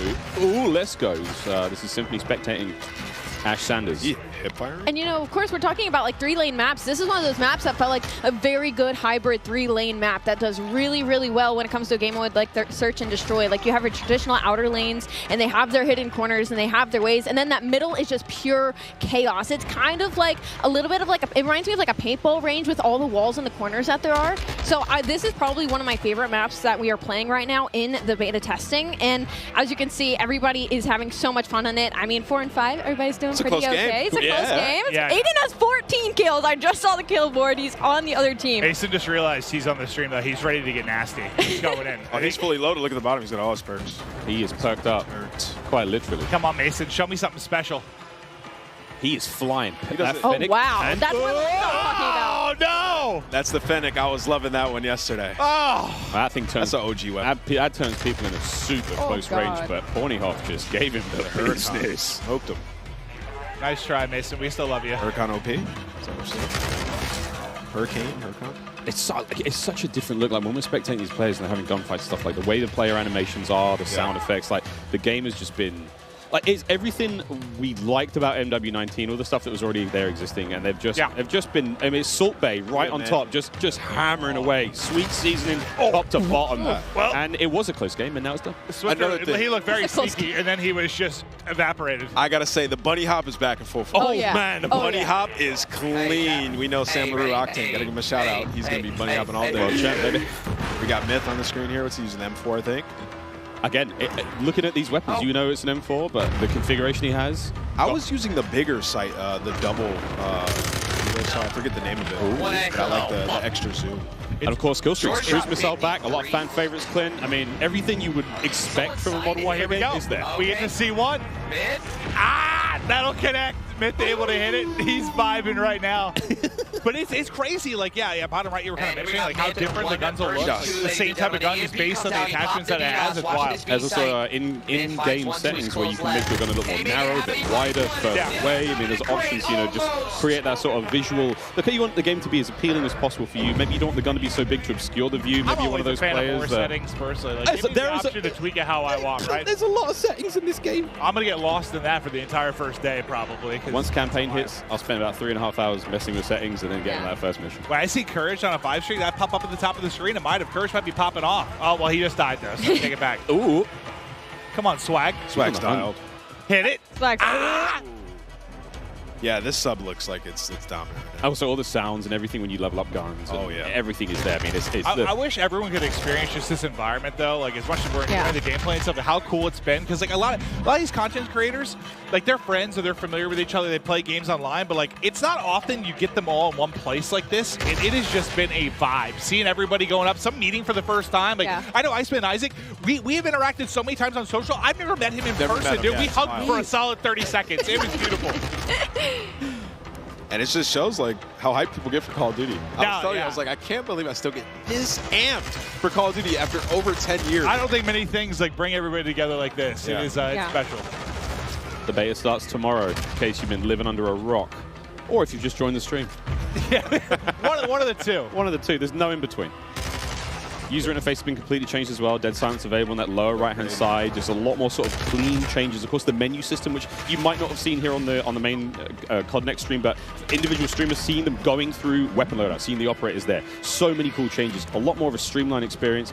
It's sexy. That's not a lot of ways to describe it. I love that, especially like when you click start, you go and you look at your loadout, you switch weapons. It looks good. You can see everything. It's just right in front of your face. You know exactly what's there, digestible, and that's what you need. It's such a fast-paced game like Call of Duty. It's digestible. I also quite enjoy that like it doesn't obscure too much of the in-game screen. So if I'm hitting pause, I'm checking stuff out, I still have some kind of like situational awareness when I'm in-game. Yeah. And I will say in terms of balance of like ARs and SMGs, of course, this is all of our, like our first peeks into it, but they've looked pretty balanced so far. Like the SMGs have been absolutely disgusting up close, whether the AR gets first shot or not. And at long range, the SMGs haven't been ripping as well. The recoil gets insane at that sort of range. So I feel like it looks like the gun balance as well, regardless of your attachments and what configuration you end up coming with, is fairly much there. I love that because, I mean, it just feels like sometimes it turns into this one gun that can do everything. Yeah. Right? And I think everyone appreciates a little bit of variety. Like an AR that's feels like quite an AR, literally what this game is, because you could change your gun up to whatever you want, right? So well, in a way, yeah. But like, I think to Tally's point, like there seems to be a little more separation between your SMGs like I haven't and your seen the do-it-all gun just yet. No, I mean, we saw Aiden, of course, on the Mountain Dew green carpet, like, I want a broken shotgun. And I'm sure he can make it, but broken, we'll find out what that really means. Of course, as the game like sawed off. develops. He wants a sawn off that kills people across map, that makes them move real fast. I mean, hey, who knows? Gunsmith is crazy. 2.0 even crazier. Well, I mean, we'll see if he can do it. Wild. I mean, no matter how much work has gone into this, we've got the nerds in the building, and this is where if anyone's going to test some stuff, find some weird combination that turns a shotgun into a sniper. This is the crew that's going to do it. We've only scratched the surface. Yeah. Oh yeah, we've touched it for 20 minutes. Of what people are going to do with this gun. That's just not enough, is it, Miles? Not enough. No idea what these guys are going to come up with, but it's going to be crazy. I need a good sort of 2 to 3 hours to really look get at Chef Tony. This is one of the most famous Italian men in the world. Makes a mean stromboli. We love him. Metal boots on the building. He's got the M4. He's going to run this class setup from now until the next 2 years. We're talking about it can be great to mess around with guns. Oh, Chris Crowder. Listen, I'm not sure what's going on here. Chris has been growing some sort of beard that's happening for the first time that I've seen him. He's usually very baby-faced. Now he's kind of going for some sort of supermodel type thing, or maybe like being a rapper, singer. I'm not sure. He's a handsome He really is. He really is. A tiny little bit of a user interface there. If you hold a circle, whatever your sort of crouch button is when you're on a ladder, you can fast slide down it. So that's going to get spicy and fun. Oh, he's up. He's on his feet. He's on his feet. The Gouch. Oh, man. We will be playing all day, friends, all day. You know what? The iron sights here kind of clean. Well, I think this is great, too, for a lot of, people like, you saw Zenny, you saw Crowder. For those who don't know, they work on the CDL side. They're really in the midst of stuff during the season. They don't get to come to stuff like this that often and see all these content creators. I imagine they're in heaven. I've seen some of the tweets, just having a blast, meeting a lot of different people. So as far as streaks goes, we haven't seen a whole lot. Obviously, cruise missiles there, counter UAV, a classic. VTOL's going to be back.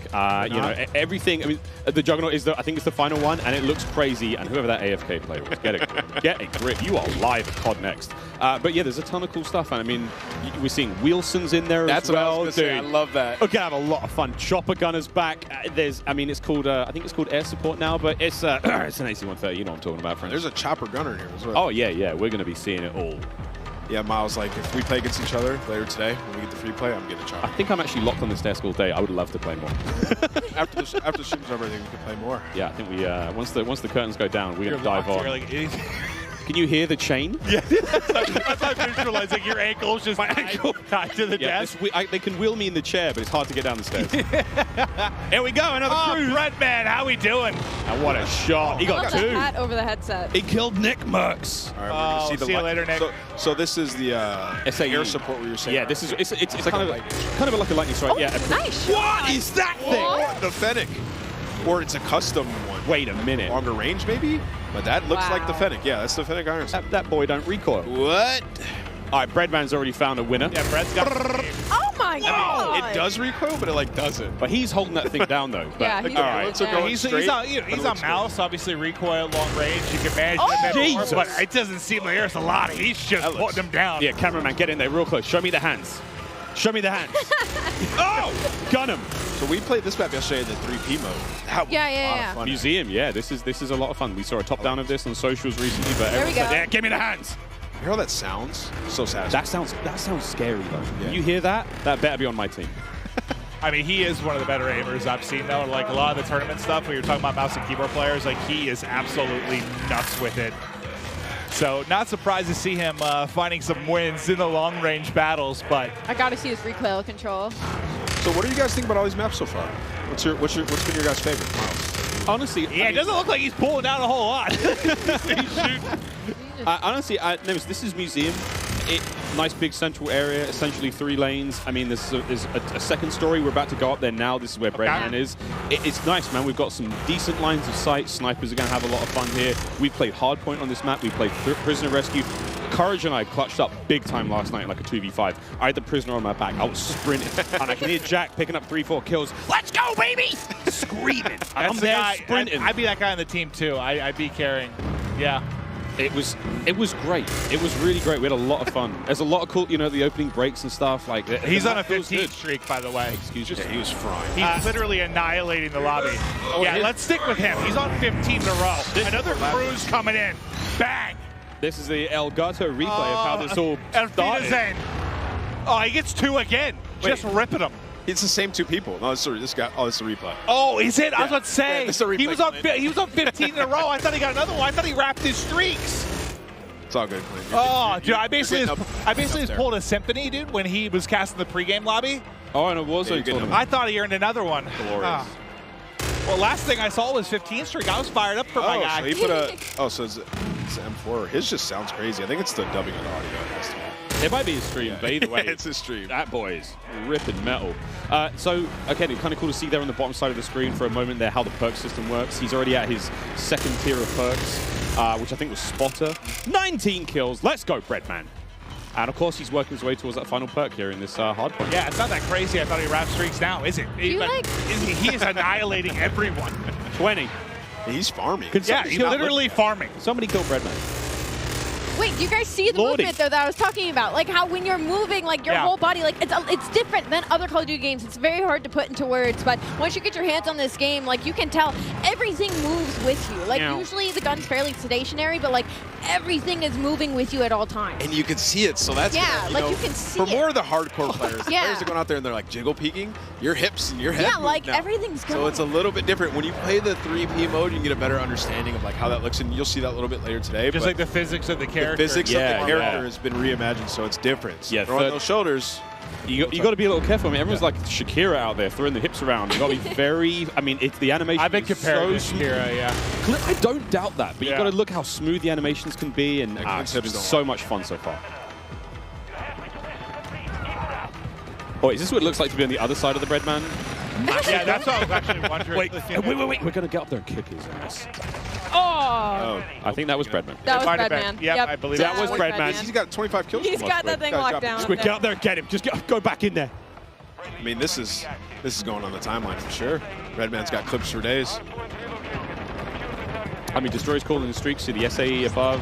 What have we got here? We got a sniper. I just think about imagine loading in, like trying to check everything out, run some different guns, and Breadman's just up top. Yeah, no. He just looked dialed in. I don't think he said a word. Hit it!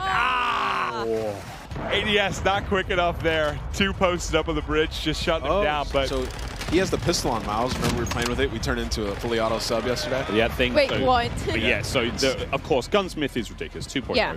You can turn your sidearm into something pretty mean, and then of course the ledge hang mechanic. I'm hanging on ledge.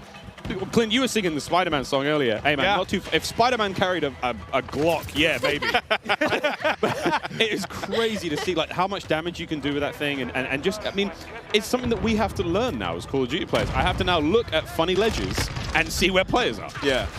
I was also trying out some of the field upgrades yesterday for the short amount of time that I did have. I tried the camera one. It was so interesting. Just like throw it down, go hide in a corner. You can see when they're pushing at you. It's You hold your own. You hold your own flank at that. Yeah, you got your own choke points. That's great. And again, another thing. Oh! Oh, Isaac, he nearly got both of them there. And of course, Isaac, one of our streamers coming in from Europe, made the long trip across. Yeah, I was wondering how many people we had here internationally. I've casted over him in a bunch of Warzone tournaments. He's made some deep runs. Guy's a monster. But as he's just trying to hit some snipes and try some of the different weapons, Bredman's kind of been annihilated in the lobby. But there we go. Another shot gonna hit. Bang. I'm already really liking the sounds of these guns. I'm liking the Right? crosshairs look. Like, this is something I cannot wait to get. Oh, hello. Bredman just got a 3-piece, and then Isaac followed up with the 4th in the feed. That was very satisfying. Oh, yeah. They are just tearing them apart, it feels like. What's that field upgrade he has there? I can't tell from that. That could be the portable radar. That might, yeah. So that little bad boy kind of gives you sort of a local sort of UAV, but the radius isn't obviously great, but hey man, in a pinch, I'll take it. Dude, look where that bullet hit. Just hit like right on the panel of the window, so the first shot didn't hit. Second one, that'll go through. I was using this yesterday. It's a powerful shot. It got feels, a couple collabs. It feels. Oh, wait, somebody saved him. Oh my god. It was Breadman. Oh my god. Nick Merckx was trying to assassinate Isaac. All right, get us out of there. Over the crowd. Here's the Fennec. You run so quick with this thing. I mean, look how different this POV seems versus like the sniper POV. Yeah. Right? Like you're moving. You're going. That. Oh, wow. Doesn't matter Okay. though. Okay, Sean J. Sean fries him. Again, this is that sort of idea of like the different, maybe not play styles, but kind of like player attributes here, what you're going for. Crowder is obviously, he's way more aggressive, He might be hitting flank soon, but the way he's kicked himself out. Whoa. He's in the mix. I think something that you could learn a lot, that all these creators are going to learn very quickly, is there a lot more paths on the map than you know about. Like on this one specifically, behind Crowder, there's an underground passageway where one of the flags are, and like I didn't even know you could go down there. Like I had to wrap the entire building before I figured out how to get underground. So there's a lot more angles and a lot more passageways than I think a lot of these creators are expecting, and that's why we're going to see possibly a lot more assassinations, possibly a lot more cruddy corners, and people just popping out of literally nowhere. Crowder is locked in. And that is the power of the Fennec. That player didn't stand a chance. Yeah, he's in the perfect area to use this weapon. It's like going out, getting peeks, close range combat. It's a lot of fun to use this one, man. I was using it in the majority of the games. I mean, they're not doing a great job in-game. They've got the lead for now, but again, classic Dom. Capture the flags. UAVs and all sorts, kill streaks coming up. No one's, I don't think anyone's going too crazy with any of the kill streak choices. We did see Crim6 with a VTOL earlier. Again, classic from MW19. Yep. I wonder if we're going to see any more today. Oh, you saw that? He Yeah. I can imagine. I mean, this is the chance to test everything. Run through, try different weapons. I mean, as much as I say that, we know how a lot of these people are. They're going for crazy clips. They want to drop bombs. They want to have high kill games. So some are going to find stuff they like, little combination they feel comfortable with, and they're going to send it. But Crowder, yeah, he's in the mix right now. Movement, I mean, he seems pretty comfortable so far. Just with little hop chows. Yeah, the bunny hop. Freebies. Earlier, just hopping around. You can even hip fire this one. He's picking up a ton of kills. He's loving this class setup. He switched it up from last time. So one of the big things, I mean, before the show started, I walked around and talked to as many of the streamers as I possibly could, and I was just like, you've had a tiny bit of time with the game. How you feeling about this? And almost every single one of them said, I'm really struggling not to slide everywhere. They've been so used to doing that. Get used to it. From MW19 all the way through to Warzone when we're on Caldera. It's not the same. It's not the same. I can say that just from all the Warzone I've played. Like it's gonna take like my hand, just the muscle memory of it. Like I've been slide canceling now for years across the map. It's just gonna take a little to get used to, 100%. Yeah, but I do think my hands are going to be very happy, though. I'm not having to do that constantly across the map. Yeah, if you try to slide around now, you might even be slower than just sprinting. Honestly, yeah. That's how it looks. Again, it's how you use it. Is the dive is a really great mechanic for escaping. The slide gets you in the different positions, obviously. I like to leave with my head, you know, the ball head. So I think the diving thing's going to be good for me. Just like a bowling ball, you know, Miles? Just sending it through a door, sending it through a window. Maybe diving into someone. You think I can knock somebody out that way? I wonder if there's an attachment for you. You? Yeah. like a unicorn like type bayonet power? or something. Yeah, bayonet on my head. Okay, that sounds sick, though. Honestly, if the devs are listening, let's think about that a little bit. A bayonet dive kill. Oh my God, I want that immediately. I'm thinking like, you know, I've got this idea of like, you know, Yondu from Guys. He's got a big fin on his head. Yes. But make that a blade. Absolutely. Isaac. Oh, quick swat again. That is his sidearm. That's his pistol. Again, the range on that bad boy is going to be all that crazy, but you know it's going to rip when it hits. Sniper's just so satisfying when you get the kill. The sound, how deep it is. It's amazing. It feels like there's no drag in the sniper. When you were using an ant, did you have to lead your shot at all, or was it a direct hit? It felt like an invasion, like I had to lead my shot a little bit, but that could just be because I'm rusty. Oh, that's fair. And I was trying to shoot across the map. But you can get some feeds, man. Like I got a couple collats with this gun. It's super powerful. Sniping is back, friends. Not to dub. Snipes feel fast and fun again. 64! What? We thought Bread was popping off. Destroy's up there frying. He's got double the score of everybody in the lobby. Ooh. All right. Look at this. Oh man, through the door with the pistol. A lot of windows on that map as well. A lot of glass above those door frames. I found on, you know, keeping the teasers at it, but like opening breaks and stuff. A lot of sweet nade spots already. Yeah, I can't wait. I cannot wait. A little peek at the menu here now as well, of course, while Isaac gets ready to get into his next game. So much in Modern Warfare 2. We're almost actually ready to keep the show running. Jess, you're down there with Zuma. Tell us how Tommy's doing. Miles, that's right, I am right here with Zuma, Tommy Properato himself. So, I mean, you have now had your first taste of Modern Warfare 2 here at COD Next. What did you think? Oh, it's incredible. The game feels super smooth. The gunplay is awesome. I like the time to kill, and the maps are dope. A lot of close quarter gunfights, and, you know, I've been having a blast, man. The chat's loving it as well. They're loving it.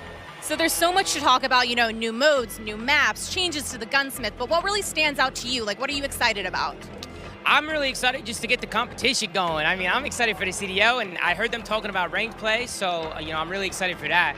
And Warzone 2 looked incredible as well. I was talking to Repost. We're going to be the Warzone duo this year, so I'll be bouncing around between the both, but I'm just excited for something new, you know, a new game, and it's been a lot of fun to play, and there's so many amazing creators here. And just thank you to everybody, and thank you to Call of Duty for the opportunity to be here. It's awesome. And then, you know, real quick, with Modern Warfare 2 on the horizon, what does the year ahead look like for you? Man, just a lot of shows, man, a lot of flanks, a lot of streams. I mean, the content's gonna be pushing all year, so excited, man. Zumafi's gonna take over, and we're gonna have some fun, man. We're gonna have some fun. All right, well, thank you so much. That is all from me for now. I believe I'm handing it off to my dear friend Lottie. Thank you so much, Jess, and it is so good to be here. My name is Lottie. First time on the desk, first time, of course, being in this incredible arena. I have a lot of wonderful folks on this desk, but it is now time to chat about an epic giveaway from our friends at Jack Links. Each Jack Links supply drop includes a brand new copy of Modern Warfare on the platform of your choice, delicious Jack Links limited edition products, and brand new epic in-game items that I promise you'll be dying to get your hands on. So check this out on how to enter.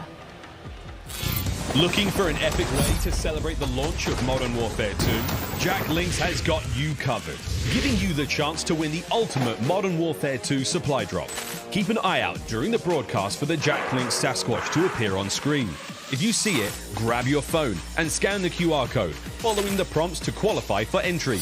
Tune in to Call of Duty Next. Squad up with Sasquatch and level up for the ultimate viewing experience, courtesy of Jack Links. Terms and conditions apply. All right, folks, so keep your eyes peeled to spot the Sasquatch on the screen throughout the show. Scan that QR code and enter all your information for a chance to win. But it is my absolute honor and pleasure to be on the desk, of course, alongside Maven. But we also have Jeff and Joe on here to talk all things Modern Warfare 2. Of course, our multiplayer design directors here. And we're just going to get a bit nerdy, to be honest. You know, we're going to look at a bit of gameplay. that? I am so excited to talk about it. But Maven, I've got to ask you, what do you want to dive into first? We have the two guys that are going to answer our questions. Well, here. first off, by the way, you guys killed it in the opening of the did. show. Thank you you. know, Thank it started real smooth. I'm sure nerves are going a little bit, but it was awesome to see. But I know we're going to have gameplay that's going to be popping up. We're going to chat through stuff. But I think one thing I kind of want to chat through is just there's been a lot of significant changes. You guys are always looking to how to kind of tweak the wheel a little bit. Can we chat through kind of the perk change and where your head was at with regards to that? Because it's a big change. It's interesting. Yeah, you know, perks haven't really been touched for a long time in the series. And I guess by nature they're passive. And so most of the time we've found people just, you know, find the 3 that they like, and that's it. They kind of forget about the... I said that earlier. That's me. Yeah. Like, I find a few I like, and like that's my class. There we go. We just wanted to come up with a system that was a little bit more engaging, and so we grouped them into 3 different categories. You get 2 to start with, and then you pick a third, and then you pick a fourth, and they're rewarded as you play. You really like how they proc at the end. Yeah. I mean, an announcer comes up, tells you what perk you got, and it kind of re-engages you with what's available, right? And they're earned through time and score, so eventually you'll get them, and you're not gonna. It doesn't reset on death. It allowed us to kind of like create a couple more powerful perks and put them at the end because you're not going to have them the whole match. And there's some interesting depth there where you can say, okay, UAVs are really powerful early match. Like there's different things you can do where you're kind of like, if you're one of those players who really wants to noodle, you're like, okay, I know these aren't in play yet. Well, I guess, listen, it's very different, but I'm also a big like RPG guy, so I like the process of like unlocking things and earning things. It's just like at the core of who I am. So I dig that, just like the progression over the course of one single map. I think is very cool. Yeah, it just feels good. It feels good. It feels good to be reminded what you have. Yeah, no, 100%. Oh, and I guess we didn't touch on actually is the packages, right? From like, we're talking a lot about the theory crafting of what you set up, but we actually have these defined packages. So early on, you just say, you know, I want this playstyle. I just grab this package and go. And then later on, you're like, okay, I like that, but I want to noodle a little bit. You can hop in and create your own packages. You know, that kind of, it really, people can see that through the default loadouts. And we've packaged in, based on those kind of player behaviors we were talking about earlier, we've usually shipped 6 or 5 default loadouts, but we have 6 with this one. Okay. We found 2 for each behavior. And so those perk packages are already in there. And it's something different in this game. We actually allow you to attach a field upgrade within that, within each loadout. And so it's a little bit more micromanagey, but it felt to us that you're kind of more creating your class and your character for, you know, in that. So people in the beta should really try out those default loadouts because we put a lot of time into how those play. Well, I'm curious in like play testing, did you see like I'm sure everyone has a way they view themselves as a player. Like maybe you want to start as more of like a sentinel type. Did you see like as people got more comfortable with the game, like an evolution towards maybe a faster pace, or what did you notice when playtesting these different types of things? Yeah, I mean, I think overall most of our players are rushers. Yeah, you're not wrong. Depends on the circles you run, but you know, there are these other players, and we wanted to just make sure that, you know, we're supporting all of them. And so, you know, some of the field upgrades can be more sentinel and trying to hold down positions. But that's why we added in the DDoS, like we said, to kind of just say, I've had enough. I want to pause all this stuff and make it go away. But we also leaned into creating game modes that can facilitate this kind of siege gameplay. Now we talk about the rushing players, right? But we also want to talk about the pacing, the movement, you know, what it looks like, how it feels to be in game. And when I got a chance to get on the sticks yesterday, something I noticed is it is a little bit slower paced, right? We're going to be sprinting round, not sliding round. And I think another thing I want to talk about is the dolphin dives. I've been diving down escalators, getting prone, looking at hard points, trying to figure out, can I see bomb site B or A? Like, you know, it's pretty incredible with the movement and how it feels. What was it like making that? What were the decisions behind that pushing forward? Because the feel of the game is huge. Yeah, I think fluidity, and I mentioned it previously, is like really, really important, right? But we did make some small tweaks, right? Like slide has a little bit more of a hang up so that people aren't just sliding around the map, so that they're actually moving through spaces, checking corners, and kind of like pacing themselves. But the general movement of guns should be almost exactly the same. And Jeff and I regularly check in. We're like, okay, how are we doing? Like, let's look at last game, let's look at this game. And we try and be consistent in that regard. But there have been these small tweaks, and the dive is one of those tweaks. The ledge hang is one of those tweaks. And those will change how people move through a space, right? You won't throw yourself over a wall, you'll peek that wall first. Yeah, I love the ledge hangs because, you know, just testing out yesterday, being able to kind of ledge hang and really use it as intel as well. I think when it comes to multiplayer and competitive side, that's kind of where I'm at here, is being able in S&D, just being able to know where people are, give that intel to your team, peek that back down again, making sure you're not getting your dome ripped off by a sniper, of course, major stuff here, but and exciting that the fact that you can get your secondary weapon out and start to put a bit of damage in and help out there. So in terms of ledge hang, where did that come from? What was the idea behind it? You know, why is it so special to have that in the game? To be honest, it came out of face planting too many times, parachuting in, just missing that ledge, and you're like, nope, that's frustrating. Let's fix that. Well, we've all been there. Like, whether you've been playing Warzone, like you're trying to like hop and grab it, and you just like, it's like you want to hit the button to like activate the pull-up, but then yeah, you hit your shoot and you're like falling down. It can be so frustrating. Yeah.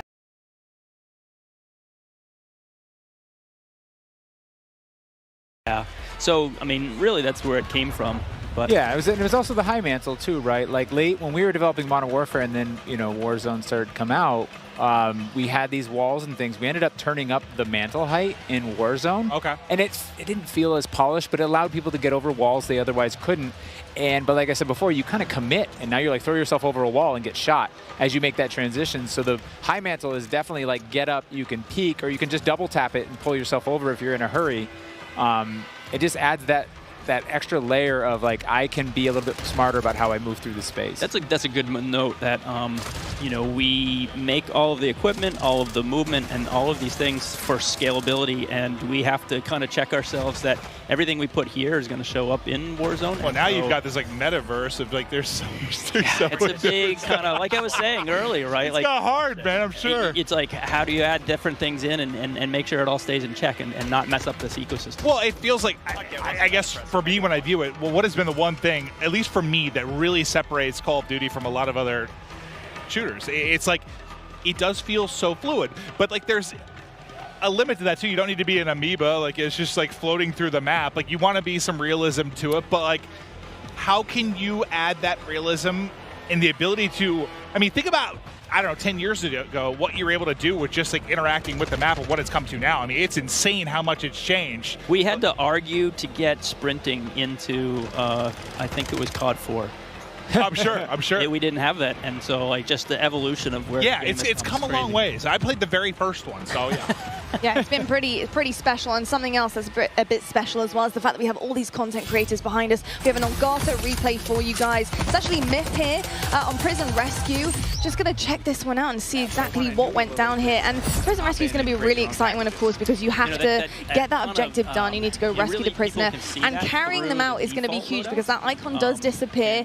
How did it work with this prisoner, being able to put them in the game, knowing that somebody's going to have to run this prisoner back and extract them, and having that defense to be set up later on and have to completely and utterly change the game, go to that defensive mode? What was the kind of makings behind that? So it was actually kind of a hard mode to make, and we went through all these different iterations, and we had these problems where we're like, hey, the modes around rescuing these prisoners, but people, they weren't able to, right? We're like, hey, do this heroic thing, and rounds just kept ending in elimination because it was so hard. And that's why we added the radar sweep that you get when you get the prisoner, and that's why we took the icon away when you pick the prisoner up. Because we were going through, and we tried with one prisoner, we tried with two right next to each other, we tried all these different iterations, and it took a while before everything kind of clicked. And often when you're making game modes, you don't really know. Like some of them pretty quickly, you're like, oh, there it is. Yeah. But this one took a lot of work, a lot of finessing, and then we finally got it to where there is this balance, and we're seeing more hero moments. And that replay we saw, he actually, I think of that one, but while we were talking earlier, I saw him actually pick up the prisoner and take it all the way to extract and have that run, and that's what we wanted, that hero run. Yeah. I'm just thinking about like how crazy it's gotten. Like I don't envy you guys at all. I mean, I do. You have great jobs, but like the fact that you have to think about like everything within this sandbox, like from when you're trying to make a new mode, like how is some new movement or anything going to affect Warzone? How's it going to affect Ground War Invasion? Like, I think at every game you have that moment at the end of the previous one. You're like, okay, how do we squeeze more blood from this stone? Yeah, You know, right, like- right. And it's like, but then you start iterating and trying different things, and you do kind of like, all of a sudden it's ballooned, and you're like, oh no, we have to cut stuff. We have too much. Yeah, I mean, Jeff, Joe, this is a pretty hard question, but just to kind of wrap things up here, you know, I think when you talk about Call of Duty, when you listen to feedback from players and different generations, they always talk about that nostalgic feeling that they get when they get on the game. What is it about Modern Warfare 2 this time around, this title in particular, do you think that is going to bring generations back years to come and say, look, Modern Warfare 2, excuse me, was my game, and this is why I want to play it year in, year out? Yeah, you know, nostalgia is a weird thing, and I know from working on past games and people speaking so highly of these different things, and it's kind of where you're at in your world and your friends and things like that. And so for us, we can't really control that, but we try to lay out kind of, I don't know, for the lack of a better term, like you're kind of laying out a nice meal and you're hoping that everyone enjoys it. And from all the systemic play with all of our equipment and all these different interactive systems, we're just hoping that fans find new and crazy ways to play the game. I don't know. What about you? You just want it to be fun. I mean, at the end of the day, right? Yeah. Yep. Because nostalgia, you got to probably tune some of it out. Like some stuff, that's tough. You don't know what's going to become nostalgic, right? You don't know. And I think one of our strengths is that I run into people all the time, and they're like, I'm an S&D player. Yeah. I'm a Warzone player. I'm a Plunder player. Like, you know, like I love TDM. I just play that. And so it's interesting that we're fortunate to be able to make all these different offerings so that people can come into our game and they're like, I love big war, vehicular combat. I'm going to ground war, right? And so I think that's an advantage that we have, that people can find their place, the thing they love, bring their friends in, and then years to come, they're like, I remember that. That was awesome. Yeah, a bunch of different experiences for sure. And I got to say, the fact that we haven't even really scratched the surface yet, you know, we're here at the reveal, we're seeing it for the first time. There's so many questions that we have as well. I want to know what some of the challenges have been for you guys to develop this game, to really get it to the point that it is now where you are comfortable to show it to the world and reveal it. You know, what some of the hardships been along the way in this ride? You know, I think the big kind of elephant in the room is just, you know, a lot of this was made from people's homes, you know. You're looking at people's art and work that, you know, people in their home spaces is their living room. Wild. Wild. I work out of a shed in my backyard. Like, there's people in their mom's basement. I bet it's a cool shed, though. Not really. But hot. You know, but the fact that we can get this done through, you know, millions of Zoom meetings and millions of kind of keeping everybody up to date and so many different studios, not just ours, you know, all these different Activision studios, to kind of keep on point and make sure that everything is, you know, good and great. It's been tricky. Yeah, I think I think it's a great segue to, like, we have a really talented team, and we're up here representing that team, whether it's the multiplayer team, the engineering team, the animation team, the art team, and they're all specialists in what they do. The fidelity on our view model animations, the guns, everything, the art and the maps, the design. Our geo designers, they make these 6v6 type maps, they make these huge ground war maps, and they put it all together into this massive big map, and everything needs to sync. And so all we can do is thank them and do our best to represent them. I'm kind of curious, were there any positives for me from a creative standpoint with the fact everyone was in the office and everyone was kind of away? I almost feel like maybe that would lead to some interesting ideas.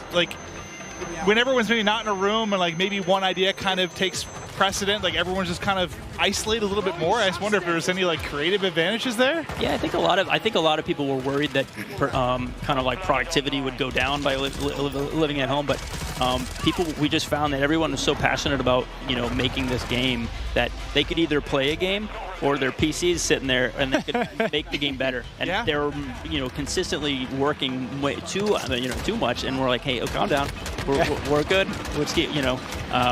So I think that is a little bit of the fun part. What I heard in some cases, productivity actually went up, which people didn't expect, and now people are downscaling offices. So I was kind of curious if you just had a lot of, I don't know, superstars kind of show up and pump out some really amazing stuff. Yeah, it's tricky because, you know, we've just now been coming back in and getting kind of that kind of community in the office, and that has been a great way of kind of solidifying the game and getting people back in and feeling you don't get the big hoots and hollers when you're at home, right? Yeah. So we get people in the office, we get them in the big pit, and we're all playing. And Gold star.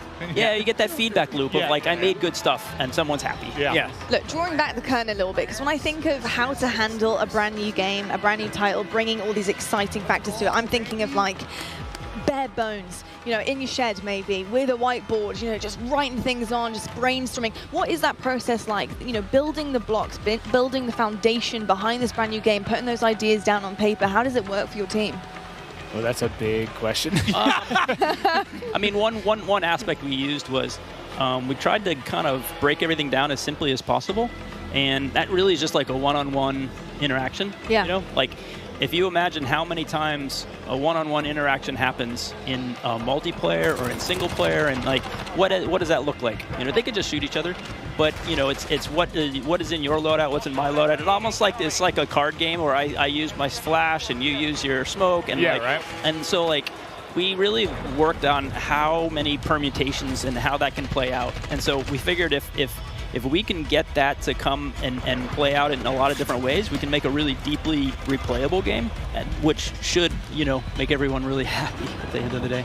Nah, it seems like everyone's having a blast so far. I mean, this in general, it's got to be pretty special to see just this many content creators here, gassed up, enjoying the game. I mean, it's been absolutely incredible. Honestly, Jeff, Joe, thank you so much for being here, giving us all the insights, letting us nerd out a little bit, ask all the questions that we're dying to know. But I tell you what, it is about time right now to head on over to the main stage to talk a little bit more about COD Mobile. We've got Beef Mummy and Matt Lewis over there. Let's take it over to them and see what they have in store.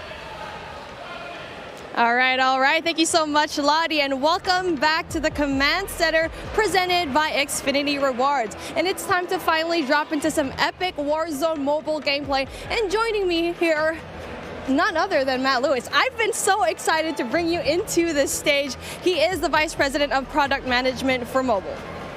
Thank you so much. I am super excited to be here today. We just have some awesome gameplay. We have some cool new surprises for you. So I'm just really looking forward to sharing this moment with you and with just the entire Call of Duty community. I'm so excited. I'm just ready to get into action. And obviously things are just heating up over here. And it really is impressive what you've been able to pull off here. And watching someone play, it looks great. It feels great. It's as if it's running off a console, to be honest. It's true.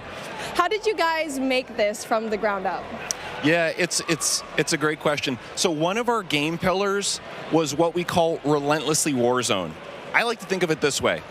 There are a set of emotions and an overall gameplay quality, something that's felt when you play Warzone. And for us, you know, that's something, it's a product of these proprietary combat and movement systems, the Verdansk map, tons of vehicles, and some unique Warzone mechanics, things like the gulag and in-game loadout drop. So you put all these together in a pot, mix them around, put some magic powder in there, and boom, Warzone. So games, they can try to match this recipe and they can spend a decade, you know, iterating and testing and trying this and that, but they're just not able to quite get there. So for us, being on the same technology, it means we don't have to tinker nearly as much. It's just an incredible advantage for us. So how was the team able to do it and just really pull off everything that you've had here so far? With tons of coffee. No wonder why we don't have any more coffee here backstage. Yeah, exactly. That's the truth. All the coffee in the world is how we were able to do it. No, you know, one of the things that I just love about this project, it's a really great mix of talent and experience. And for us, that concoction was what allowed us to have this kind of great end product. So for us, you know, there are 4 major studios who are working on Warzone Mobile. Activision Shanghai, Beanox, Digital Legends, and Solid State Studios. So our philosophy, it's been to mix together really amazing Call of Duty console and PC developers with some of the best mobile developers in the business. Because that's what we want, you know, an authentic, adrenaline-pumping Warzone, but something that is ultimately in this made-for-mobile, amazing, super polished mobile experience. It's been so much fun watching all of these streamers today, and this game looks like a really great time. What is the best way for our viewers at home to guarantee they will be the first to drop in and play Call of Duty Warzone Mobile? It's a great question. It's a great question. So for us, pre-registration is going to start today. We'll have a little bit more on that later. We're super, super, super excited. And if you're on Google Play, if you log on to the Google Play Store right now, you'll be able to start to pre-register. If you're on other platforms, please keep an eye out on all the social channels. We have the social channels live now, so follow, comment, all that kind of good stuff. And we're coming soon on the Apple App Store for pre-order. We have some incredible rewards. I'm going to talk about those maybe in a few minutes, but maybe for now, kick it over, check out some gameplay. Oh yeah, I can't wait to go and pre-register for myself. I'm just so excited. But that brings an end to our coverage of Call of Duty Warzone Mobile. And honestly, it's been such an amazing, great time here. But obviously, before we do end all of these, we're going to try to see what kind of fun all these streamers are bringing it up over here, because we are taking up on the screen right now. I mean, this ends with us just trying to introduce the game, but obviously every one of us, we want to see the gameplay. We want to see everything that's happening here, and obviously I am with the best person to talk about everything that is happening here on your screen right now. Oh man. So when I'm looking at this gameplay right now, for me, one of the things I love about Warzone is that vehicle play. The vehicle play, the movement, and the combat systems all tied together. I'm a thumb player. I can't do the claw myself, so when I see other thumb players in particular on the vehicles, it's a soft spot for me. I just feel great. Yeah, I mean, I feel like a lot of the players right now, even if you're not on mobile, you just see this map and you go back way back 2020, and you're just seeing this map Verdansk. It's just you're basically having a little bit of a throwback from when you used to play this map, and you get to play it here on mobile. And so I feel like it's just so exciting to finally see this map back into life, and really, we're just ready to play. I know, yes, we're in alpha right now, but I played the game yesterday. It feels amazing. 100%. I think you nailed it. I think the team is really, really, really happy with where we are. If we think of the development process, we typically think about 4 stages, and we're in the 2nd stage right now, where we're live to some amount of people in our alpha, and we're going to be entering a beta shortly. So for people who are interested in getting their hands on the game, the best way to do that, to pre-register now, follow all of the channels on social. There'll be some great updates there. And we just have loads of improvements, loads of surprises too. We just have some super cool stuff coming in. New features, maybe some new gameplay. Gunsmith is looking absolutely incredible. I think players who are familiar with it, they're just not going to believe what we have coming out with soon. And as you can see over here, we definitely have streamers that you're very aware of already just logging in, checking out Warzone Mobile. And it looks and feels amazing, as you can see on your top left screen. We were talking about this beforehand, right? One of the POIs that we really love to talk about is Boneyard, because for me, in my experience in Boneyard, it's great. It has so many chests. You definitely can get a lot of money, but the moment that you drop in, you already know there's a bounty on your head, most likely. Me too. Boneyard for me is my favorite. I'm a player. I like to equip 2 things. I always like 2 primaries for myself. A shotgun is a must, and I like my shotgun and my sniper. People make fun of me for it, but that's what I love. Boneyard allows me to do both those things. I tend to like to hide out myself in some of those little airplane shells, wait for unsuspecting people to come in, and you know, sometimes I'm lucky and sometimes I'm not. But that's me, Boneyard all the way. The fun thing for me too, we've been noticing some people, we've been noticing Bobby talk about this a little bit earlier, is, you know, being able to go back into some of those points of interest that you like, in particular ones that were former MP maps and previous Call of Duties. It's just one of the things that makes Warzone awesome. I know people were talking earlier like, oh my God, Superstore, Superstore, Superstore. Oh yeah, speaking of Superstore, I mean, I like dropping in there because I feel like I'm going on a shopping spree, grocery shopping, all the weapons that you need on the ground, they're over there. You know, but the thing is, it's in the center of everything. You're in the middle of everything, so if you want to go and just go away into safety, you're going to have such a hard time because you're worrying about people up top. Airport is right there, Boneyard is right there as well. So I feel like for me, like since we're seeing Boneyard right now, it's kind of like a safe little spot because it's right off to the side, but you still get really good loot as well. Totally, well said. And for me, one of the things I love about Verdansk as a player is there are these mix of different ranges. You have really close quarter, inside combat, things like Superstore. You have some long distance sniper areas. Some people I know like to go on top of dam and try to pick off some enemies. And then you have things that are great for AR, you know, that mix of ranges. So it really is kind of like, you know, choose your own adventure. How do you want to have that kind of gameplay? Well, talking about the gameplay that we have right now, we definitely want to have a little bit of a look into the different streamers that we have, because obviously you can see here the duo. We got Hawks, we got Bobby Plays, and they're definitely really known in the scene, especially when it comes to mobile. And so it's really exciting to finally see these guys enjoy the game, because we've been talking about this for such a long time. And I really asked Bobby, are you going to be here in this event? I saw your invite. I wanted one as well, but obviously I sneaked into the COD Next event and was finally here, finally able to you know, see the alpha. But hey, since we're here, taking a look at what's going to happen here on the right side of your screen, you're taking a look at the map, and it's like, it's exactly what we saw in Warzone. Totally, and it's getting to one of those end crunch periods. This is my favorite. The circle started to close, not yet final circle, but it's definitely that time. You got to be a little bit strategic and smart about your choices. There is a penalty if you get a little bit too aggressive. And now, speaking of being aggressive, it's like we were talking about it.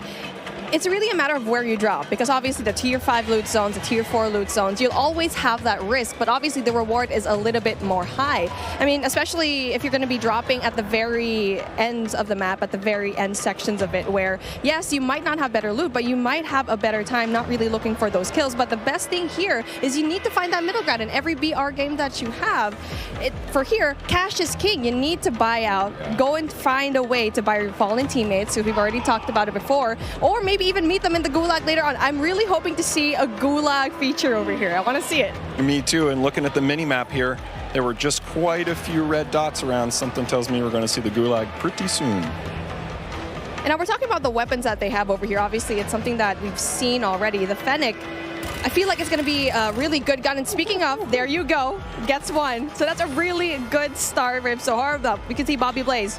I mean, it's just like Bobby Plays has been such a tremendous name here in the mobile scene, and now he needs to get out, because he's going to be in big trouble, especially going out here with no cover whatsoever. Yeah, I don't know. He's living dangerously. I don't know, Bobby. I'm worried for you, man. Yeah, Bobby and Hawks, they need to find a way to, you know, just get some cover. There you go, finds one. Gets the kill, and that's going to be really good for them so far. So, again, so far so good, and I'm really looking forward to kind of just talking to the guys later on after this gameplay, right? I feel like they have a lot to say. Me too. Super curious to hear. Also curious to hear how this interaction here ends. I want to go back to one thing you were saying earlier with the loadouts. One of the things for me that I just absolutely love about Warzone is being able to have this little in-game economy and the strategic choices that happen as a result. Sometimes I want to get my own loadout. Sometimes, no, I'm all about buying a new score streak, leveling up, helping my squad that way. There's a really nice element of strategic choice, and it's ones that we know players in Warzone 1.0 on console and PC, they just absolutely loved. And, you know, in mobile, there's really nothing quite like it. So just can't wait for players to get their hands on that. Oh, most definitely, because I had my hands on it yesterday.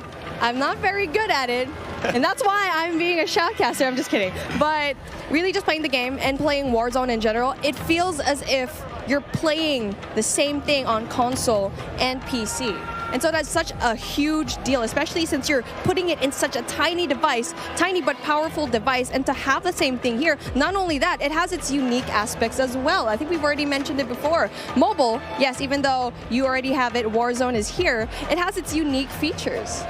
Big time. And when we started making the game, we listed out all these options. We could make something that was totally not connected. It was its own mobile experience, no connective tissue to Call of Duty console or PC. And on the other end of the spectrum, we could do an exact port, something that felt exactly the same, had, you know, same experience, same economy, same everything else. What we decided in the end was, you know, there are different principles that we want to achieve. We want to make sure on the core game, so here, the moment-to-moment gameplay, it feels just as good as Call of Duty console, because really, for us, that's the best shooter in the world. We want to make sure that we're rendering that properly on mobile. We just think there's nothing better. At the same time, for mobile players, there's certain customizations that are really important. Sometimes on the event side, or what we call internally the live ops side, but also just on the controls. So we want to make sure we're taking those best of both worlds and adding them together into an experience that just feels like nothing else on mobile. We think we're on the right track. Yeah, well, speaking on the right track, Noah from YouTube getting these kills already, and it's our first time seeing him right now. So again, where he's at it's going to be a prime spot because it's not going to be too crowded, as you can see here, but you can also get really good loot. So that is definitely one thing that you want to have. And now for him spoiting all of these, I can see the movement is very much like Warzone. I feel like for me, that was one of the bigger questions. It's like, what's the movement going to be like? And you can see here, it's good. He's done. He's already kind of felt the game pretty right to the fact that he can get a lot of these kills. And so how was it like trying to transform into the movement coming in from Warzone, going in here to Warzone Mobile? That's a great point. We thought movement, that's one of those things. Movement and really the whole combat experience, it's something that we just felt like we don't want to mess with it too much. It's so special. It's what makes Call of Duty Call of Duty. So for us, it's about rendering that in the right kind of way. And again, not totally there, but man, we're pretty happy with where we are at this alpha stage in the development process. I'm just so excited to see every one of these streamers just battle it out, especially at the very late game where you get to see the circle just kind of closing in. But obviously we only have a set amount of time, and that brings an end to what we saw when it comes to the gameplay of Call of Duty Warzone Mobile. And it has been really fun, really exciting to see all the streamers playing the game, and we still have way more lined up for you. But with that being said, let's bring in Xavier for a special sideline update. Yeah, what's going on? WWE Superstar Xavier Woods, aka Austin Creed, here with the only, the man, the legend, Myth. I'm here with Austin Creed. Woo! Having a good time. Good to see you, man. Good to see you. How too, you been? brother. I've been great. Good. I'm having such a good time so far, man. It's crazy. Well, I love to see you. Yeah. Now, first things first, we've all been at home for a long time, and now we get to come out to come do an event like this. You get to see all your buds, play Call of Duty with all of them. How does it feel being at this event right now? Honestly, there's like a 13-year-old little boy like inside of me, the 13-year-old version of me that's like freaking the fuck out. Sorry, I don't know if that's allowed or not, but my bad. I won't do it again. But like, I am losing my cool. Like, I think it's awesome to think about the fact that like I'm at a Call of Duty event and one of this scale for a game that's this big. Right. Yeah. Well, since you got to play the game with a bunch of people so far, what's your favorite thing? Ooh, my favorite thing, an individual thing. I think so far what I've come to really like is I feel like they took everything that I loved about Modern Warfare and elevated it to the point where like the visuals, the gunplay, the feel of everything is just really polished and tuned. And that's part of what I really, really loved about Modern Warfare. Nice, nice. Now, you're going to get into some Battle Royale later today. Is there anybody here that you are excited to find and take out on the battlefield? Gimme Gimme Symphony's Pidgeotto ass. You know what I mean? I want to take him out because, you know, he's known as the cheater, the Warzone kid, and he's my good friend of mine. So I feel like it'd be legendary if I was able to just smoke him in the new Modern Warfare 2 Warzone. You know? Well, there we go. There we go. We're going to be watching. We're going to see if you get it. All right. Appreciate you guys listening. Back to you, Lottie. Great job, guys. That was awesome. Did they freak out back there? Awesome. Yeah, that was great. That was so fun.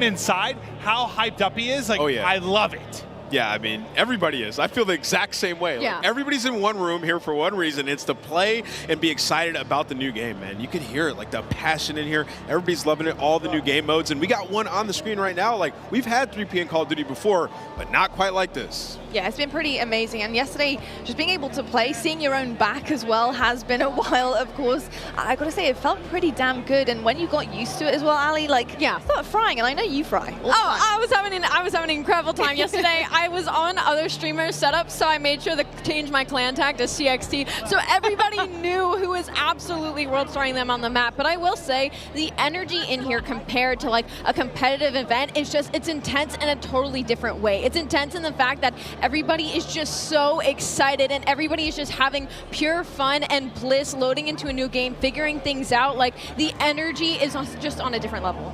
It really is on a different level. This looks sick. It does. Yeah, what I like about this, Clint, is in 3P, you know, it's 3P, you use the corners, get that advantage. But when you aim in, I was worried about it. Feels really natural. It looks really natural. Yeah, I was worried about how seamless it would be from like going from 3P to aiming in, but it's perfect. Your centering feels on point. If that's how you play the game and try to keep your, you know, red dot in the middle, you can play like that, right? So it's really nice, man. It works. Well, the only time I'd really mess with it too much for me was the COD Mobile BR, like the first iteration of it, like that kind of that 3P to first person. That was the first time I really had messed with it much, and it felt great. So it's really cool to see them try to double down, create a game mode here. Yeah, and you can also looks really seamless, like you said. You can also kind of see how your character moves. Remember we were talking about earlier, Allie, where it was like the character, the movement, like it feels different. It's reimagined. Like when you're jiggle peeking, you can see the hips, the head move, everything. Yeah. You can really see that in the 3P. That's what, you know, when I had that realization, I was playing that earlier. I was like, okay, I'm going to have to play these angles a bit differently. And, you know, if you're a little bit more of a tactical player,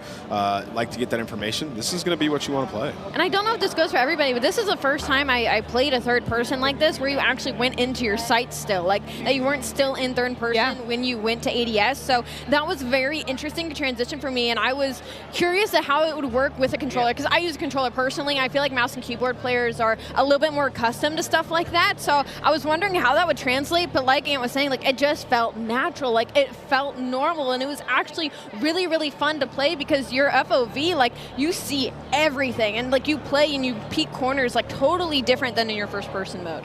Well, the one thing I really like is, like, one thing I'll struggle with sometimes, like, you get this really cool operator or something, right? Like, a battle pass comes out, like, this really dope operator, and you don't really get to see him that much, right? It's more about, like, your gun when you're in the first person. Yeah. But with this, like, if you get something dope or some of the different emotes you can do, like, your skins. You are sure. You get to see what you look like. I think, going back to quickly your point there, Ali, about getting used to kind of the zoom in then into the ADS as well. It does take a second to get used to, for sure. How would you handle that though? Because I think, you know, traditional Call of Duty games, you know, straight up first person, you know, you can snap really quickly, right? Your ADS, you can put perks on to make sure that ADS is as fast as possible. This takes a little bit of time. So are you pre-aiming when you're going around? Like, what are you doing to try and kind of combat that? Well, I'll tell you right off the bat, when we first loaded into it yesterday and got a little bit of a taste, I thought it was a bug. Like, I thought you weren't supposed to be able to ADS. I was like, oh my gosh, no way. Like, oh, they're going to be playing tomorrow and this is going to be happening. But that, it was meant to happen. It was such a smooth mechanic.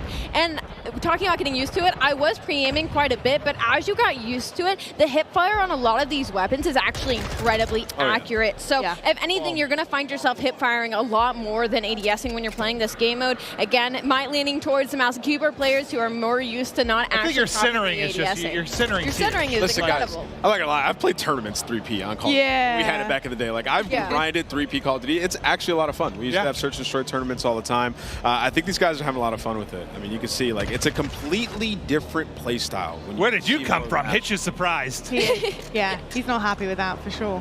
But it's absolutely incredible. And another thing, you get a different kind of FOV feel for the map as well. You know, you see things in a different kind of scope and bigger picture here. I'm kind of curious to see what things look like in terms of like hanging from ledges from third person and how that kind of works as well. Like, they put in so much work into the game. Like, I see you. You want us to see everything. And that's kind of what 3P is for. Like, Clint, that's a really good point. Like, with your operator, like, I want to see that swag. Well, I miss, like, it was a simple thing, but back in Blackout, like, you know, the first iteration of the VR, you had like these emotes that you could do, like a hula hoop or something that would go out to third person. And I kind of miss that going forward, because I like to see, if I get this really cool operator, I want to see it more. But like, to your point, seeing the character animations and stuff, like, they just look godlike. Like, it does look so good. It looks so good. And not to mention the sneak peeks that we've got from like the vault and from what operators are going to be coming off of beta. Like, they look incredible. Like, they look so freaking good. So to that point, I am very, very excited to see, once the game releases, the type of operators we're going to get heading forward. I need Vacation Maven. That's what I called it. It's like a Hawaiian shirt with a bald guy with like a little bit of suntan lotion on his nose, and I just always called it Vacation Maven. I'm going to need that back. I'm not going to lie, I might have to whip out my PlayStation again because that Oni skin, like you were talking about, imagine how damn fine that would look in third person. Yeah. Like, insane. That skin was... Doing the walk and everything. Oh my god. In both hands. Like, I want to reenact that live in game. It'd be absolutely incredible. I mean, this is already looking so much fun. I remember playing this yesterday. I got in a lobby with Aiden. And yeah, that was really rough. I was actually playing on Cloaksy's station, and I've definitely given him a bad name, I've got to say. You said that you thought Aiden had a personal vendetta. I did. I mean, this guy, he really doesn't like me. He really doesn't. But, you know, it was so fun. He doesn't like play. Cloaksy. It wasn't you, Yeah, I promise. exactly. He's probably like, who is this? This can't be Cloaksy for sure. But pretty exceptional stuff, and we can see a lot of the ADS here. Look at Tommy's face right now. Like, he's just got this, he had this little, little smirk and smile on his face. Like, you can just tell people are having fun, and that's what this is all about. It's been awesome to see. Tommy was having fun. He was sitting there capturing C, just like jumping up and down with his camera sort of angled down so you can see over the wall. Like, he's like, oh yeah, he's like, I played this before. He's having fun, man, absolutely frying. It wouldn't be a Nick cam if his face wasn't in it. Yeah, like what I walked through all these setups. I saw the cameras were in the right spot. How is it still only half his face? Like, he moved it. He had to. That's classic Nick Merckx. It's the forehead. It's the eyebrows and the forehead going strong always. You probably talked about this a little bit, but just while it's on our screens, I've got to say, the aesthetics of this game looks so good, and in terms of third person as well, being able to see it all encapsulated, as well as your, of course, skin and your operator that you're looking at. All right. Stunning. And so is the gameplay here from Nick Merckx. Yeah, it really is. That was sweet. The color I'm loving, but he's got the gunning on point right now. Nick Merckx absolutely forehead cam and all, just frying. And you saw what he did there, up the lobby. He was pushing up and he was turning left, but he had his camera angled behind him. Yeah. Saw that, jump backwards, and absolutely that was nasty. So you know Nick, I mean, he's got a history of third person. So this. How are you guys feeling about the angles? We're seeing Nick do it a little bit here and just kind of shimmying and making sure he can see what is behind a corner. How are you feeling about that for third person? I mean, he's a cut above the rest when it comes to this. Like, he's super used to it. He's won championships on 3P, so he's having a blast. I mean, he's played a lot of Call of Duty as well, so it's like the best. Dude, he is torching this lobby right now. He's bullying them. But no, I think there is definitely, there's a learning curve to it if you haven't really played it. And yeah, he has a lot of experience with this type of camera, this type of gunplay, and I think you're seeing that absolutely right now. Just the used movement with the crouch and the block, he's a little disappointed. I think it's a nade that takes him out, but he was tearing the lobby apart. Yeah, it makes it look way too easy, I'm not going to lie. He makes me feel like he looks a lot more natural than some of them, right? Yeah, he does. Even some of the POVs we went to, I think you could tell they've been playing a little bit. But his looks a bit different, without question. Oof. It's going to be a rough one. He's not happy. He's not happy about that. Absolutely insane stuff, though. It looks absolutely incredible as well. Yeah, he's frying. He's absolutely frying. That's your teammate. That's your teammate.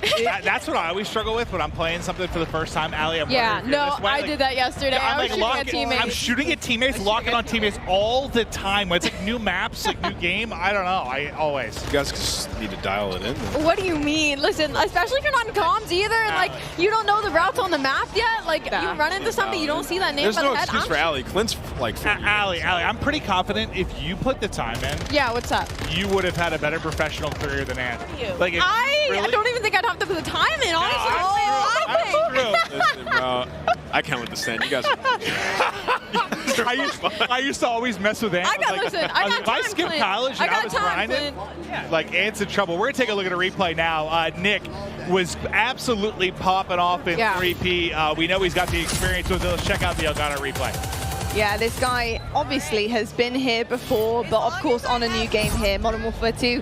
Looking amazing. I'm pretty sure this part he does snap off. I thought that might have been the part where he died there. I was going to say surely not. But just really, really seamless gameplay from Nick Merckx. And it's something to expect from him for the future. The fact that he's getting it down already, brand new game, brand new maps. I mean, it's pretty clean, isn't it, Nameless? Yeah, he was frying, and he wasn't even using right-hand advantage there. He was literally using the left side of the screen. So that's part I always struggle with, is that toggle between shoulders. Like, I mean, it's very natural when you play more, but like at first, I'm not very. I just end up like looking at over one shoulder, basically. Yeah, I always look at the right side. Man. It's so tough. Left side, I always get gunned. Oh my god. Oh, I say he got a couple hit fire bullets. Rogue. Got almond here. Was that a shotgun that killed him? I'm not sure. Looked like a shotgun. The shotgun looked disgusting. I was watching Tim use it earlier. No way y'all like using shotguns. That's crazy. Yeah, I probably need one, to be honest. I probably need one, for sure. What do you guys think of the perks as well? Obviously, the perk packs, we talked about that with the devs earlier on the desk, and we saw that pop up a few times now on the screen. But obviously, having to earn the perks and kind of produce the goods and secure those as you're playing is pretty cool, too. Yeah, we'll see what people play around when it comes to, you know, the perk setups. You can create your own, but they also have different, like, classes. You can be a support player. Clint was mentioning it earlier. You know, you can be a sentinel. Joe Seethat was talking about that. So there's different categories. I think most people will just, like, create their own, run some of the historics that we have at EOD, which is back battle hardened. You can stay away from stuns, nades. And then Dead Silence is a field upgrade. I know everybody's always talking about, is Dead Silence in the game? Well, yes, it is. It's a field upgrade. So you can still have that while you pick your additional perks. And as the game goes on, you'll get more. So you're just going to feel like a super soldier this time. Yeah, it's interesting. It's different. We're going to see how it plays out. But it seems, I just like the concept of unlocking and earning things. I do. So. It's satisfying. You get kills, the game goes on, you get an extra perk. Like, we've had like something similar before back in Ghost with the Specialist, and you felt unreal as you started to unlock some of the other perks. So I'm excited to see how these guys play around with it. Ooh, all right, Papa App. I know. Father of two. Here he comes. Dominating the lobby.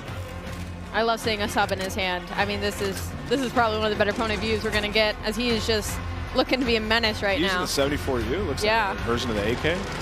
Yeah, he is. Oh, yeah. Do it to him, my goodness. Oh, my goodness. I forget, as these guys grind, they're going to start unlocking more weapons. So we haven't seen this yet. We've seen Fenix, we've seen the Hurricane, the FSS Hurricane.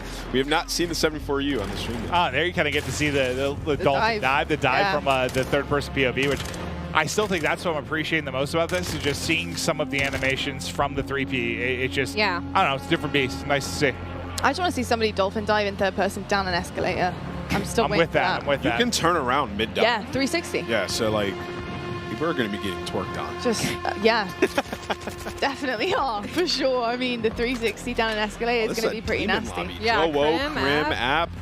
These guys are turned. Speaking of, I want to know how you guys feel so far about competitive play. I mean, we've got some incredible pros or ex-pros on our screens as well. I mean, you know, so far, so good. How are you feeling about the pacing? How these guys are playing great. These guys are playing great. Yeah. But I think, you know, the main things are like, going into it from a competitive aspect is like the maps, which the maps look pretty good. Yeah. Auto looks great, and we've only seen a it's like impossible for you to say. Just gotta spend more time on the maps. The other play out. Feels good. Like for me, when I sit down, Clint, like the first thing that I look at is like the gunplay. How does it feel? Yeah. And it felt great. Like the movement feels good. You got some, you know, extra mechanics. You get good gunplay and movement. It's like everything else is kind of be all right if it's fun to play. Yeah.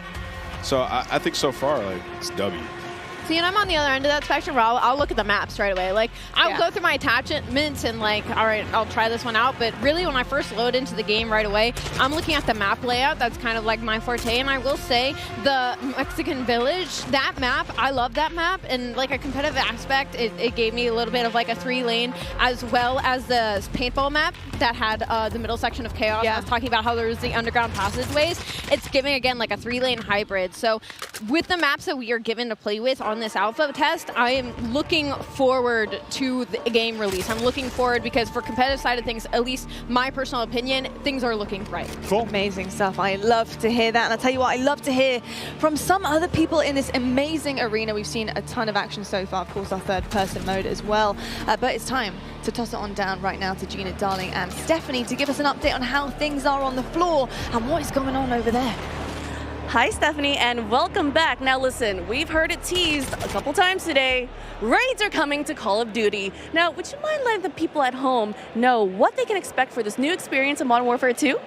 Thank you, Gina. It's so exciting. I feel like I have been able to announce so much cool stuff today, so this is sort of the cherry on top of the sundae for an awesome stack of all of the Call of Duty content that's coming your way this year. But Raids, an all-new experience, different gameplay than we've ever really brought to fans. And this mode is ultimately all about communication and coordination, the things that you expect from a raid. And we're actually going to be looking at episodic missions, all of them sort of a couple hours in length, starting with Season 1 and the launch of Modern Warfare 2, and then having that narrative, which will actually, you know, play in with the campaign, continue to play out across every chapter. Exciting. Oh, I'm so hyped for this. Now, can we get a little bit more detail on the gameplay itself?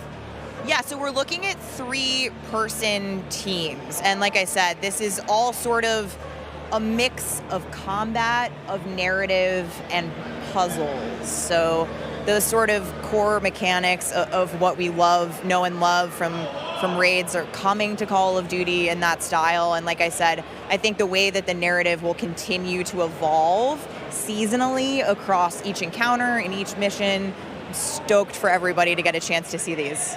Now, listen, as a longtime Call of Duty player, lined up during midnight so many times, and the still GameStop, at the Best Buy. Shout out to the mom and pop shops too, and still streaming Call of Duty to this day. This gets me so hyped. So please let me know how and when can we dive into raids. Right, so this is going to come with the launch of Season 1. So same dates you're looking at for Warzone 2.0. This will be November 16th. Season 1 kicks off for Modern Warfare 2. And I think it's going to be somewhere in the middle of Season 1, actually. So it's going to be Awesome. You heard it, guys. Thank you so much. And let's go back to the desk. Thank you so much, Gina and Stephanie, and really excited about everything that is coming in. I just feel like the more the day goes on, the more we're getting, the more reveals are coming. I mean, there is so much to unpack here, isn't there? It's just, listen, I've been a part of a ton of these launch events or premieres, and you know, we've shown, usually it's been like a multiplayer reveal, or maybe we'll show off like a campaign or something. Never, I don't know how to describe it other than like it feels like we're in this sort of like metaverse now with Warzone Mobile, with Warzone 2, with multiplayer coming from Modern Warfare 2. It just feels like it's this giant sandbox of so much cool Call of Duty shit that I love it. Yeah, absolutely. I mean, you know, it really is an experience. I feel like Modern Warfare 2 is bringing absolutely everything to the table. Or, on the other side of things, there is something for everyone, right? I mean, we're getting DMZ, we've got Ground War coming on our screen in just a moment. Oh, I want to see a tank blow someone's face off. I mean, third person, the list is absolutely endless. So the fact that there's so many Call of Duty fans that love something specific about COD, they have something to sink their teeth into here, Ali. And it's just it's incredible. Oh, he is a good-looking man. It's like an amusement park. No, you're good. I need you to let you shoot your shot. I got distracted by Cloaksy. I'm so sorry. Continue your point. I hope he sees it later. I'm so sorry, Cloaksy. I am so sorry for yesterday tainting your name. And I was just saying, it's like an amusement park of Call of Duty, right? There's just so much going on, and like we haven't even scratched the surface of it. Like there's still so much to be played. We're heading into Ground War. We're gonna see tanks. We're gonna see the vehicles. Like so much. Oh, the water! This is what I've been waiting for. This is what I've been wanting to see is the boats. Wow. So they're going out. They're going fishing. They're going out. They got the full squad in there. Look, like I would not want to run into these guys. We played some Invasion. Oh, it's Stone Mountain. I'm not surprised. I'm not shocked to see that dude. He's ready to get tactical with the ships. Yeah. These guys got. Okay, I was gonna say he's running around with a pistol. Got the M4 in hand. Zuma here, so you know he's twisted. Yeah. Nah, he's having a blast. It's been amazing to see Tommy Zuma's success in recent months, but yeah, he's got the gunny still. It's cool to see him out here competing, playing, having some fun, but this is like, what, kind of like a middle ground between like your Warzone and your multiplayer experience for those of you that haven't like messed around with Ground War. It's just giant sandbox. You're going to see it all. Very, very different from your 6v6 type maps, that's for sure. Yeah, still with a little bit of an objective in this one, different than Invasion. Oh, that's a bathroom. Whatever. And everyone's in here just trying to, like, you just come in here, you pull out a sniper, you pull out an AR, SMG, drive all the vehicles, like full experience of Call of Duty can be had here in Ground War. Yeah, that is very, very true, actually. It really does kind of remind me of Warzone. I don't know whether that's just because Aiden's on my screen or whether it's just because, obviously, this is a massive map, but it really is almost like a little bit of a warm-up and a little taste into what Warzone is, and it's cool the fact that you can get that in Modern Warfare 2. You can kind of come out of multiplayer, chuck on Ground War, and just get straight into things here as well, which, oh, God, go on. That would have been so sick. We want to see a sniper shot right from the top there. Well, I was kind of curious if he was trying dead shots at that range. Let's see a swim. Let's see some swimming. I mean, it's not even a sniper, is it? This is the breaststroke. It wasn't even a sniper. It was just a scope. Oh, yeah, no, yeah. Wow. He is swimming fast. I've been compared to Michael Phelps due to my long arms and very athletic legs. Is he getting damaged? Yeah, pretty sure he's either, I wasn't sure if he was drowning or getting beamed. Ooh. Maybe a little bit of both. Hold the phone. I love how the movement with Aiden, like you can tell he's playing it like Warzone. Like when we were first watching him, like he was busting doors open, looking at the ground, looking for high ground. And so I think that's like, it's so interesting to differentiate the play styles between all the players and creators that we have here. Yeah, it's very interesting. And we can see right now he's just obviously selecting his loadout here, and it's something we also got into earlier on. But Ground War, what kind of loadout do you want? Obviously, it's very different from multiplayer. It's so much bigger. You know, what are you thinking? You gotta have have an AR with. You saw he just put a bigger scope. He just hit himself in the forehead with that nade, I believe. Split. Hey, listen, it happens to the best of us, Aiden. It happens to the best of us. Not me, but it happens. I love that you can select your spawn as well. But yeah, you're gonna want like a sniper, an overkill AR. Nice move. Yeah, this spawn selection is huge, by the way. That is such an interesting and cool kind of push there into Ground War. Listen, this is what I'm doing all day. If I'm not in the back sniping Ground War, like I'm in a tank, 100%. Like, look how fun this is. This guy's just driving around, just blasting people. Nothing but vibes. What song do you think he's got playing in the tank? That is a good question. That's a very good question. Yeah, I would say it was some like AC/DC. Usually in the trailers, I feel like there's usually some. Oh, he's trying to rock shoot the water. anthem. See what Wait, drive the tank in the water. I want to see what happens. I would love to see that, please. Well, what's the one? Is it the ATV that's like can do both? It's like amphibious, right? I'm not. I believe they talked about it. I think in like the opening of the show, there are some vehicles that you can take right to the water. Like this is some James Bond stuff. They said they sink slow now when you drive a vehicle in the water, which I want to see a tank sink slow. I know. It's kind of cool just to see people diving in, by the way. Isn't it? It's kind of cool to see people jumping into the water. Stuff, Dip your toes into it. And just like when we it's scale hot. out, They're in the desert. when we come out of game and we see the view like this, it just blows my mind that they were able to set this up. Oh, just like, the venue everybody itself? grinding, like everybody in a ground war queuing up. It's been absolutely amazing all day, man. You can hear everybody's getting loud, passionate. They're ready, man. Oh yeah, there's been a fair amount of trash talk. Just, I mean, a lot of these guys know each other. They're in the same lobbies, just screaming at each other across. They just redeploying on a giant heli. I have not seen that. Oh, I was looking away, back behind us. I didn't even see. It was Stone Mountain on a giant helicopter, like 3 other players, super high. Oh, here we go. Yeah, I was kind of curious how much you got to lead. Yeah. That's what I was saying. I was playing. Oh, how is that not? I know. I literally was like, how? And I was leading my shot, not hitting him. I was like, surely that was on the dome. Maybe it's no lead. I think it's one of those things like just different sniper. You just got to get used to it, dude. Once you get a feel for it, here we go. Yeah, well, up close and like medium range, I was fine with sniper, but from range, it felt harder. It's gonna take some time to get used to. Take a little bit of time. I mean, I'm kind of all for that. I'm kind of hoping, at least just from the amount of like Warzone I played. And I know we're in Ground War right now, but like your really long range stuff, I'm hoping with a reduction in attachments. Like this? Oh, yeah. What is going on here? This looks awesome. Yeah. Well, what sort of sniper perch is this? It's like a chopper gun. Like, this looks lit. And you can, you can really walk around. Jeez. That's so cool. That's actually really cool. I wonder if the back is open. I need you to hit it. Oh, God, out of the combat area. Get out. 2, 1. Oh, just back in. Look, 2 of them did it, though. Look, noisy. Oh.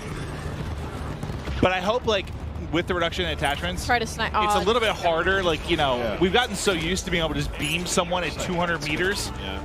There's a little bit more of a challenge to it. Yeah, a little bit more of a skill factor coming in. Oh, someone saved his life. Guardian Angel. I really do feel like the way that this game plays so far, the pacing, everything about it, honestly, the skill gap I feel like is there. I feel like we're going to see that a lot. Well, that guy's thigh is no longer there. That's true. A lot of just ripped off of the 50 cal. Very true. He was just moving with the sniper in his hand, by the way. Like, really quick. The Speed Demon. Yeah, he changed the attachments there for sure. Ooh. Hey, Clug. What's up, buddy? I'm your #1 fan. I ordered your merch, and I wear your shirt every other day. That's some pizzas in the background. That's like hand-delivering pizzas to the are setup. they? Okay, because I'm looking forward to that. Wow. I'm thinking, can we get a hand-delivered pizza? I'm thinking that's a little hand-delivered Little Caesars going around right now. Whatever my next break is, I'm throwing back an entire I hope they're getting napkins. Yeah, I'm not going to lie. Having pizza, watching some gameplay on this desk right now is a vibe. Yeah, I mean, what I see right now is I see Call of Duty, I see a bunch of streamers, I see Mountain Dew, I see pizza. I mean... This is literally opening night. Like, this brings me back to being 18, right? I know. Just the best. We're waiting in line for the game, go home, like, I'm taking school off tomorrow. Like, sorry, I can't go, Grandma. I'm sick. Yeah. Got to put that temperature thermometer on the radiator. Make sure that's the highest it can be. Oh, there it is! Oh my God. Of course it's Pammy! Who better to watch for the sniper? Of course! Hit it! Hit marker! Wow. Oh, he is just flying his wow. He said, I'm getting this one. It is Pam. What a moment. Pamashi bombed. Oh! Oh, he's getting ripped in there. He's been doing this for a while. Oh, no. He got one, though, from the chopper. Look at the smile. You can see him. He's so happy. Oh, I can see it now, Clint. All the 360 snipes off of that chopper. Oh, yeah. In the montages, like it's gonna. It's like what you know those moves they do off of like the diving board, like at the Olympics, right? Yeah. It's gonna be like triple cal sal 720 backflip into a snipe. Yep. Okay. Look, the devs said that they wanted fun, and that sounds pretty damn fun to me. I'm kind of with that, yeah. Oh my God! What just happened there? Sniped out of the sky. Torched. Adios. Farewell. Was that bread? I don't know. I think it was bread. I don't know. I might need a replay. Oh, we got a demon lobby. I saw Biffle in here. Jack's getting popped. I saw Miles actually getting pretty diffy in a lobby against Biffle. Okay. He was top of the leaderboard. That's who we needed to 1v1 Biffle from Queen. I actually think it's a Miles. Oh, there's versus the Biffle, pizza. yeah. That looks glorious. Of course, Jack takes the full parade. Oh, my mouth is literally watering just thinking about pizza. Go ask Jack for some. I could eat it every meal, I'll be honest with you. I really could. Oh, he's bringing the sniper out? Yeah, he switched to his own. He was like, you know what? Let's do it. If you can't beat him, join him.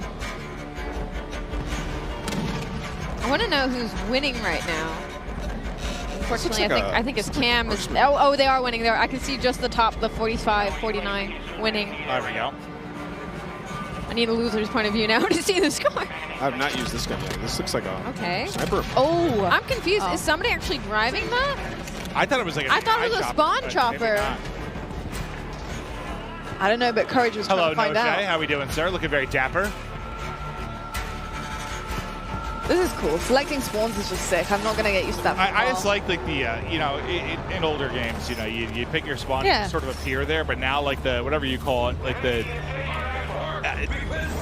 thing. The animation, what do you call it? Like, no, how it like takes you. It takes like flies. It's like the zoom in, isn't it? Yeah, there's a word for it there that I'm not finding, but like the zoom into like your spawn. It. Transition, there we go. That's probably what I was looking for. Okay. But I like that a lot. Thank you, Lottie, for saving my brain. It was struggling because it needs pizza. Mine struggles on the reg. Yeah. So don't worry. Yeah, no, I think it is really, really cool to see that. And I think it just suits ground war, honestly. It really does suit ground war. And I think in terms of the objective work, you have a huge map here and you have to cover so many different areas. So the fact that you can choose your spawn spot is pretty sick. I love it. I think Myth hybrided his pistol to like an SMG. Whenever he switches to that, look at it, because that looks the auto, right? Insane so there's an auto version of that pistol, and he has it on, but he has like a stock on. Nice. He's got it pretty loaded up. It's the attachments that you can really make it your own. Yeah. You can make an AR into an SMG. I mean, we've been saying it. You do a lot with this pistol into an SMG. Maybe that same SMG pistol into an AR. Who knows? So I've just looked at the kill feed, and Symphony is on the other team. So perfect. That's exactly what I need. I needed to snipe him. Oh. That'll bring me a whole lot of happiness. Oh, that's a tank. That was Optic Blake getting plucked. I want to see that drill charge being thrown on the ground and a tank running over it. We saw it in the trailer. But I need the one like through the roof? No, like there's one you put on the ground. Well, yeah, you can do it through the wall as well. But I think it'll just. I really want to see the floating. Oh, okay. Oh, he's popping off now. Floating nade, I want to see so bad. The floating mine. Wow, there's a lot of red arrows over there. Yeah, wow. Oh. That looks so beautiful. That's the whole map on it. Yeah. Like, in color as well. It looks great. Cruise missile out. He's calling everything in. Doesn't see anyone. Oh, there we go. I think they're inside. Unfortunately, not able to hit it, but fact is, Myth taking over the lobby. Snipe looking hot. I mean, we've seen everything so far in this. We've seen vehicle combat, aerial, some crazy gunfights in buildings. Cloak was just chilling inside of a tower. So everybody, your specific taste of Call of Duty you can find in Ground War. Yeah, it's a little bit of everything. Just fun. It's just fun. You can look a lot of the settings right now, you know, because it's never their fault. It's a settings problem. So I think we're on the hunt for what's wrong right now. I love going through this. It's just my favorite thing in the world. Just making sure everything's exactly how I need it to And you never thought it could be your thumbs? No, no. I just really like tinkering with it. Oh, yeah. But do I blame it when I have failures? Yes, I do, Lottie. Oh, yeah. Yes, I do. No, it's rarely my fault, Lottie. We all do, to be honest. I understand that. Got a lot of red up there right now. Wait, Yeah, so right? you can spawn in a vehicle. You see that? That's dope. Yeah. Yeah, it says full, so I guess he's waiting for somebody to deboard. That's sweet. What? Not noticed that. Right, somebody get knocked out of it. I wonder if you can spawn in a chopper, in a helicopter. You must be able. I believe we're going to be tossing to the floor soon. I'll tell you what, I'm going to see if in the 3 minutes I'm off camera, if I can eat an entire pizza. I'm going to try to. I would like to know if you You can. want to bring me some? Yeah, I'm going to try and find it. That's my We'd goal. like a follow-up on that for sure. This is Booyah here. These guys are all grinding. We're going to get to see some Warzone later today. It's going to be epic. It is going to be absolutely incredible. Well, I'll tell you what, folks, we're just about done here with watching this Ground War gameplay. We're going to toss it on down to the main stage to find out who Jess has got and who she's going to be talking to. Jess, over to you. Thank you so much, Lottie. Yeah, I'm actually here with one of my favorite streamers, Swish'em. How are you enjoying yourself here at COD Next? I mean, you're here among 200 of your fellow streamers playing what I can only imagine is your favorite game. How does that feel? Honestly, the experience so far, it's been amazing. Like, I can't put into words. Like, the feeling to be here right now playing MW2 and getting all the first looks, like, you can't have anything better, you know? So far, like, I'm loving it. Like, I feel like a little kid on Christmas. Like, everything, like the aspect of all, you know, everything in the game right now with multiplayer, it feels so good, so smooth. I just want to keep playing this. I don't want to go back to Counter right now. Well, we've had a little taste now of, you know, 6v6, Ground War, different maps, different modes. Kind of what's your main takeaway here from this game? Honestly, I'm loving third person right now. It's like, honestly, I didn't know if I was going to like it or not because, you know, we've never had third person, you know, with the past COD. But honestly, I'm loving it a lot. And I love the maps. Everything, you know, is really good right now. And it's feeling, you know, smooth. All right, final question. I mean, what is next for you and your stream and your content? MW2 grind. That's all I'm looking forward to. Can't wait. That makes perfect sense. Well, thank you so much, and best of luck. Have fun out there. Lottie, babe, back on over to you. Thank you so much, Jess. And you can see right now there is so much happening behind us. All the creators, you can see the ring lights for days. So much Modern Warfare 2 being played. But my name is Lottie, I'm on the desk, I'm joined by Maven. But I also do have two very special people to talk about Modern Warfare 2 and what it took to make it look so damn glorious. We've got Mark and Joel joining us. And guys, I mean, studio animation director, and we've got studio art director here. I've got to say, first and foremost, this game is stunning. Awesome. Like, it is absolutely beautiful. The colors are incredible. Yes. I just want to dive in IRL, to be perfectly honest with you, but it's not really just beautiful. brown. It's not just brown. It has some color. I promise I didn't joke about that already multiple times today. But no, seriously, there's been a lot of like gray and brown sometimes. There are many hues. We got our hue chart out. We put that in there. It looks vibrant. I'm loving it. It just feels good when you're out there slaying. It looks absolutely incredible. I'm so excited to dive deeper into that. But folks at home, if you didn't already know, we've got an epic giveaway from our friends at Jack Links. And each Jack Links supply drop includes a brand new copy of Modern Warfare on the platform of your choice. Delicious Jack Links limited edition products. Brand new epic in-game items from Jack Links. So if you want to find out more, check this out. Looking for an epic way to celebrate the launch of Modern Warfare 2? Jack Links has got you covered, giving you the chance to win the ultimate Modern Warfare 2 supply drop. Keep an eye out during the broadcast for the Jack Links Sasquatch to appear on screen. If you see it, grab your phone and scan the QR code, following the prompts to qualify for entry. Tune in to Call of Duty Next. Squad up with Sasquatch and level up for the ultimate viewing experience, courtesy of Jack Links. Terms and conditions apply. All right, folks, keep your eyes peeled to spot the Sasquatch on the screen throughout the show. Scan that QR code and enter all your information for a chance to win. And trust me, you certainly want to. But back to it, though. Of course, Modern Warfare 2 is where we're at. I'd be good as a Sasquatch, though, right? It's hard to mocap Sasquatch. To be honest, people might honestly get that confused with you. Yeah, there is that problem. I'd be really good as that. There is that problem. Anyway, I'm so sorry. You can throw the razors out. You don't need to worry about it. I'll tell you what isn't a problem is the color palette on this game. It's absolutely stunning. You know, I looked at Mikado earlier on, and I was just floored by how good it looks. What does it take to make a map? You know, how from scratch, you're looking at the color schemes, you're looking at what you want to put in, the details. It's very finely detailed, and I think that makes people really want to dive into the game and start grinding it. Well, I think like it's important to create an immersive environment, go out and capture reality, but you know, at the end of the day, it's all the details. And what's funny about making stuff like this is it's about what you leave out. You know, the real world isn't completely cluttered all the time. It's very, you know, kind of understated and things like that. So kind of holding people back sometimes because they want to keep going, and you know, especially in a game space, you know, that's important to pay attention. And then AI, putting AI in there and having a living world. And I mean, that's just insane. The AI part is something that blows my mind, and I think it really brings such an incredible aspect of that realism, you know, that realistic effect that you guys are trying to achieve here in Modern Warfare 2 and in COD games in general. What does it take to make that happen? Oh my.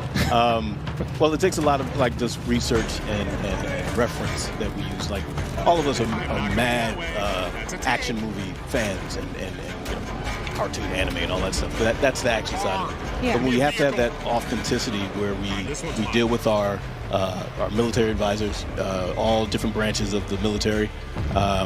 We ask them questions all the time. We're always asking, hey, would you do it like this or would you do it like that? Most of the time they'll say, yeah, nah, I wouldn't do it like that. That's Hollywood. You know? but they know that it's an entertainment product, so they definitely, you know, are in it to win it. Always giving us the advice that we need, plus the extra, you know, pointers in here and there. Then we bring them into the mocap stage. Yeah. Get them suited up. You know, a lot of them never been in anything like that. You know, they're in spandex, you know, with the dots and stuff. Big tough guys, you know. So, but once they get going, I mean, it's amazing when you see a lot of the movements that they do. You know, they're like, wow, man, that's all. Oh, that's going to look good in the game. Yeah. You know? So yeah, it's just a lot of like effort and magic that goes into it. Mark and I go back on this all the time. It's what you're looking for also in the performance is the human mistakes. Yeah. You know, when people get scared, when AI gets scared, how do they react? When a soldier, like, you know, sometimes all these consultants do things perfectly. Right. Right. And they rehearse it. It's muscle memory. But you want those moments where they're making mistakes and they don't do it perfectly. Imperfections. Human, yeah. You know? Well, I feel like the hard part, at least from the outside looking in, is just like finding that fine line between realism and fun. Because I play games, and I'm not going to call it any other games, but like they try to have like sometimes like a realistic weighted movement to it that to me is just not as fun. Like I want more arcadey sometimes because that's just we're playing a game at the end of the day. It's a fine line. It's got to be very tricky. You can't go too overboard and, you know, WrestleMania or anything like that, and you can't go too, you know, I don't know, whatever. It's contrast. We see that. I mean, with the Oni skin we saw earlier, the way that the guy was walking the operator, we having that fun, that exciting That's aspect. you? Was that you in the That was me in the suit. Yes. No. Was it really? No way. Yeah. Oh, dude, that looks dope. Oh my! Well, I'm a big fan he for a did that. start. Awesome. Big fan of Awesome. the Oni. That looks awesome. But I mean, That was fun. we are bringing that fun element to operators like Oni and having these exclusive skins that you're able to put on, and it changes the whole character that you are embodying in the game, and that's where the fun aspect comes in. But you do have people who want to stay true. They want that realistic kind of approach and feel to the game, and I think the balance is really difficult, but something so far we've seen is that you guys have done that so well. Where does the decision making of the AI come in? I know the intuitive, creative part of the AI is so important to you guys, and having them making those decisions and become actually a vital aspect of in-game play. How does that work? Well, that's a balance between the programmers. The animators, we want them to do everything. So we just, you know, have them running around, but then they're cooking a meal. You know, the design, you know, Jeff and Joe were like, we don't need it like that. You know, can you guys switch it this way? So there's a lot of balance between design, code, and animation. The art. How many times do we go back and forth on silhouettes and because you want the AI to like be identifiable, right? In that when you mix it up, you need to get that It's stuff. a little difficult, you know, but it's a balance between that triad of design, code, and animation, where we have our vision in our head, and we just have to come together and compromise. You know. Well, how much? I guess I feel like adding like the third person kind of put a spotlight on you from an animation standpoint, because we've all seen, like, when you're in first person, you don't see a lot of the animations you do, but like when you're fighting somebody online, like every now and then the animation can be janky due to whatever, desync. You're playing on the internet. But like when you have like the 3P, like it is a spotlight directly on the animations of the character. The animation department and programming went to town. They had to, right? and it's so awesome to see it. Like our animation director at the studio, Bruce Ferris, I was just talking to him today about it. But it's really awesome. So I was just sitting down here on the floor watching it a few minutes ago. I was like, wow. Man, it looks so good. That's what I was thinking. Vehicle mounting and all the stuff that goes on with that. The way that you mantle on things. You've got a nice system where the feet are falling on the terrain the proper way, on staircases and things. Just Oh, it's just awesome to see. It makes the characters look great. When you see someone else doing it, that makes you feel even more badass. There's a power fantasy seeing it happen. That's all I could think about in the 3P part was like the character animations. They look so good. They knocked it out of the park. It's awesome. They really do. I got to ask you just like, a personal nerdy question for me, but I love finishing moves. I think they're so sick. How does that get created? What's the magic behind finishing moves? Are they actually played out live? Do you guys have to do it? We do. Like, we do. Wow, cool. We don't do them ourselves. It wasn't me in the suit.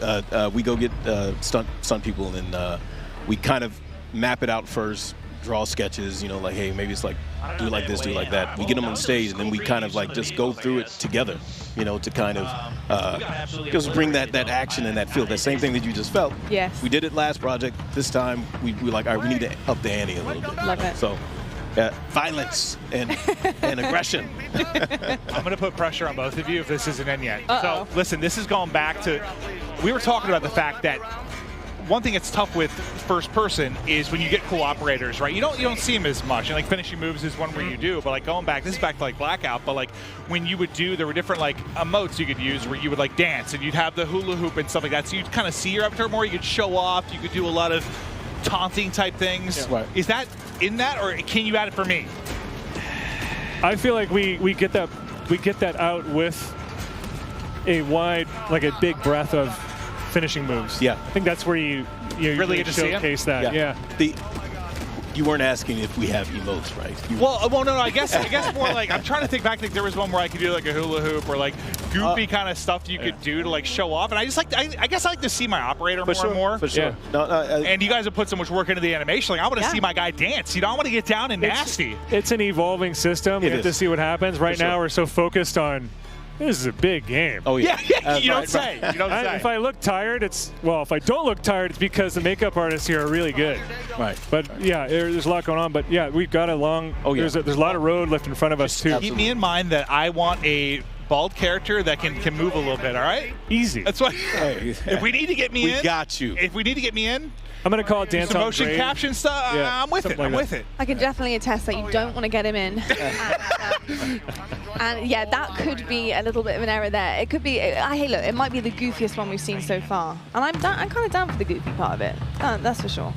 Well, I think that's where you guys get to have some fun too, right? Because with balance. Balance and contrast. It's the balance. It's the balance for I sure. imagine all the realistic stuff talking to the military, but you want to have some fun too. Absolutely. I do. 100%. And we are. Very and we will. Very true. Well, look, it's my job to balance the desk out here, and I got to talk about something very, very exciting. And Mark, I want to know a little bit more about the shoe surgeon. What have you been cooking up for us here? Hey, shout out to shoe surgeon. We all a lot of us at the organization, we're shoe heads, right? So sneakerheads. But we're really excited to work with a huge name in the sneaker world, which is the shoe surgeon. They made 2 incredible shoes for us, based off of the brand of Modern Warfare. Okay. 2, with look at that. That's wow. So these actually all unique for these 2 shoes. One of them is for the Modern Warfare brand. The other one is for Al Mazrah, the big map. And it's a lot of desert tones. It just is really, really, really awesome. It's iconic greens and all that, inspired by, Al Mazrah and all the materials. These look awesome, and I also think I need to get some tattoos. On the teleprompter. And they both have ghillie snap-ons too. Like some people don't even know. What are those? You can ghillie your Like you don't know nothing about these. You got to put your ensemble together. Right. I like that. When you go out on the town, put your ghillie suit together, clip them on there, and you're set to go. I love it. But if you want to be one of the 6 lucky people to win a pair, maybe 5, because I might get one. You need to follow Call of Duty. Okay. Then you need to tweet hashtag CODNext and hashtag sweepstakes, or you can scan the QR code there and enter to win. It's as easy as that, folks. Absolutely incredible. I've got to say, I really want to cop that desert color pair. I want the Modern Warfare 2 one. Ooh, I like that. The iconic green. Yeah, the iconic green. Absolutely. I'm wearing it today. I've got to say, it looked pretty good with what I'm wearing right now. Did you see Joanna's pants though? I did. I mean, who didn't? Yeah, I mean, icons everywhere I look. Including on the stage, though, it's right now time to toss down to Beef Mummy and see what she's cooking up. Right down there with the content creators. Wow, I'm ready to have another slice of that action here in Warzone Mobile. Did you like that? Yeah, Little Caesars right here. We're ready for another round of gameplay here. Amazing, amazing, amazing, amazing. Ready for another slice of action? Me too, me too. So yeah, you know, only in Call of Duty Warzone Mobile can you have the type of intense, you know, up to 120 player real action. So let's get back on in and see what we have going on today. Well, you can already see it. It's after the turns and what we've seen here so far, because so far it's been absolutely crazy. It's been Warzone 2.0, it's been Modern Warfare 2, and now we're going back in here. We're going back to mobile.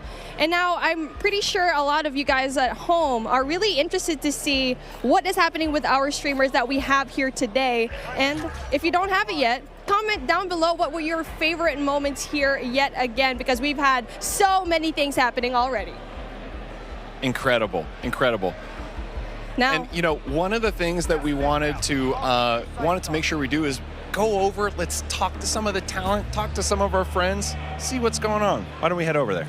And another incredible round of Warzone Battle Royale comes to this, and now it feels like such a great time. And now I'm really excited to go and move around, especially with my little box. I wonder if all of our streamers playing today wants a slice of this pizza, because obviously we've been eating this the whole day. That's the reason why we have so much energy. And not only that, it's absolutely delicious, but we are heading on over to our streamers right now. I think we're gonna take a look at Hawk's Nest and Bobby Plays. We're taking a look at what they're doing right now, and it looks like here in the action, let's see if they kind of want to slice, but obviously they are very busy when it comes to the gameplay right now. See, you can see the comms. They're just so into it right now. The focus. Bobby and Hawks, they don't even know what's going on outside them. They have a camera, they have a pizza box. Oh, maybe if they smell the pizza, they'll want some. Hi, would you like a slice? Are you hungry? Yeah, actually, very hungry. Okay, maybe we can help them out later on with a slice of pizza. We can be your personal pizza holder. But we're moving on right now here to Bobby. I kind of want to ask him, so far, you're just walking inside, you're chilling. So where are you guys right now and what's happening so far? Well, there's a guy right ahead of us. I'm going to go ahead and die to him. Wait, no, I killed him. We're chilling, you know, we're just dominating. We obliterated Godsley earlier, and he didn't really stand a chance. Noah managed to outcamp us. Wait, there's multiple people, multiple directions. Oh my God, I'm probably dead. I'm concussed. Okay, we're gonna get back to you later on. You guys focus over there. I don't want y'all to die just because of us. Oh, and speaking of, Bobby's gonna be headed on into the gulag, but you know what? It's okay, it's fine. A lot of these gameplays happening right now. So far, how are you feeling right now, Matt? Like, you're seeing all the gameplay. It's been crazy here so far. Great question. You know, feeling really good. Feeling really good. We still have so much longer to go in terms of development, but right now, you know, we know people are loving the game. We know people are excited to get in there, and more than anything else, at this point, we want to make sure the moment-to-moment action is just good. For us right now, moment-to-moment action, and you know, the other thing that's worth touching on a little bit is cross-progression, really breaking down what that means a little bit. Absolutely, that cross-progression. If you are at home, if you're playing Warzone 2.0, if you're playing Modern Warfare 2, that progression that you have over there, it can transfer over into Warzone Mobile, where if you want to grind for the Battle Pass, you can do so at the tip of your fingers. Yeah, that's right. If you have things going down at home, you can definitely bring it down into wherever you are. If you're on the car, you can grind for it. So again, so many new things. And for me, I think it's such a revolutionary thing for this to happen. Yeah, exactly. You know, we were talking the other day around like, well, what does that mean? If I'm a player, cross progression, how does that benefit me? And there really are a handful of experiences we think are just made better by cross progression. So I want to talk about those just for a little bit. The first one is, let's say I'm playing for, you know, a couple days. We have some new functional weapons that are unlocked. If I'm playing on console or PC or mobile and have a long session, maybe I, you know, do pretty well, then I unlock that functional weapon, that time investment that you just made, that now carries over to all the other platforms, regardless of where it happens on. So think about the time save there. Exactly, not just that, you're interconnected. I mean, we like to say it again and again because it's just a revolutionary thing to have. But I know you have something else in mind because you have so much new features here, and we're only in alpha here. So again, we're just talking about all the main things that's happening right now. Exactly, and so that's the first one for me. Unlocking new functionals, it's fantastic. It saves me a lot of time. The fact that whatever I unlock on one platform, I find on the other platforms. The second one for me that I think really is just super cool and also is very player friendly, which is one of the things super important to us, is shared battle pass. So let's say I've leveled up the battle pass on one platform. Say I'm playing on mobile, had an awesome session with my friends. The next day, all that progress again carries over. So the stuff I've unlocked and my level, just those benefits now kind of really carry over with me. And the final one I just want to talk about for 1 sec, let's imagine over the years I've built up a group of people. Now some I know in real life, maybe others I've met playing. That friend group, so the chats and the larger social experience, now they're going to carry over across platforms and across our sessions. Why are we doing this? We're doing this because we can, honestly. Other games can't. And also because we just think it makes for a better social experience. And now that social experience is definitely really important because it's the first time that we can cross over finally from mobile to PC and console. So if you're playing a game, you can literally just call up your buddies, message them, and there you go. They're gonna know you're playing. Hey, what are you doing? I'm playing Warzone Mobile right now. No way, you're playing us from your phone. That is just absolutely revolutionary stuff. And so with things like that, I'm really excited to see how it progresses later on into the game, and really just excited for its launch. And now, speaking of, we're taking a look at our duos yet again. So we're going back into the gameplay where we're taking a look at Jokesta. And with everything so far, I don't think we've touched up on vehicles that much anymore. So, I mean, yeah, the ATV, you got it right over here. You have the classic vehicles that we got to see in Verdansk the first time.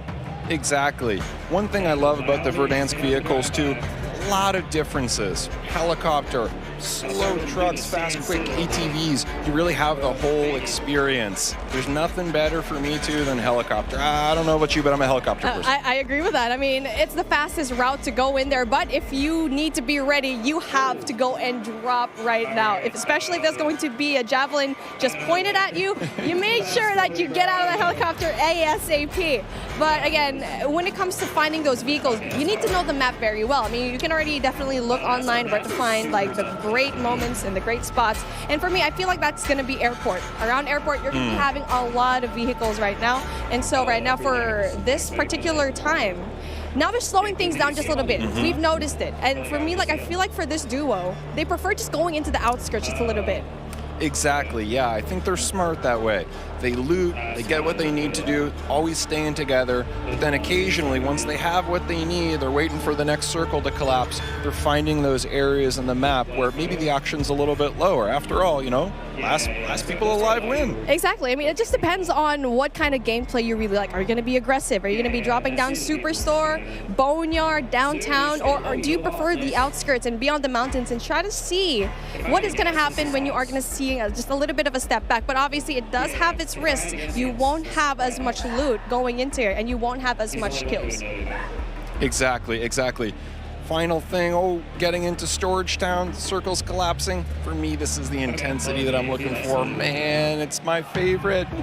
Same. I mean, it's really just a strategy that you can play. For me, I'm the type of player that goes outside of the circle, going into the smoke, going into the outside of the zone, and try to have like a better angle there, because once the circle's zoning in, you don't know that anyone's going to stay out there. People are just going to assume everyone's inside the zone, right? Exactly, 100%. Those are the real savvy players. That gas mask, slow lagger behind. Yeah. I die to them all the time. I mean, prior to this event, I was looking at the top 200 Warzone clips of all time, and I just saw one. I hope it gets to see it here in Warzone Mobile, where you get to see so many more highlights from outside of the zone, repositioning themselves, especially at the outside of the zone. But hey, take a look at that. Speaking of another highlight, we get to see it. Noah from YouTube tries to go in there, getting all those kills.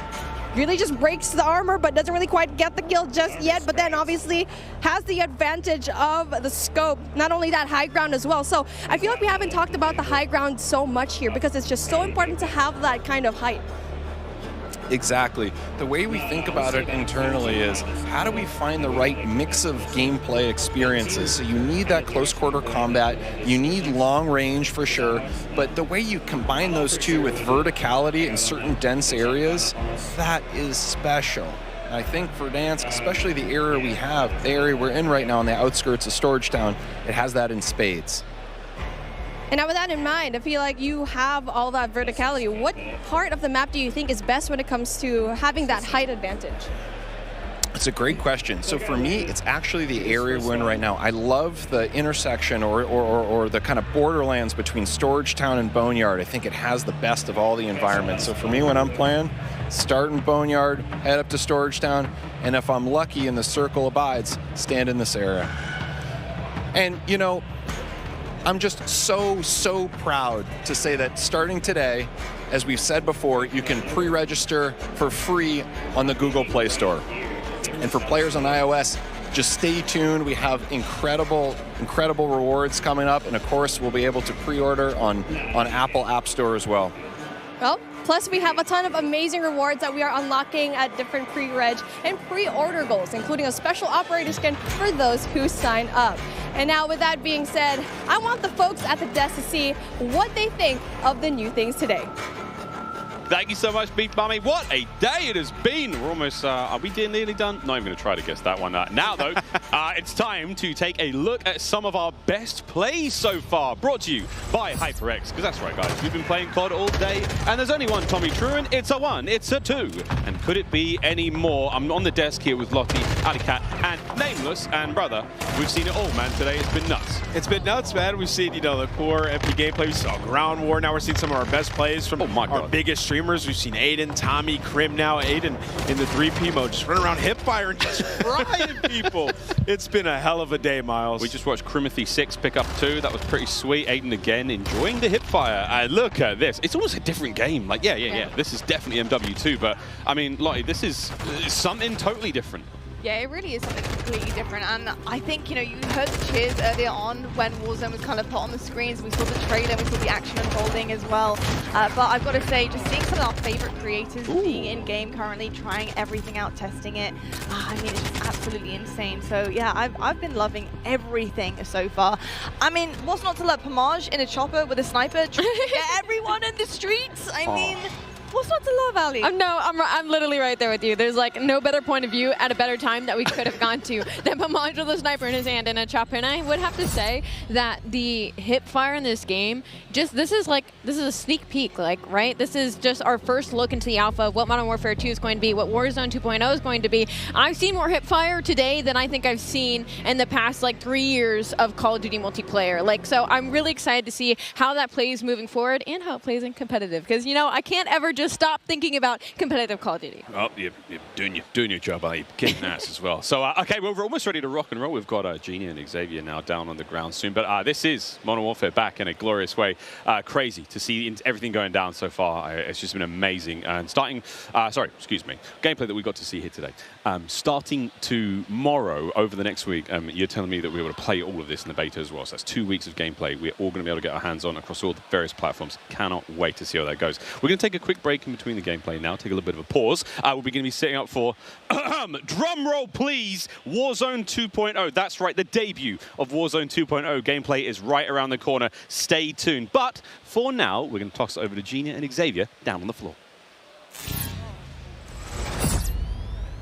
Ladies and gentlemen, Austin Creed, Gina Darling here. Now, we got streamers who've been playing Call of Duty all morning. We got computers running. We got production people running around like crazy. It's time for lunch, and it's coming in.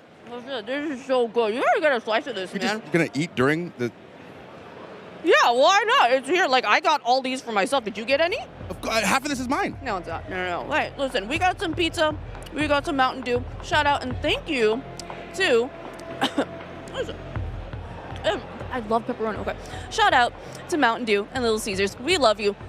Now, we're going to take all this pizza, eat it ourselves, Mountain Dew, drink it ourselves. You guys listen to some words from our friends at Call of Duty Endowment. Okay. Bye. Well, I'm going to take this. It's all ours in here. Let me grab this one. You don't need to carry more. I need more. Xavier. Come on. Xavier. Yeah. What is this?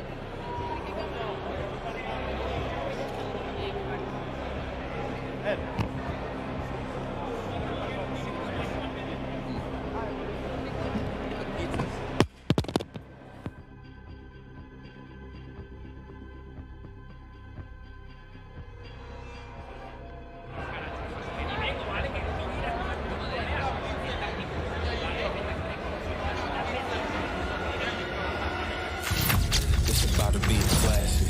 We have 200 creators here on site, marching down the green carpet with one mission in mind, to be the first players to play Call of Duty Modern Warfare 2. And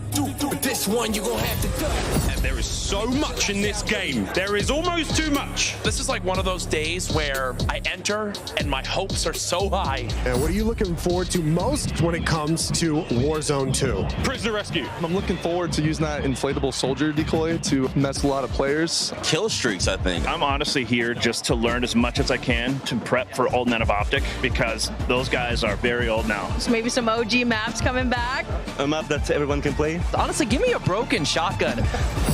What's your favorite game mode and Mountain Dew flavor combo? Search and destroy Code Red. Capture the flag, Code Red. If I'm going hard with the boys on a long night at S&D and I'm trying to get some nasty in-game comms, I'm drinking Baja Blast all night.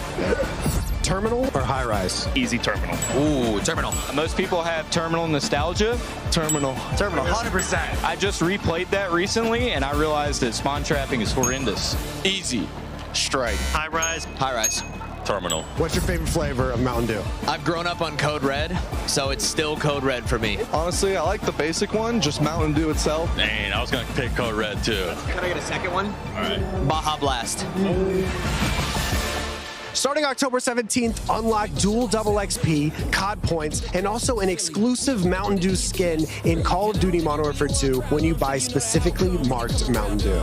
You thinking you getting me? Is you kidding me? Ripping everything and once again enough to show you. We are.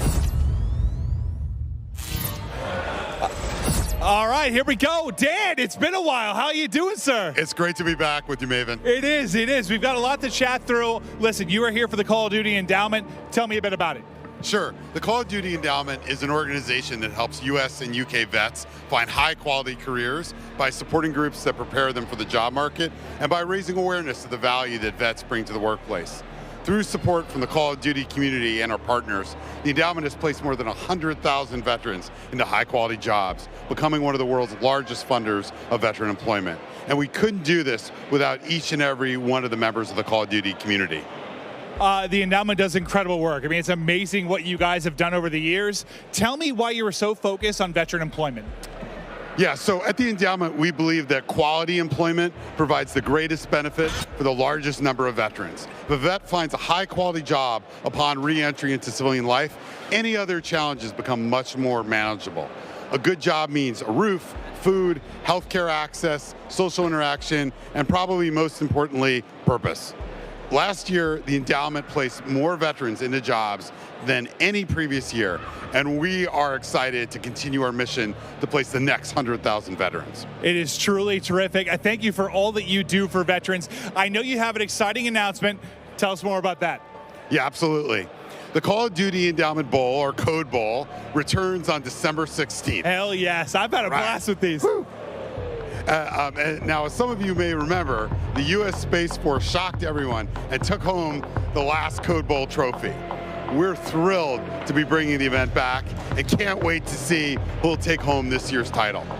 Also, we're grateful that USAA's support is helping make Code Bowl 3 possible. USAA has been serving the military community for 100 years. Personally, I've been a proud member of USAA for 32 years, since I was a young Navy officer, and I'm thrilled to have their support for Code Bowl 3. Yeah, this is incredible. I've been a part of these. They're an absolute blast, and what an awesome trophy it is.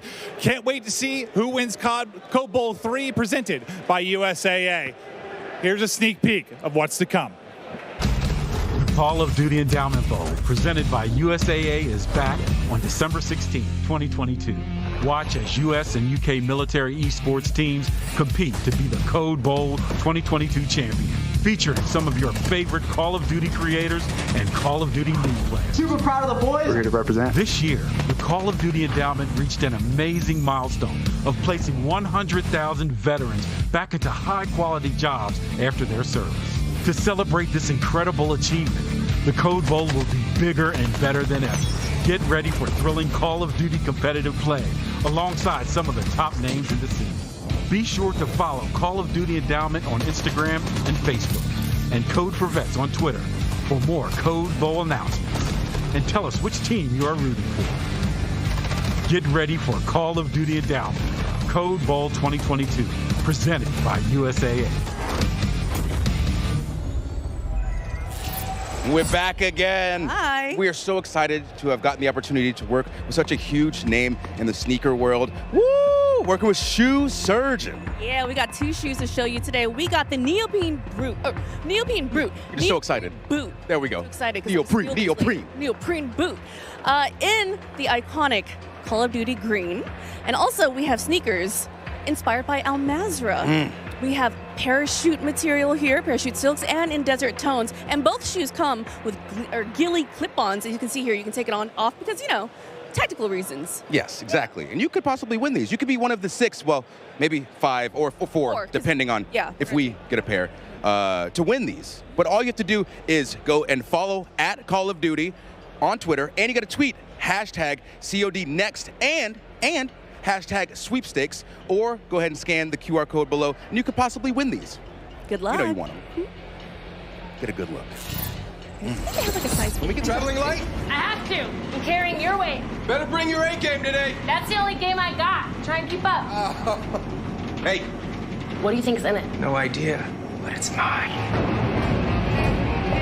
Line starts behind us. Guess you're behind me. Again. Vámonos!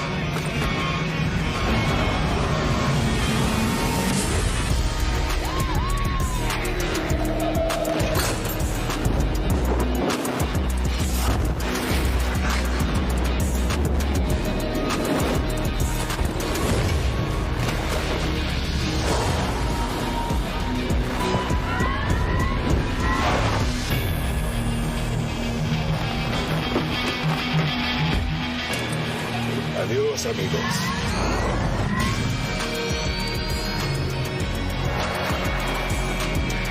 You see any more of those? GMC Hummer EV, reporting for Call of Duty. Well, Call of Duty fans, hopefully that got you fired up, because it's a pretty cool announcement we have here. We are excited to officially announce the all-new GMC Hummer EV pickup will be a drivable vehicle in Warzone 2.0. That's right, boys and girls. This is awesome, the first of its kind integration for the franchise, bringing one of the baddest cars on the planet to COD, right? Let's just get to the facts, all right? The Hummer EV is the first and only fully electric vehicle in Call of Duty Warzone 2.0. And it doesn't stop there. There are some amazing features to the vehicle in-game too, such as rapid acceleration and a unique sound, seating, and for the whole squad, off-road capability, and not to mention the vehicle's badass look. So when Warzone 2.0 launches this fall, players should be on the lookout for the Hummer EV in Al Mazrah. And actually, the Hummer EV will make an appearance in MW2's campaign before its debut in Call of Duty Warzone 2.0 on November 16th this year. Clint, a new vehicle for Warzone. The whole squad's going to be in there. We're going to be road tripping around Al Mazrah. I am pumped, man. And as we gear up for Warzone 2.0 gameplay and more Warzone mobile gameplay, we want to emphasize for all the viewers out there again, all that Modern Warfare 2 multiplayer gameplay you just saw, well, you're going to get to play that in the Modern Warfare 2 beta. That starts tomorrow for PlayStation players who have pre-ordered, then goes open for PlayStation players on Sunday through Monday. And don't worry, Xbox and PC players out there, the beta will start for you next week with an early access period starting next Thursday, and with the beta going live for all players next Saturday. The beta is going to contain a ton of content, in-game rewards for playing, and oh, by the way, if you have pre-ordered the Vault Edition of Modern Warfare 2, you get to use the Red Team 141 operators and the FJX Cinder Weapon Vault in the beta. There's no excuse to not take part in this, but to make it super easy for you guys, scan the QR code below. Oh, and by the way, if we haven't even mentioned, by pre-ordering any edition of the Modern Warfare 2, you get to play the campaign up to a week early. This has never been done before in Call of Duty. Think about it. Getting to give campaign your full attention before diving in on day one into multiplayer. This is awesome.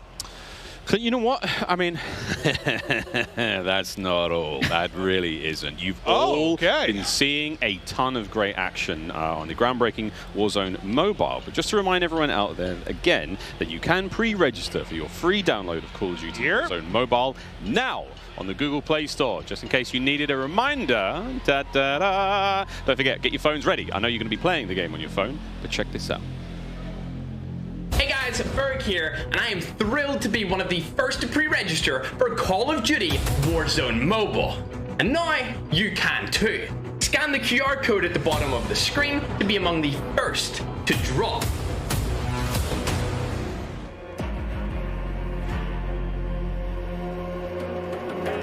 Okay, so we've seen...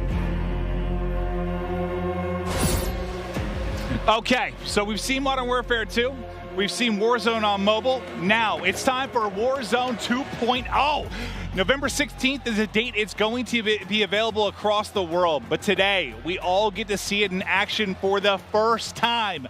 This is a huge moment, and we can't wait to see everyone behind us diving in. With that, no need to delay any longer. Let's get it going. I cannot believe, I mean, I just looked around and everyone's sort of, there's like 200 people. I've been waiting for this. I play so much. I'm pumped. Oh my God. Sorry, before we get into it, I want to give a shout out once again to Intel, who is powering all the streaming PCs here today.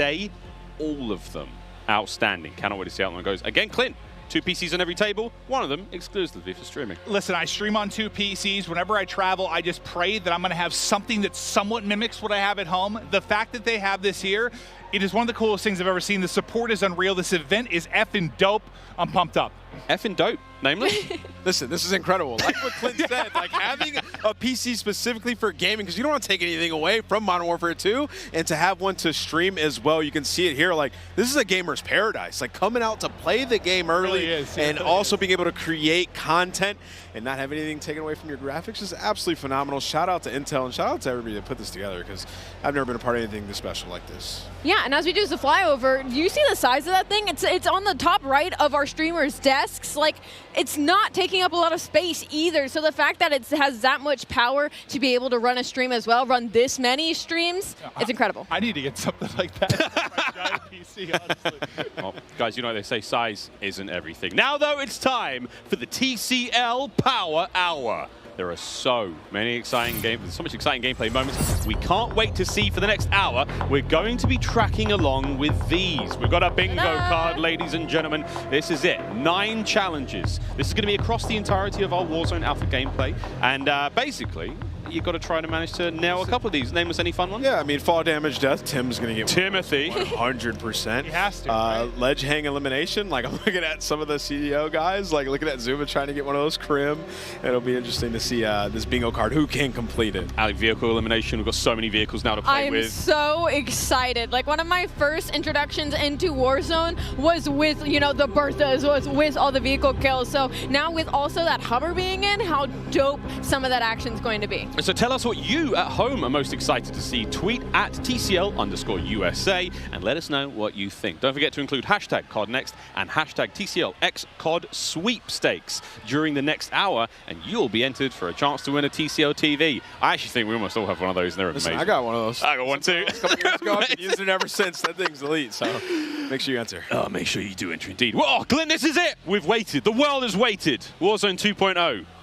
I'm one of the greatest Warzone players on the planet, and I'm excited to see some gameplay. Listen. No, okay, I'm not at all, but we have made it there. This is the Power Hour. This is when the stream goes off the rails and some craziness happens. We're gonna have some fun. We've been so excited to see this, guys. We haven't seen too much of the Warzone 2 yet. We've seen the map, so I can't wait to see how it plays out. I'm getting my monitor ready so I can enjoy every single second of this one, as you should be as well. We saw DS Biffle there getting settings right, everyone getting that very first drop. And I mean that, the very first ever drop that most people outside of Infinity Ward would have ever seen. The world will see for the first time. Well, boy, am I excited. You could cut glass with these bad boys. We've prove it. No, we've talked a lot about some of the features that we're going to see in this. We chatted through with the devs about different thoughts behind stuff. Like, I'm curious to see. They were talking about loot. Like, you know, if you're looking for a bandage, you're going to be looking in a bathroom. If you're looking for ammo, it might be in like a gun cabinet or on top of a desk. Like, there are some things that sound great, but I need to see them. I'm really pumped to see how it's going to play. Yeah, triple circles, like a Hydra. I don't know what's going on. We'll see. Ali, like, this is the change, a tremendous change for Warzone. And honestly, it gets me so excited. I'm not, you know, a typical player that loads into Warzone nearly as much as Maven does, but I love to watch it. So now that we're moving into Warzone 2.0, not only, you know, it's a new map, it also has sections that are very nostalgic that make me, as a normal multiplayer player, want to hop in. And then the new vehicles and the new circle mechanics, like, all of this is so exciting, and it's so exciting as a new player to Warzone to hop in. Here's the countdown. In we go to Al Mazrah for the very first time here in Modern Warfare 2. The streamers here at COD Next are getting lit.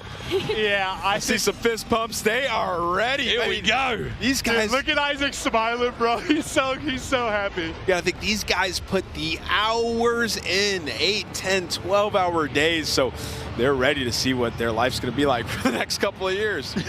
Yeah, right? And again, this is the largest Battle Royale map that anyone in the Call of Duty world has built. This bad boy is absolutely huge. Al Mazrah's got it all going. And here we go, Clint. The first drops. Where are we dropping, people? No, like I kind of want to drop near one of like the central hotspots, like surrounded by water. It looks like I'm in like Venice or something. Or I'd like a boat. Yeah, I want a boat. I want a boat and floating proximity mines. And I'm going to kill someone with that. Think about Joe. Woe. He could have a little team called Boats and Joes.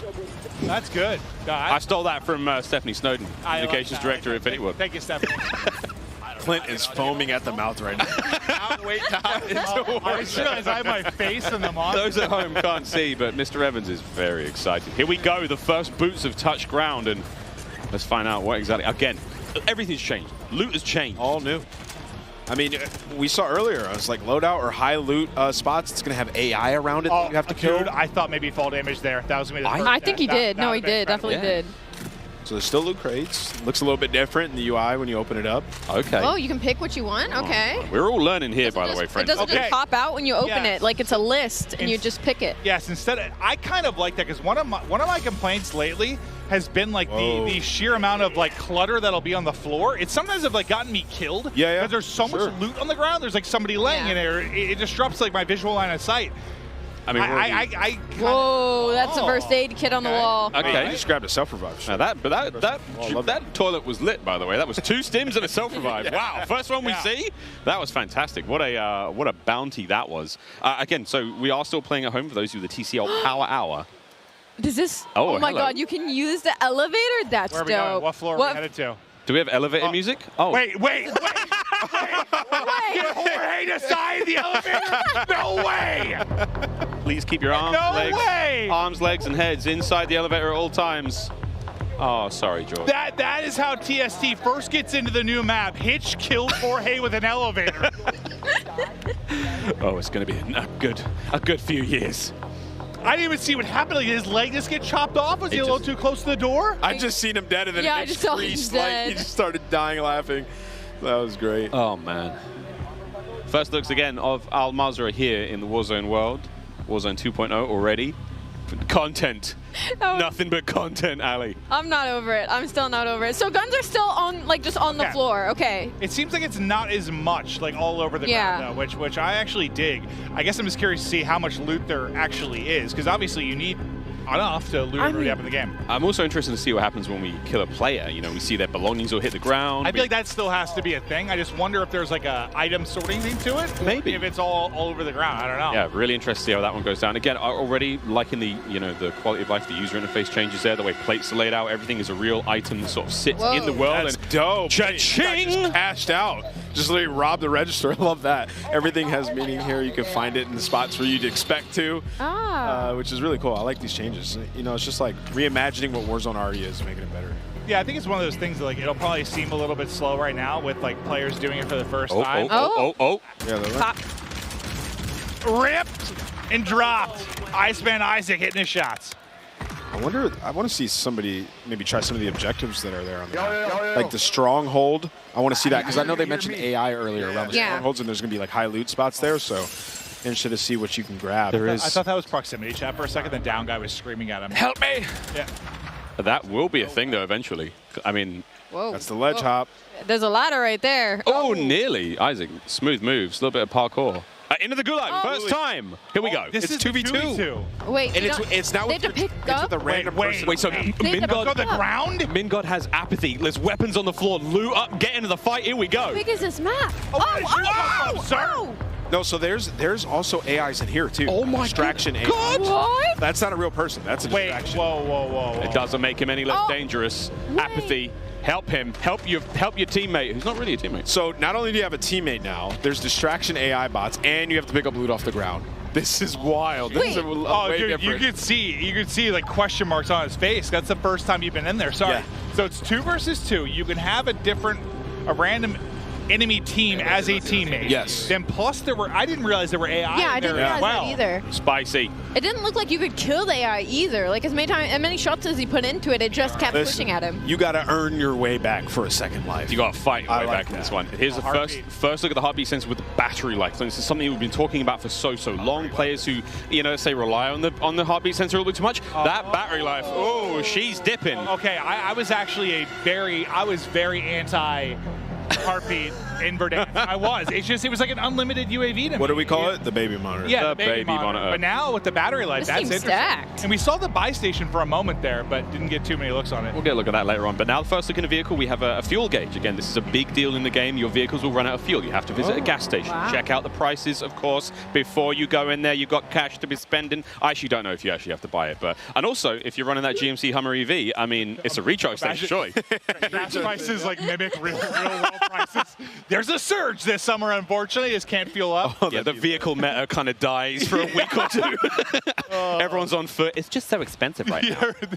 That would truly be something.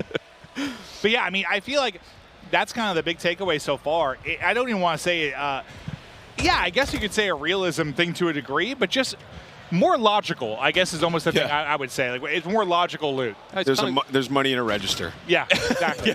I mean, if I open the register and there's like a shotgun in there, I'd be surprised. surprised. Oh, howdy. Adios. And this looks like it could be a stronghold. So was that an AI? That was an AI. Yes, it looked like it might be, but I don't see it on the map. Which is okay. Yeah, yes, we do. We see it on the right side. Buy station over there being marked as well. Also to note, the backpack down on the D-pad there on Pramage's screen. See what that looks like if he presses it. Pramage, let's go, bro.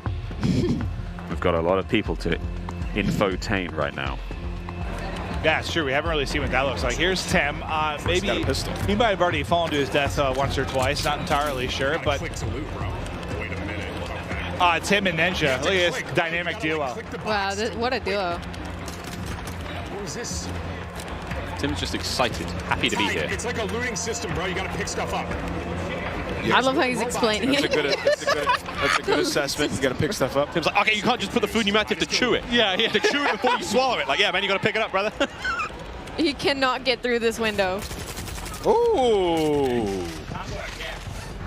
Is that a bot? He shredded that guy.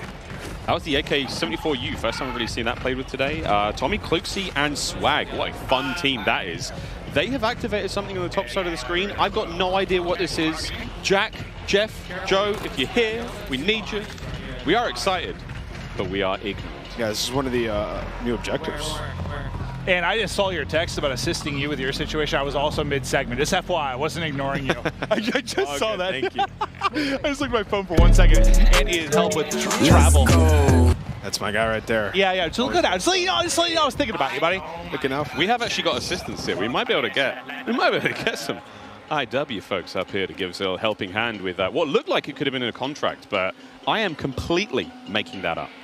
No, I mean, it must have been some sort of objective. Like Miles, you are a cerebral genius. Yeah, I'm just really like mastermind. The circles, how they play out. Very, very smart. The skull's up to here.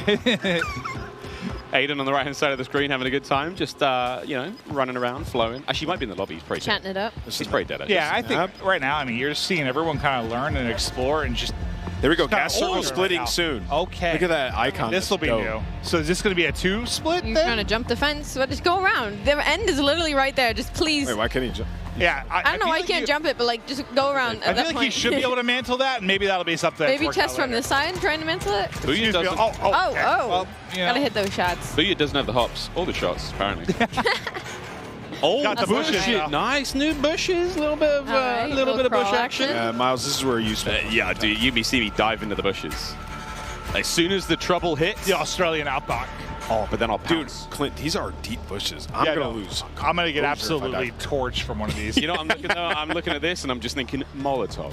Dude. Do you think the fire spreads? Oh, we'd have to ask about that. Do you think the fire spreads? We go back toss a Molotov. That'd be a lot of fun. That would be awesome. At that point, you gotta have like destructible environments. You're like shooting a building and it's falling apart. So what are we thinking of the map right now? It looks some pretty cool points of interest. Like it looks clean. I mean, it looks great. I just kind of want to wander. I mean, I feel like a lot of them are in the mode I would be if I was playing. What? Now. Oh, it's a bot. Yeah, so there's quite a bit of bots. Like whenever That just you like find a protect building with some loot, yeah. That's a lot different. Like Yeah.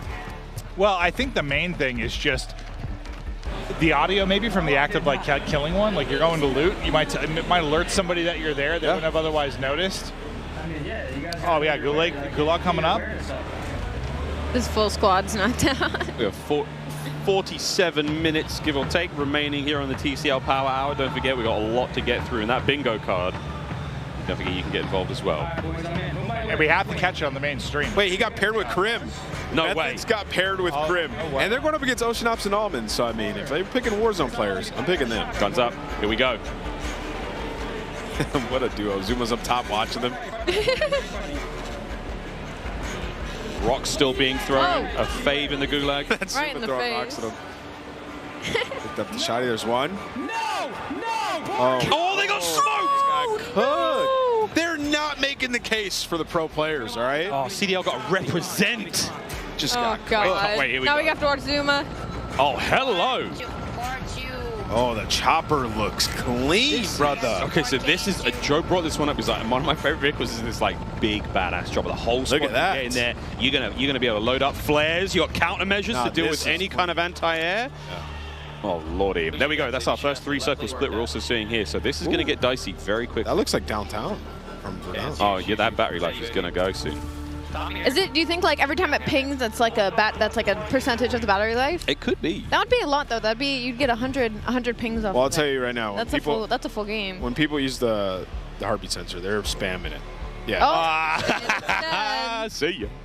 Well, let's see what happens again. I wonder if you can go to a gas station, find batteries maybe, or if you just have to put that thing down. Maybe just sort of steps gets it going, or maybe the sun recharges it. We'll find out. Go to Hydro Dam.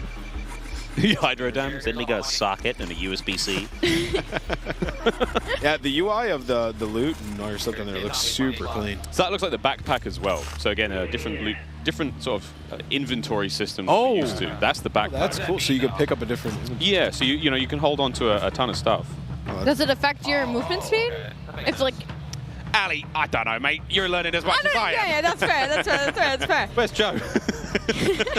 I'm just asking out loud at this point, hoping that the gods of Warzone will give us the answer. Riles is the all-knowing. I think I'm trying. I'm doing my best. There's a 72.8% reduction in movement speed, unfortunately. Ali, what kind of ammunition type is it? I don't know. I'm joking. I've got no idea. I've got no Incendiary idea. bullets, .722s. What's the average weight? I don't know. I think us included, everybody here, everybody in game. Oh! This is first looks. We're just trying to see what the hell is going to play out. Oh, this is a team wipe. Yeah, they're getting cooked right here. Was that Zuma? That was a sniper. It is Zuma. Don't worry about it. Hit the flick. Oh, Nicholas Merckx. He's in a battle right now. They're in a tough spot. Smixy's down. Oh, Wait, there's so down. Fried. If you look at the top right, he has two different indicators of how many people are in the lobby. Is that how many? It's circles, I imagine.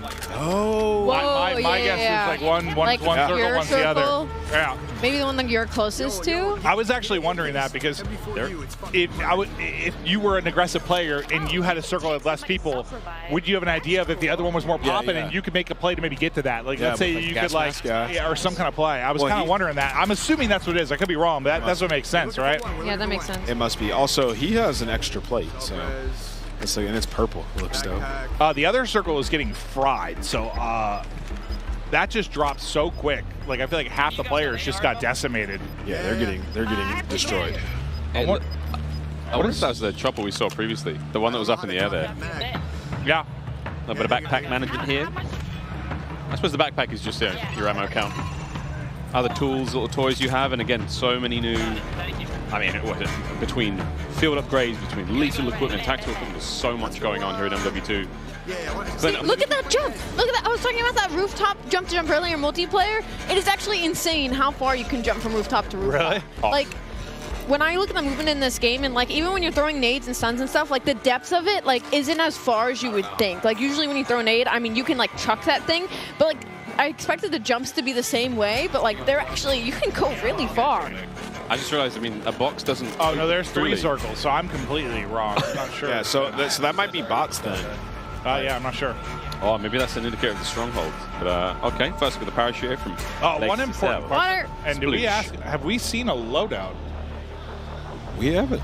I haven't. We may never. Well, I don't know. I This was is so curious. pretty. I wasn't sure if that was a thing. I There's haven't got to be seen one loadouts in purchased. here. This looks like a loadout weapon right here. More on that later. Yeah, we don't know. Live react. But the circle's still. We're doing it live. I want to see how the circles merge together at the end of the game. All right, let's go, Blake. He spotted at least one. A lot of vehicles around. I didn't realize that was Blake at first. Howdy. Mustache. He's got the mullet. Get the as well. angle, hit it. Ooh. A little crack. Isn't it nice? It's kind of similar. Familiar. Yeah, it's like familiar enough, different. but seems fresh, right? Like, Yeah, you don't want to mess with it too much. Like people love it, right? So they're just making it. well, you like, could just strip it down and change it entirely. Yeah, there'd be chaos. Yeah, be chaos what it is. Yeah. So it's like they changed a lot though, man. Like it looks a lot different. Oh, ledging. And like the movement's different too. Makes me You work can't just slide cancel around the entire map now. I'm trying to fill out my bingo card. I'm getting like teased with like a ledge hang and a little bit of swimming, but we don't have the elimination just yet. Run, Blake. Oh. Uh-oh. Here they come. This is a 1v. Oh, yeah, no, it's done. I was going to say, this could have been a 1v3 survival. His team's there, though. Oh, wait, it's still on. And they're frying. All right, listen. Wait a minute. The Warzone squad's going to take it out. That's Biffle. Oh, Never wait, mind. it's Biffle. Never mind. No, it's Biffle's back. Here he goes. He self-res and just popped up. Yep. Oh, he's smiling. I wondered what happened there. The self gets off. He makes the play. He's got a streak. Okay. Look how much cash he has. Okay, so it is still on the ground. This reminds me a little bit more. It looks like stuff's divvied up. This is a little bit more like a combination of Warzone and Blackout in the sense of like Warzone, you know, it had all the loot in the ground. Blackout, you'd have like a backpack and you'd open that and steal the stuff. This is like it has it on the ground, but it segments it off into various things. You had your armor, right? You had your mask, you had your backpack. So it's kind of like a hybrid between Warzone and Blackout with looting, I think. You remember the times? Round lose. Yeah, remember the times that you're trying to like, I just want to pick up that gas mask, and there's 100 things on the ground. Yeah. And you can't find that one thing on the ground. You know, it's like trying to lift Thor's hammer. Yeah, that was like a nice. I want this one thing. I'm gonna grab that. I'm gonna look at this item on the ground, pick it up, done. I could tell you how many times I just run over loot. I grab everything. I'm like, oh no, I left my sub. Let me go back. And grab it again. Yeah. So it's like it's clean. You just like can't make any mistakes there. 3 circles almost coming to a close here. This is a spicy one. He's got paper, 15 grand in his pocket. He's going to buy station, see what he can get. Yeah, can we hit a buy? I mean, firstly, you have to buy a teammate back. I think everybody here wants to get that first win so bad. We are 40 minutes into the TCL Power Hour. We're 40 minutes in, or we have 40 minutes left? 40 minutes left. Okay, so let's say. Don't trust me. Oh, no. You said that? I was like, dude, time is flying. I was really into this because we have teleported in time. Like I'm Doctor Who. Hey, why did you go? I don't know. Yeah, this has been my favorite area of the map so far. That building was dope. Like a prison almost. Can you go on that mountain over there? I'm more interested in the giant mountain. You have to be able to. It looks like it. Looks like it's part of the map. I love high ground. It's my favorite. That bed's very dirty. Oh, hello. Oh, God. Is that a zombie? Hey, I've always thought about it, man. Imagine like a real horde of zombies on a Warzone map. Kind of did it in Blackout. I'm talking full-blown, you know, World War Z. I want like a little bit in Fortune's Keep, a little bit in Blackout at times, but not like a Daisy. All right, go. So you saw the buy station there was a section that said buy weapons, so you can buy a specific weapon in the buy sstation. That was interesting. Oh, here comes the circle move. Well, that makes me think loadout might not be as much of a thing. Yeah, because it said buy armor, buy weapons, and then I think it was buy ammo or something. Uh-oh. Come on, Cloaksy. Hit it. Don't get run over. Oh, no, he's getting ripped. Oh, his teammate just dropped and eaten like an enchilada. I might be hungry because I... Oh, precision airstrike. He pops it out. You just had a slice of Little I had one. Pizza. I need more Little Caesars, though. I need like 2 whole pepperoni pizzas within my mouth. This is the best LAN party I've ever been to. There is pizza everywhere. Oh, it was Isaac and Grill. Yeah, I mean, we told chat, like, this is off the rails now. Oh, wow. He got hyper beamed with the vinegar range there. Listen, guys, my AR is fucking trash, but my... Whoa, Nick. Nicholas. Is it the aim or the AR? No, I'm kidding, Nick. It's definitely the AR. You're the best. Don't hurt me. Hurt him. Dude, this is Cloaksy and Swag versus Biffle and Champion. This is actually a lick. Racked. Like, wow, these are... Wait for it. Key? Jail key drop. Wait. Recover the key and escape. Get the key. Get the kill. Here. Oh. He sent it, and Swag just shot him in the forehead. Now down to a 1 versus 1. Is the key? Wait, 25 seconds. So I guess that's kind of like how in normal Gulag you'd get to that flag or whatever when you went to like OT. Maybe the key's kind of like there it is. Freedom. Oh, did he just dip? He dipped. Curious. There was a door at the back. He cracked the key. Just walked out. He dipped. Awesome. I'm not sure. That was great. He picked up a key and just ran for it. I'm out of here. Okay, so that's actually pretty cool. I would lose full though. Nah, yeah. If somebody did that to me, I'd be so mad. Do you imagine that? Like you just lose. 2v1. You're like, where is he? He's got the key. It's another cool little area of the map. Again, it's a big old map. Yeah, it is. Al Mazrah. Bring comfortable shoes. Word to the shoe set. Well, there's a lot of vehicles on the map. I've been seeing them on the mini-map. I just haven't seen many people hop in them. We saw SEAL Team Crimsix. Yeah, we saw that. Pull up and absolutely destroy. But I want to see the big Bertha, see what it looks like. Well, there's different kinds of vehicles. So there's like little sedans, family wagons, whatnot. You know, they're all going to have different properties, which is really fun to think of. If you have like a military class vehicle, get in the hatchback, Jack. I feel like there's somebody close. You can see like buy weapons, and you can upgrade your weapons. So I'm really. Oh, the clutch up against Bop with his teammates back. Yeah, I'm intrigued to see how that works though. It's like, what do you like? Buy a weapon with some of your attachments, then upgrade it to the attachments that you have, or is it attachments that the game sets for you? So we'll see. Oh, so many questions. Yeah, I have so many. I'm seeing a lot of highways as well. This is a lot of fun. We're going to see, I think there's a little bit more of a lean towards vehicular combat, which I'm very, very excited about, given the fact that like there's 19 ways to battle each other in cars now. Well, the one thing I'm kind of digging, like, yeah, there's going to be some new versions of combat, but like at least what we're seeing so far, it doesn't look like you have, and that might be the loadout change too, but I think it's with 5 attachments, like you can't beam someone with an AR 400 meters. Like it's going to force closer range combat. You're not going to be terrified to cross any open gap, which I think ARs have been too easy to shoot. Like this, I mean, that has more recoil than I've seen in 3 years. Yep, that M16 was kicking. And Krim was like, I'm going to rethink this fight. To get my mind. But I think in general, like, it's better if it's a little bit more difficult to shoot at long ranges. It just needs to be, in my opinion. This is what I wanted to see. How powerful is it? Can you finally shoot them? It's running out of gas, man. It's running out of gas. This is Greeds, one of our streamers or content creators coming from Japan. That's awesome. Also, though, man, shoot them tires. I'm just thinking out. I mean, my mind's going forward. Solo YOLO is going to look real different when everyone's driving around with vehicles with no tires and like running out of gas. Running out of gas in the end. And it's like, and there's one person at the end that's got this like super high-tech military vehicle, or who has the Hummer EV? Who's got the Hummer EV? It's like, I don't need gas. Oh my god, that's the meta, dude. Find having the the eco-friendly vehicle. Go green for the green. This is a duo. The Hummer EV. Big Bob. He's got a key. Wait, what is this key about? Wait, you see the key on his head? I'm not sure. Bobby's got a key. He's got the key to my heart, but that could be one of the sort of special loot locations. There's some subterranean spots. Chilling, dude. These are the guys I hate in Warzone. Camp in a staircase with Phoenix. Yeah. I need that proximity chat. I need like the people walking up to me like, I know you're in that staircase. The way he's playing, I feel like Bob's AFK and he's protecting Bob. That's what I'm getting from this, Bob at least. Bob has not moved. Because the Symphony I know does not run up and down staircases 400 times. This guy has to be in fights over and over. He literally has to hold forward. So I mean, if you think about it, something was going on. This is a really important map. Like whoever wins this, like they hold the record for most wins. Yeah, right. In Warzone. Like it's your stream title right there. Just get it up there. Yep. Just get it up there right away. World record holder. There's a lot of those in Warzone. Getting a very sort of strong. I'm liking the different areas we've seen so far. This is the most sort of urban area we've seen. Like high, I mean, there's a parking lot here. We've seen some high tower. We've seen some stairwells again. What was that? I hate when Symphony just aims at randomly the wall. aims in. He's such a bothers me. Oh my god! The internet is already like sus. He's sus. Well, shout out Ricochet. Will be available stand behind him. Day one. Day one. Coming for you, scumbags. I always wonder about like length of games, and I always think I prefer when it's around like 20 minutes. I'm wondering like how long a map is right now. Well, this has been 30. It seems like so we're like, did we start 30 minutes in, yeah. We started right away, yeah. Yeah, so this is. Well, we're also hopping in and out of I think maybe 2 different games. I think it's. Or it's delayed. I think it's at least. I think it's 3 because I think we've seen solos.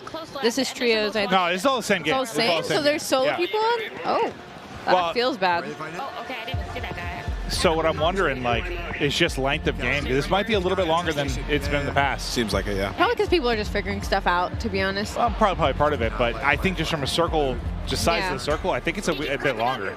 Like, these might be running about, I don't know, 5-10 minutes longer. I cracked that guy at my life. Nice. While these guys are fighting, I'm like, oh, look, the gas station's a POI on your minimap. I'm dead serious, though. If I pull up in my Hummer EV, is there going to be a charge station for me? No, it's unlimited, dude. No way. That's too OP. I mean, don't get me wrong. I'm How down. many do you I'm think down. there is on a map, though? Like, do you think there's just one? Like, there's the one golden Hummer EV? I don't know. Or maybe I'm excited. I'm just talking out loud. I know it seems like I'm asking Miles, like, you have all the answers. I've got a piece of paper in front of me that just, it's the bingo card. Again, we haven't seen a vehicle elim, ledge hang elimination, most wanted card. We haven't seen any of these just yet. Here we go. Fall off, die to. So this is it's still the bright spot of this for me was Jorge dying.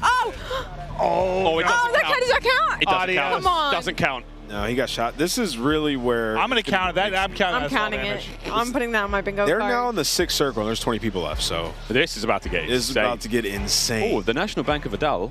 I wonder if you can go in there and get some cash. I am very much behind Wild. I'll lose a little dive in for the res, but I'm very much behind like crazy end games. I love the leaning coming out of Hitch. It's like he's in game, actively moving. Yeah, he is. Look how leaned up he is. Oh, here we go.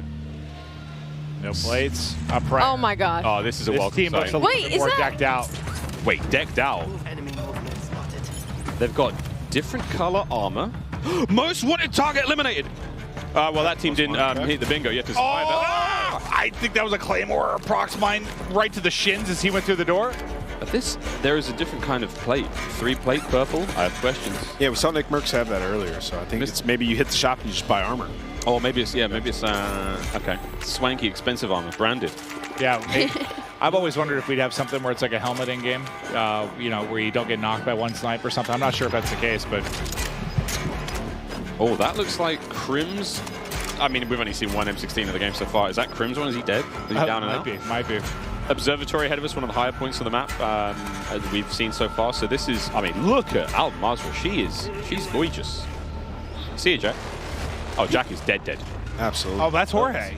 So they got out of that situation they were in, I think. They were able to get the kills. They look like they crept through the water. Yeah, let's stay on board here. Look how small this circle is. We're going to see who ends up taking this one, but it looks like it's just Hitch. He's trying to save the squad. Blake's down, and there's a thermite sitting on. He's holding them back with the thermite. Yeah. The fire looks. They got to rotate though, so maybe we have to be careful here. They've been sniped. Oh, here comes the bingo! No. Here comes the bingo! Here comes the bingo! This is love and trust right here. Oh, I got him! That's a bingo! That's Sorry, a bingo. that wasn't actually a bingo, but it is definitely one of the airstrike elimination here. It is. One of them died. No, they're not dead yet. No, but you got one. No, he's dead. Yeah, one yeah, got he's finished. dead. Oh, hey. I mean, we're looking at no plates, Stick nothing him. here. Like, this is going to be tough. They're going to have to leave this rooftop as well because the gas is going to push them They out. need to just get a kill. Lads. Blake is down and now. I really like that new loot out of the backpack. I think it's just one of those things I like once I get used to it. It's just going to take a little time. Oh, here we go. Ooh! He's only got one in the clip. He's popped a I two-piece. was hoping maybe it was the fall damage there, but Jorge, he's going to drop. I didn't see how he got the kills, but yeah, it looked like he was able to knock two. 7? Was it 6? It looks like 7. 7. There's a handsome man blocking the view there, but over to Nick Merckx. Final 4. Oh, they're in a great spot. Rotation coming in here in a second. This looks dope. This little tent that they're in. I mean, this would be nice if there wasn't a Oh, so it looks like you can only plate up. I see. You can only plate up to 2. You have to get something to be able to full plate. Yeah. It's a big fight! Oh! I thought it was maybe like a helmet or something like that, but I see what you're saying. Nick's chilling. Still has plates to go with. I didn't realize it was limited to 2 at first. Let's see the gas mask, how that operates. Reload. Just there you go. For the dub. 3 teams remaining, 6 players. They've got what, 2 left up? So it might be like a 2v2v2.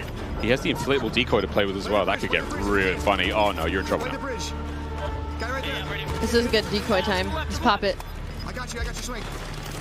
I love mixing endings. This ending is dope. Oh, this is so sweet. Coming out the gas, still across the bridge. You get the knock? It's just Nick. It's just Nick. He's on the right side. He's on the right side. Play you. Here they come. Oh! Oh! Oh! Oh! So 1v1. 1v2? 1v2, right? 1v2. Oh, no, he's a res. You're right. It's one player up because his teammate's still up. 1v1. Oh. Where are they? There they are! Oh, that head is not going to be fun. There it is! Nick with the W. Ah, Nicholas Merckx. And a 3-piece to close it out, too. Wait, was that a 1v3? It was? It was. That was a bingo. Bingo. Oh, there it is. The first time. Nick Merckx, your first ever Warzone 2.0 winner. Oh my God. Get in the chopper. Get in. All right, it was lit. We're in for a good few years. That was lit. I really enjoyed it. I think the map was really cool. Played a little bit slower, but I think it's just people figuring it out. And then towards the end, yeah, I wasn't even sure. Was that like a 2v3v1 or a 2v2v2? I'm not even sure. It was a 1v3 survival. Bingo, baby. So who was the solo on that? I was trying to like figure out the situation at the end. Like Nick was just popping off. Yeah, he's just frying. Yeah, I was 100%. A little too tense to see what was going on there, but I mean, hey, that was fun. Well, here we go. 1v3, check. We saw airstrike eliminations as well, I believe, on that little rooftop. I don't think we got bingo, though. We didn't get, but we got that at the very least. Ooh, no one got multiple grenade kills. Okay, 2 down. Unless we missed it. Please tell me someone fell to the death. I gotta see a decoy elimination. That would just be so funny to me. If somebody gets smoked by a decoy, I'm gonna be in tears. Tears. True tears. GG's once again. Congrats, Nick Merckx, the first ever Warzone 2.0 winner. World record holder. World record holder. Yeah, no, unbelievable. Of course it's Nick now. Dude, when we were watching him earlier, like in the 3P game mode, he was looking disgusting. Like he looked like the best player we watched in the 3P. He has a lot of experience there. Now, just hop right into Warzone, making plays. Guys. I'd love to see it. Guys, Nick's a beast. We've seen Warzone 2.0. Initial impressions? I mean, again, like there's no one here from IW. We're just fans. Yeah, no, I'm having a blast. It's just to me, it seems right now like a bit slower pace, but I can't tell if that's a circle thing or people learning and kind of exploring the map. I imagine it's a little bit both. Like it's new. Yeah. It's going to play a little bit slower at first, but it's neat. Yeah, I think my favorite thing about it right now is like the way the looting is, where the loot is at. Like it's on tables, it's in cabinets, the backpack down. Like there's less stuff obscuring your view. Like you pick up your loot, you keep it going, you're looking for the enemies, right? It feels nice, it feels smooth. The AI part of it, I don't know that I would get yet. In the sense of like you'd like go into like loot a place, there'd be like one AI, and I don't know. It's like do you get extra points from that? Do you get extra money from that? They drop stuff. I can think about like it's people are gonna hear that. Obviously, it's not as quiet as looting, but that was the one thing I want to understand more of what's going on there. Yeah. It takes things to come. Ali, any sort of takeaways from you? First game of Warzone 2.0. I'm excited to load in. Like I said, I don't really play Warzone that often, but this new 2.0 Warzone, I'm very, very excited to load in when it drops. Well, now we get a quick look at that first win. We're going to see the POV of Nick Merckx once again as he goes up in that 1v3 situation. Thanks to the guys at El Gato. Here we go.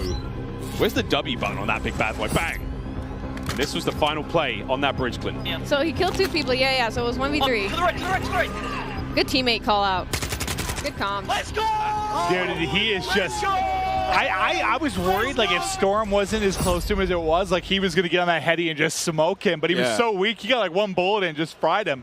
And then I think the guy he chowed, like, laying down the bridge, he, like, got all headshots. He smoked him, too. Yeah, I thought he was going to lose that. All right, the more eagle-eyed of you will see that Jess Brohard is now ready to rock and roll right in the middle of the stage here at COD Next. Jess, take it away. Miles, that's right. I am ready to rock and roll here with P90 Princess, the Princess of Al Mazrah. I mean, what are your first impressions of Warzone 2.0? So far, I'm really liking it. I used to play PUBG, so this is really exciting because it does have that tactical feel to it. But what I'm most excited that I've discovered is the vehicle enhancements. You can get on the roof. You can jump out at any moment. You can switch your seats, which is exciting. That kind of has the vehicle, tactical play style that you can throw in there with every match and kind of mix things up a little bit. So I'm really excited about that.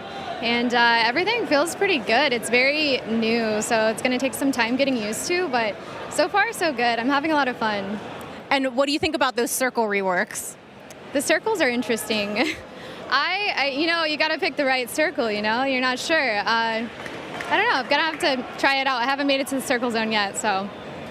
Well, then finally, we're here at COD Next among 200 of your fellow content creators. What has been the highlight of this event for you so far? Honestly, the highlights being able to sit next to Huskers, my partner, and play games, and we have a lot of fun. But I did just kill him in the brand new Gulag for the very first time, so that was really rewarding and really exciting. But it's been a lot of fun seeing everybody and, you know, just seeing all the gamers out and about again after everything we've been through, so it's nice. That's awesome to get to share this with your IRL duo, but for now, that is enough from me as well as P90 Princess. Back on over. Thank you very much, Jess. Well, we're back at the desk. Jack O'Hara joining us once again. Hey, mate, we could have done with you a minute ago. We saw a lot of things. We had so many cool questions. Stuff. Yeah. Very, very fun, though. Super excited to see more of that later on. But first, if you are just joining us, Jack Links have an incredible giveaway. Here are all the details. Each Jack Links supply drop includes a brand new copy of Modern Warfare on the platform of your choice. Delicious Jack Links limited edition products, epic in-game items, and check this out on how to enter. Looking for an epic way to celebrate the launch of Modern Warfare 2? Jack Links has got you covered, giving you the chance to win the ultimate Modern Warfare 2 supply drop. Keep an eye out during the broadcast for the Jack Links Sasquatch to appear on screen. If you see it, grab your phone and scan the QR code, following the prompts to qualify for entry. Tune in to Call of Duty next. Squad up with Sasquatch and level up for the ultimate viewing experience, courtesy of Jack Links. Terms and conditions apply. All right, folks, there you go. Keep your eyes peeled and spot the Sasquatch on the screen throughout the show. No, I'm not the Sasquatch. I know what you're saying right now, chat. Scan the QR code and enter all your information for a chance. Absolutely. Win. What are you talking about, Maven? You've been doing that quite a lot today. Yeah, I don't know. These accents come out of me. But all right, I do have some questions. Okay. First, the one thing I was really curious about, like at the top right with the player number, there was like 2 different columns. What were the different player numbers? So that one is explaining to you the different numbers of people that are in each circle. Okay, so that's what my first guess was. Okay. Yeah, and the old information of like who's alive, how many squads, etc. So the top bar I think was like your normal numbers, and then the next one. I play a lot of Warzone, so I'm going to get a little bit nerdy. I just have questions. Other thing, we didn't see a loadout. Is loadout in or not in, or did no one buy one, or what's the deal there? So right now in the build, the loadout drops are not in, and you're using you're going to buy stations and you're going to strongholds to acquire the rest of your loadout. So you can go in, you can select, have weapon setups, etc. that you'll then find the buy station and inside the strongholds as well. That's one of the big questions I had. I was certainly wondering about because we saw like you could buy. It was like a weapons tab you had. When you went to the buy, we just didn't get to really look at it much because we're hopping around. We didn't get to see a whole lot of it. What with the AI that were in different buildings, like when people were going to loot something, there'd be a random AI in there. Well, I guess I want to know, what is the impact on game? Because obviously, if you have to fight that, someone might hear the shots, right? You're not like looting silently, but what is the impact on the game within that, like, I guess, system? So we have obviously the AI that's concentrated around the strongholds, etc., and then we do have some smattering of AIs for the buildings that are there as an extra target that you can kill. You can get their weapon, you can get some ammo, etc. So a little extra loot. Yeah, and then they can also serve as a warning that there is another player there. So right now we're experimenting with having them in various different play spaces and seeing where they're the most effective and the most entertaining, basically. Jack, as far as armor plates go, like a little UI thing here, there's a full-plated character has purple-colored armor plates versus the blue ones. What's going on there? So there's 2 sides of armor plate carriers, essentially. So you're picking up the 3-plate carrier, and that means you can go to 3 plates, essentially. Okay, that's a lot of fun. Okay, all right. Now, I also noticed within the backpack, we saw Nick Merckx carrying C4 while also having, a frag grenade and a smoke grenade. So if I've got a backpack, is that a separate pickup on the ground as well, or is that something that your character comes equipped with because they're already a badass? So what you have is you have the strip at the bottom, which is your loadout, and then your backpack, you have a starting backpack that is a certain size, and then in that you can put extra items and you can hold duplicates of things that you want to keep. That's a lot of fun, yeah, because we saw him run a C4, and at one point he's like, I don't feel like C4 right now. This is very useful. He's able to swap that out in real time, and excellent. Oh, my God. So I know in a lot of ways, Blackout was the first iteration of this, and you have Warzone come out, which improved on a ton of things from a quality of life standpoint, but it feels like there's, like, at least from a looting standpoint, some similarities there, because you used to have, like, the backpack where you could carry multiple items. Then we shifted, like, everything on the ground. This seems to be, like, a middle ground to kind of meet both qualities of life, which I find pretty dope. Yeah, we wanted players to be able to accumulate kind of the arsenal that they're going to carry through the match with them and kind of be able to equip some items, some that in other game modes might be persistent, etc., that they might want to keep inside their backpack and then carry out of the match with them, etc. So is the backpack that you start with, that's your backpack for the whole game, or is there an opportunity to ever expand your backpack? And if you can, does that affect the movement speed on the character if you pick up? That's a very realistic question. Ali, you're right. I'm sorry. I can't carry many things on a day-to-day basis, Miles. You should see me try to bring my groceries into my apartment building. It takes a very, very long time. So I was just wondering if that was one of the realistic things that was implemented. Fair. So there are different sized backpacks, but they do not affect your movement. Okay, don't affect movement speed. That's the question I had. Oh, also, in the Gulag, it seemed like there was an AI that had popped up at one of the points that we were watching. It didn't seem like it was a killable AI, though. It seemed like he put a bunch of shots into it, and it never went down. Are they even killable, or? He is killable. Okay, so maybe the person we were watching was just bad. Yes. It takes some coordination to kill them. Okay. And that's not his final iteration, but he essentially is definitely killable. Okay. And if you gang up with him with 2 teams of 2, you can essentially take him down and get a reward and get out of the game. Okay, cool. Yeah. And if both teams take him out, So can everyone get out? Yes. Okay. Well, for those of you looking on the screen right now, phone's out. It's time to scan that QR code. Jack Link Sasquatch, he's on screen. I know you remember the video. Scan away, friends. Sprat now making a quick drop. Any particular hotspots you've got there, Jack, that you like?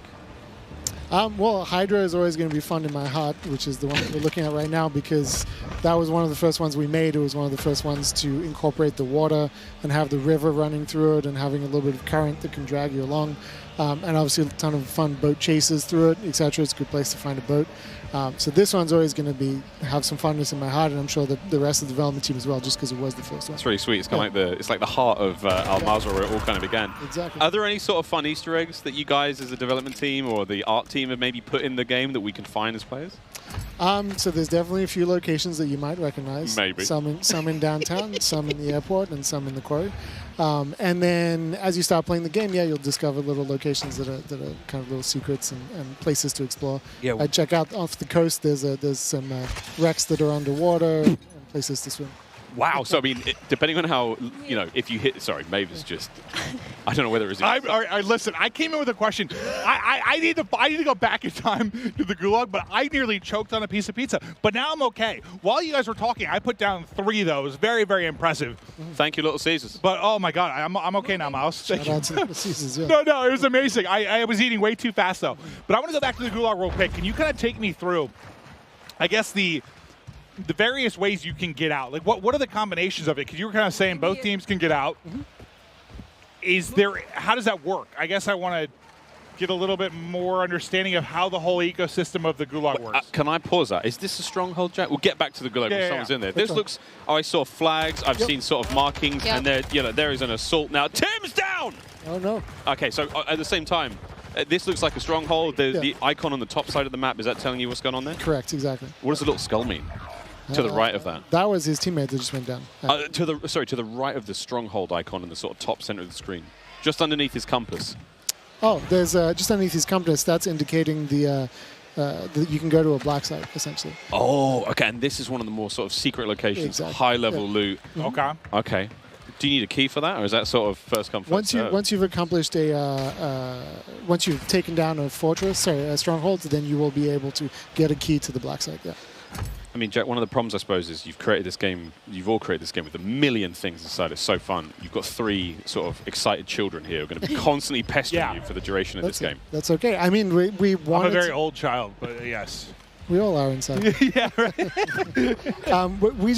We wanted to make this thing where, as you keep playing, there's just more and more things to do, right? So we're just always looking to put some depth in there, some things that once you've played 50, 100 matches, that there's new things for you to go and explore and try out, etc. I think this is...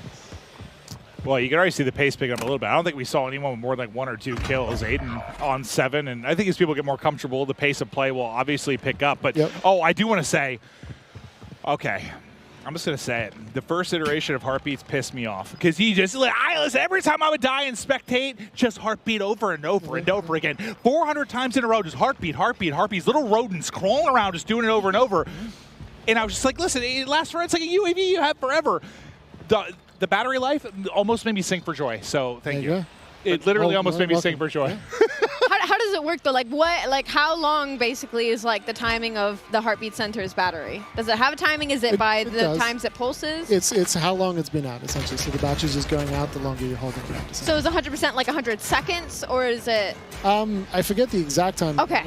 But it's somewhere around there. Got it. Ali works in true specifics. Yeah, sorry, I'm specific. the analyst on the desk. My brain is like. You are not alone, my friend. But change one.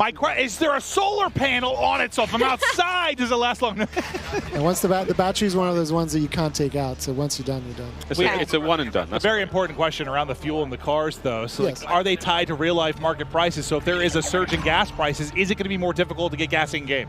I mean, we don't rule out making a game mode about that.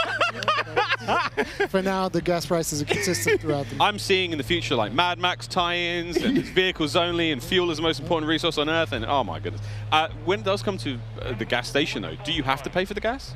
No, it's all free. Oh, that'd have been great fun, though. Yeah. Everyone like cash up. We need to get gas, and some Jack Link's jerky. All the homies in the wagon just bumping music to the gas station. Oh, look at this. Oh, that's a good parking job. That was actually impressive stuff. Mingod is just sort of sneaking around.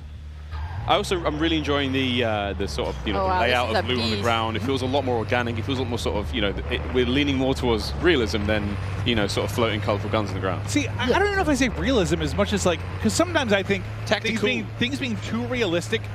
For me, I sometimes don't like. Like I want it to be arcadey in a video game. Sure. It just seems more logical to me. Like it's just like. Yeah. This is where you would expect this type of thing to be. A cash register has cash. Yeah. And like I'm sure there's realistic ties, but to me it's just like more logical. Yeah, it's where things make sense, right? Yeah. So it's just you go into a store, like you're going to go in this gas station, you're going to find cash at the cash register and loot on the shelves. And that is another one of our vehicles. This looks like this little armored personnel carrier, open turret, kind of scary, but still a lot of fun, clearly. Yep. And you just sort of keep rolling after the person got out, so I'm sure people will make some fun videos with that eventually. I do have something for like a limited. We're in the desert, like some sort of oasis that can spawn in a certain place and pops up. There is an oasis on the top north of the map, actually. It's very, very pretty. And sometimes I don't think I've seen it yet. Yeah. Top did they get the dub this time around? Yeah. Top left-hand side of the map, Oasis. We'll see if anyone goes there, but we're still pumping on through the TCL Power Hour. We might have seen a vehicle elimination in that game. We'll wait for the full word there from our referees. Meanwhile, in another game. I forgot it was on the map. I was thinking about like Oasis like spawning up like the mirage of it. There's a locale directly on the map. I forgot about that part.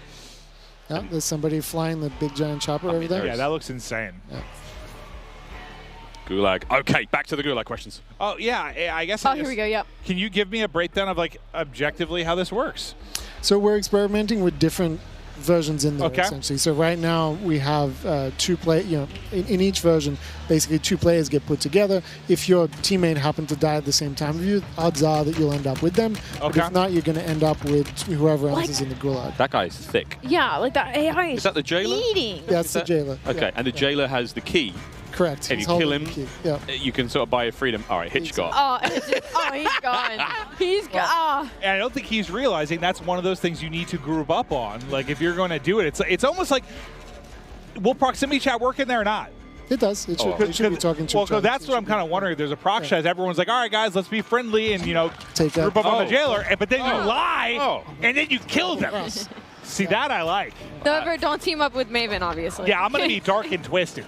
Less than 10 minutes remaining in the TCL Power Hour for all sorts of fun stuff still to happen. We've yet to see a ledge hang elimination or a multiple player grenade elim. That's a 2-piece. I think we like to call it in the CDL business with a single greniche. We don't call them greniches. We just call them nades. What's the metal usually? Popcorn or something like that? That was aggressive. Was that a nade? Oh, wait a minute. Precision airstrike? I think it was precision airstrike. Yeah, that was a precision airstrike. And that looked like sort of side lean. So how many different like models of vehicles are there? Because we're so used to, you had what?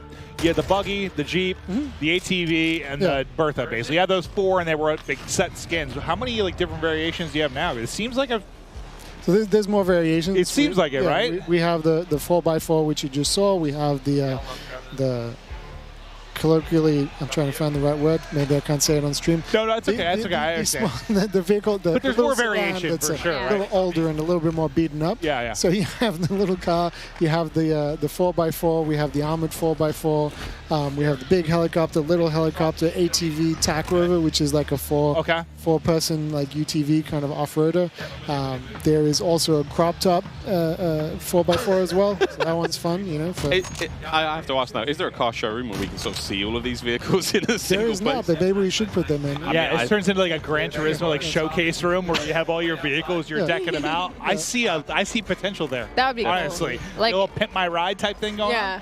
Well, we've seen, we know vehicle skins will be in the game. They're in the menu right now, so that's going to be a lot of fun. I have to, I mean, maybe you can't answer this one, Jack, but of course the GMC Hummer EV, different skins, right?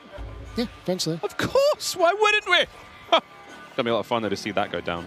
And also, do we know how the refueling situation works there?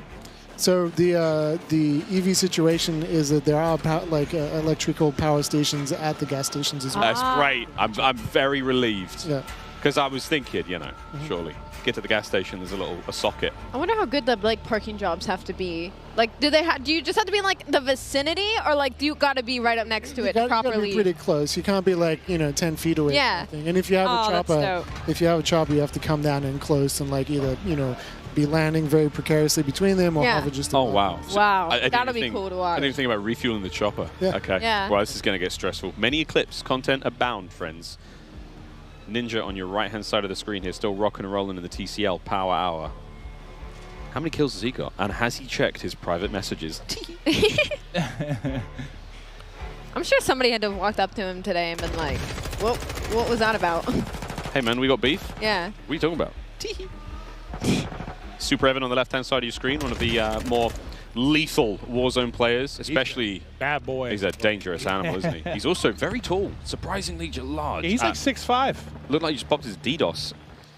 So any and all electrical equipment in the nearby, claymores, you name it, everything just got sort of tickled in the worst possible way. Actually, Jack, does that also affect players? Can they, if you as a player have been DDoSed, are you able to use any sort of equipment at that moment in time, or? No. As things that are already in play in the world? Well, things that are in play in the world, disabled, vehicles can also get disabled as well. So it's a pretty powerful experience against that too. Okay. Well. Yeah, that's good, because sometimes vehicles, if there's a lot of them, it can be frustrating. You need a good way to deal with them. That sounds like it can be for sure. Say that's the circle. All right, so this might seem familiar to people too. We're all like locked in. Okay, like, all this just is familiar? right. Wait a minute. Yeah, I was trying to think of which part. It's just an MP map from the time gone by. Oh. Hey, it's funny. I can like picture them all in my head, and Lord knows I can't like name them. Is Mason frying or getting fried? By the look on his face, he's doing fine. Jack, the safe cracker there, what was that? Is that another sort of a contract? Yeah, so it's a new contract where you pick up the contract and you have 3 safes. You have to kind of crack the safe. You place an explosive on it when you walk up to it, and then they explode. There's some rewards inside each one individually, and then you get an overall reward as well. Excellent. So there's a time limit as well, so you're kind of pressed to go do them as quickly as possible. Hey, one thing we sort of really enjoyed, again, Clint, the variety of contracts in Warzone has been so fun. I mean, whatever it may be. Okay. Ocean's 11 right now, starring Iceman Isaac. Ocean's 1, not as exciting. Still sexy, though. Thought it was like a booby trap at first, but no, just taking the cash. What do we got in here? It's 4K. And some cheddar cheese. And that kind of makes sense. Like it's a safe, right? You might have some rare loot, some extra money. Goodies. Yep, there's a train. Kept that one secret, Jack. That's right there. That's right. Kept that real quiet, mate. That looks great fun. I guess is that a sort of similar situation to what we had in Verdansk? A lot of toys on it. Yeah, and you're actually going to see some more things that are train related at launch. The fun one for me is being able to jump up on the roof of a car and then jump to the moving train. Oh, we're talking like Wild West style. Oh, wow. All right. This is going to be fun. At a site or whatever. Bobby Poff is absolutely lit, ladies and gentlemen. It's so funny just watching them kind of learn, hear them talk through stuff. So Dude, Bobby's voice, by the way. He's found the key to a stronghold, though. So does that mean? So Jack, you have to kill the combatants around it.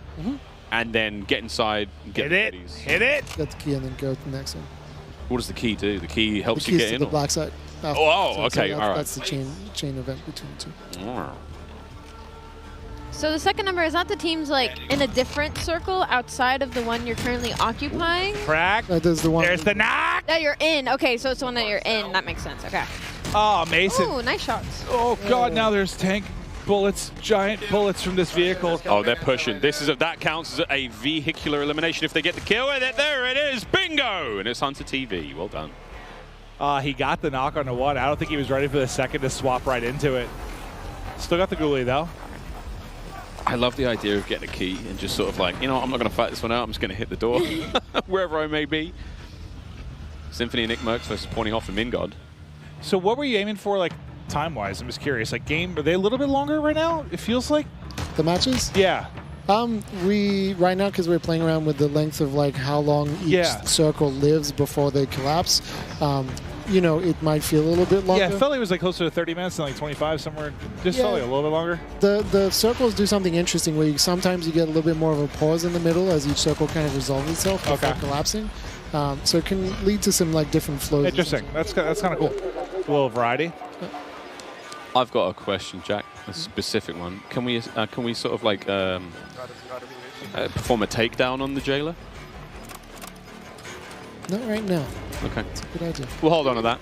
Imagine you're going to take him down, then I get behind you and go to take you down. And then we get a takedown conga line and it gets real awkward. Yeah. And meanwhile, our other teammates are just sort of staring at us in party chat like, hey, did we go to college together? I'm like, oh, maybe. How many kids you got? I'm like, help me. Prox chat alone. Help me. Prox chat is going to be something. I'm coming for you. Come on, Isaac. Show me something special. I need you guys head.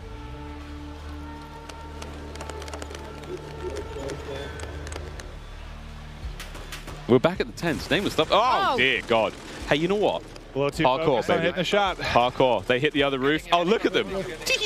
Dude, that shadow, it looks so badass. He's like flying over the top rope. Great.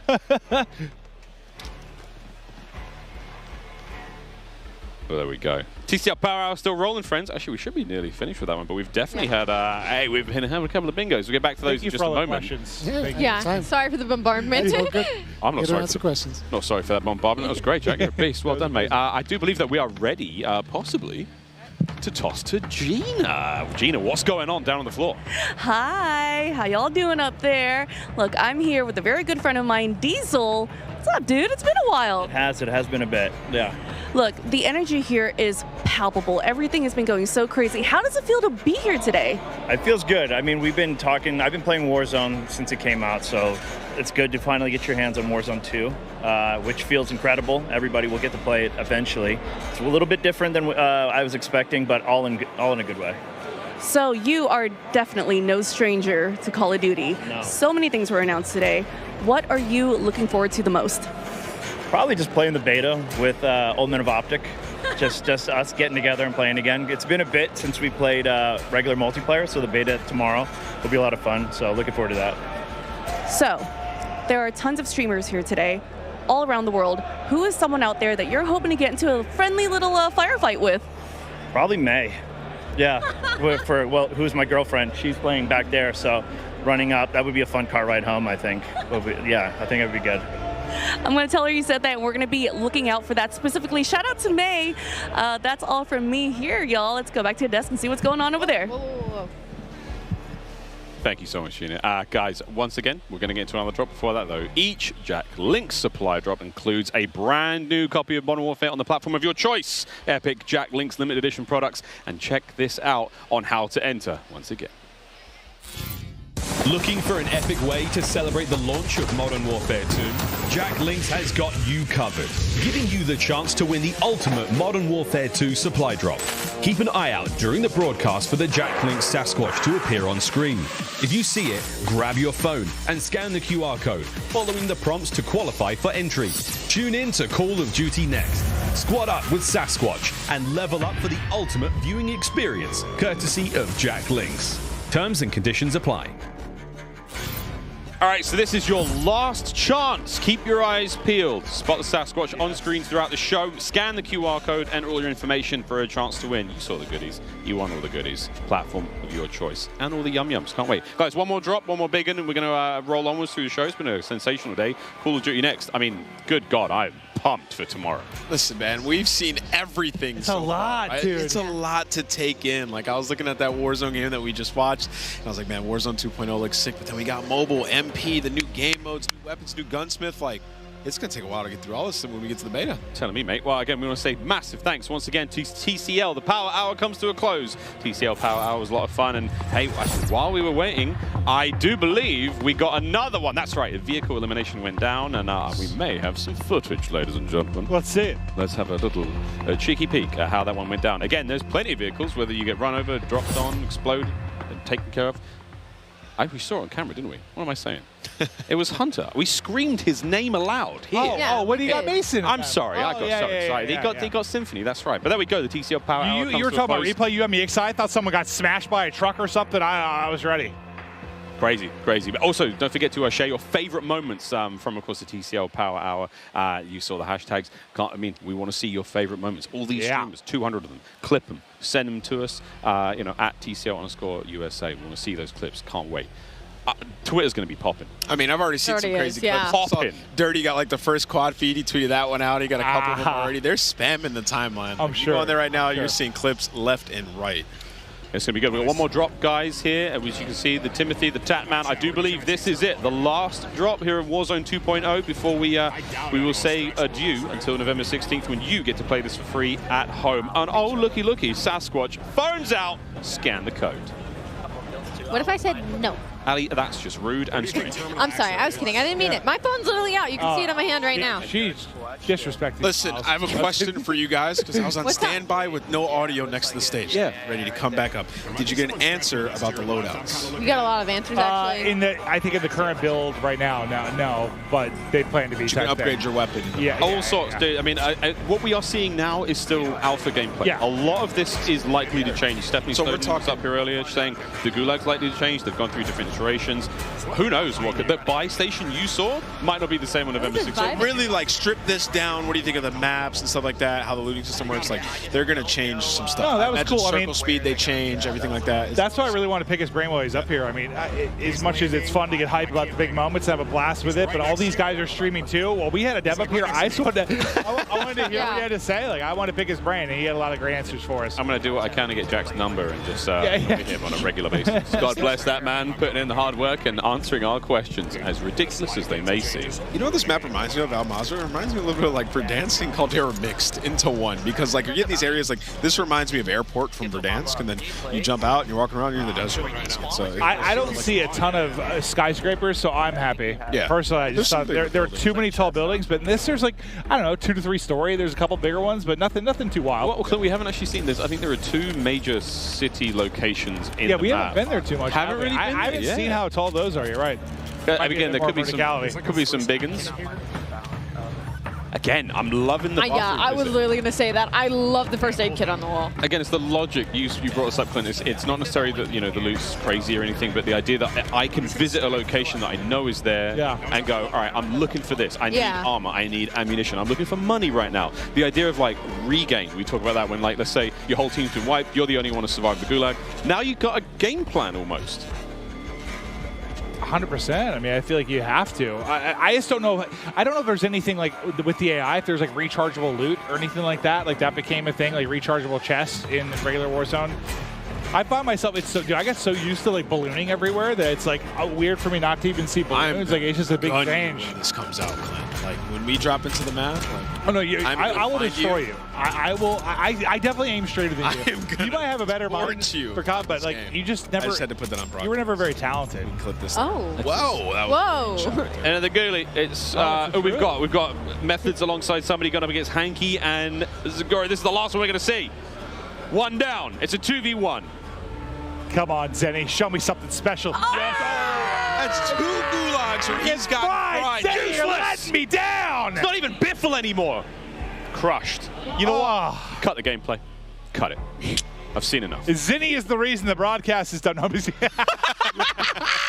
Right, focus up team, once more we go. Now it's time to take a look at some more epic best plays brought to you by HyperX. Check this out. Sick. Look at how big that thing is. Oh my goodness. I think it's massive. I mean, we had some cool plays all day long, right? So, seeing Tim here, we didn't see too much of him. Tim got killed by that chopper. Does he? I think so. Oh! What a throw! Oh no! What? Oh, he got. Did he try to run into it? I was very confused. I'm What was surprised going he on didn't there. die. He was able to hit the. He's a mastermind for clips, so I imagine so. Oh yeah, guy knows what he's doing. Really is. This is another gulag clip. Oh. Zuma. It froze like a perfect time. That was crazy. Crim 6 flying around, kills with him. Oh, this is the Fennec as well. He's about to shred someone. 3, 2, 1. Stems in.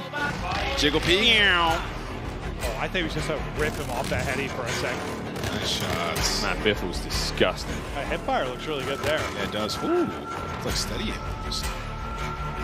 It doesn't even look like Biffle was looking at his monitor. This play was oh, this here. They were surviving, man. Reviving each other back. This is friendship and trust and love, though. That's brotherhood. We love right TST. there. AKA don't. All right, there we go. That was our highlight plays presented by HyperX. And guys, I hate to say it. Don't say it. I think we're done. No. It's time to get our You were final great. thoughts. You too, man. You were great. High five, high five. You were great. And you were great at home. Thank you. For those of you who've been with us the whole day, thank you so much. Guys, final thoughts. Clint. Listen, it's so much. I can't wait to break it down more. It was so cool to hear the devs' thoughts on stuff. This was like perfect to me because not only did we have the streamers here doing their thing, getting the gameplay. We had the devs to break down and give us some of the more nerdy stuff we want to talk about. We got to cast a little bit, ask some questions. This was just a very good balance of everything COD, and it filled my heart with goddamn joy. Oh man, Ali, how are you gonna top that? I don't think I really can. I'm going to be honest. I will have to say, I'm going to echo in my own wording. I mean, it was a lot of questions answered, right? It was so many what's going to be happening with the upcoming year, and we got all of it in just this mosh pit of Call of Duty. I mean, it was just half a day of just COD, and it was an absolute pleasure. And honestly, I have to say, I'm so excited for Warzone. I never thought I'd say that out of my mouth. It was one thing about Warzone that it kind of turned me away because it was so chaotic, right? I couldn't predict things. I couldn't really break down a whole lot. Circles were chaotic. Loot was chaotic. And it seems like they've taken that, refined it, and now there's a little bit more stability. You know where loot's going to be. There's 3 circles, so it's not like if I'm across the map, I'm screwed, There's so many different elements now, so I just can't wait for November 16th. Jeff, Joe, you hear that? You got him. You got another one right there. And what about you, brother? I mean, it's amazing, and there's still so much more to come, right? We heard a little bit about DMZ. What is that? Tell me more. Yeah. We're going to learn in the future. Spec Ops as well. They talked about it a little bit. We even heard earlier rank play coming in the future. So we got so much Call of Duty. If today wasn't enough for you, there's going to be more. Oh, so much more. We do want to remind everyone, though, one more time that Modern Warfare 2, it launches October 28th, but is available to pre-order right now. Pre-order and get early access to the open beta that starts tomorrow on PlayStation and next week on Xbox and PC. Don't forget that the pre-order Vault Edition, if you get that one, you're going to get those amazing-looking red Team 141 skins you saw today, but not only at the launch, you get those in the beta as well. So that's lit. Also, the FJX Cinder weapon vault. You guys have seen that in action today. That's the fully decked out M4 weapon platform, and that's certainly something you're not going to want to miss out on. Insane. Oh, and also, don't forget, pre-order any edition of Modern Warfare 2 and play the campaign up to a week early. I'm a campaign guy. Absolutely love to do that. You all saw this Warzone mobile action live today as well. And don't forget, you can also go right now to the Google Play Store and pre-register for your free download of Call of Duty Warzone Mobile. I mean, frankly, guys, there's a lot. Whatever platform you're on, it's all yours. But that is it for us, guys. On behalf of myself, Maven, Ali, Cat, Nameless, all the other talent here, everyone behind the scenes, thank you so much. We'll see you on the beta.